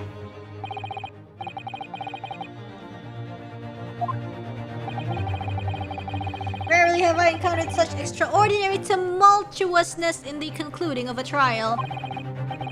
Nevertheless, in the absence of any further evidence to be presented, I believe it is time that we put the matter to the jury for their final leanings. Oh god, please, please, please. Oh my gosh. Yes, he's a dependable man. I'm quite sure. In service, one becomes a good judge of character. Sure. Even crossing your eyes doesn't help when it comes to looking at this case. That's all blurred to me. Well, as a fellow professional, I'd like to put my faith into detective, really. Great, an entirely skilled operator. Stop. Curling presence of vital. Stop. Detective has very much trust in eyes. More than this, I cannot say. I cannot believe it. These 6 jurors are... They're going to believe Gregson if they declare their decision now. Is Ginny going to be found guilty? If I don't manage to produce some definitive evidence right now, then we're gonna lose. Either some proof that Graydon killed Mr. Windybank or stole those government secrets, or some evidence to force Gregson into admitting that he struck a deal with the witness. Well then, counsel, I think it's time I imposed on the jurors to declare their final decisions, no? That is, unless you have some compelling evidence you have thus far not presented to the court.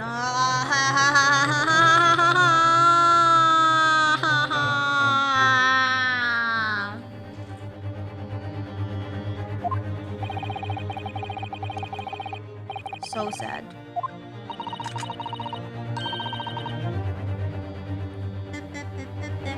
So there's no choice then, Bruno. You have to throw some more evidence at them. This is it now. It all comes down to this.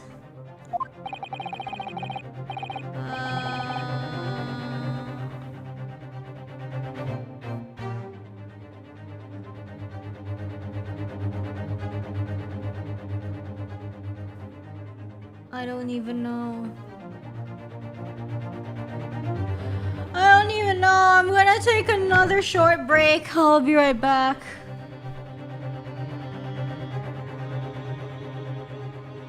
I'm gonna lie down.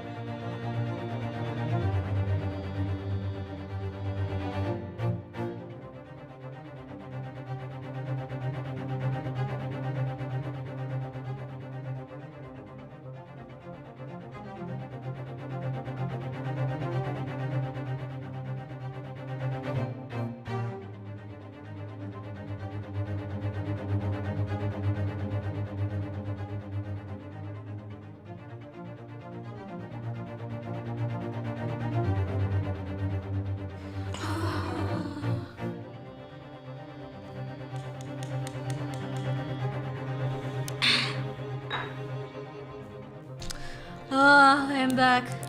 What time is it? It's almost 7. I don't know if we can finish this in an hour.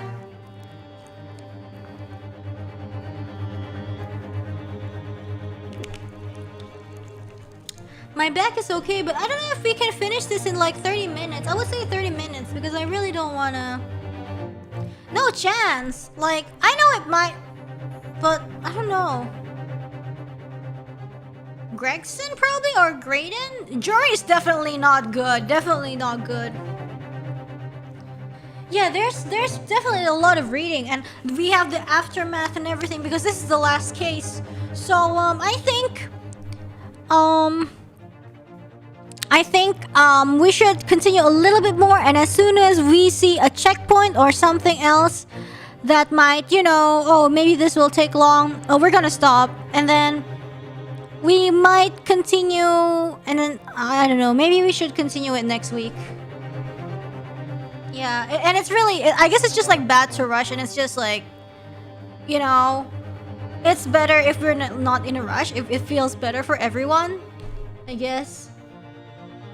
Yeah, it's less than an hour left. I would say like probably like 45 minutes, 30 minutes, and that's including like me saying like, hey, bye guys and everything. Yeah. Okay, do you wanna stop here, or do you wanna like pick? I think I kind of wanna press Gregson a little bit more because we've been pressing Graydon all the time, and he's like being so annoying. So I'm like, I think I might wanna like try Gregson, but okay. Let me do another poll.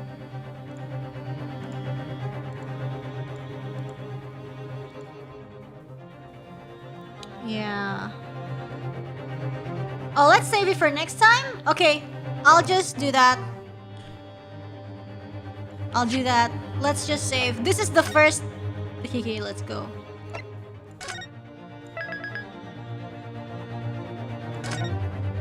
Yeah, because there is a lot. It's like...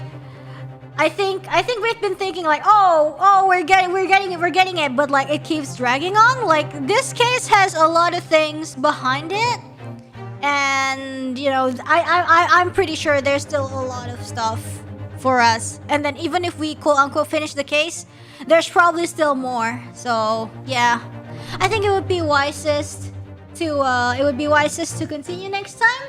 But anyways, yeah, 1 whole month of no Ace Attorney, and actually we kind of got, we had a little problem remembering, but mostly we got it pretty much, and now that we play, we now kind of remember everything, so next week shouldn't be too much of a problem. Yeah? Yes. It's a white chocolate victory. Yay! I ordered some fish and chips, and I'm gonna eat it for dinner. Hope you guys have a nice meal too later. Here comes another month. No, I wanna finish this, I really want to finish this, but like sadly there were like stuff happening that couldn't be, So yeah, thank you guys for understanding. Thank you so much for understanding. I know you guys were looking forward to it. And finally, we can play again. So thank you so much for your patience.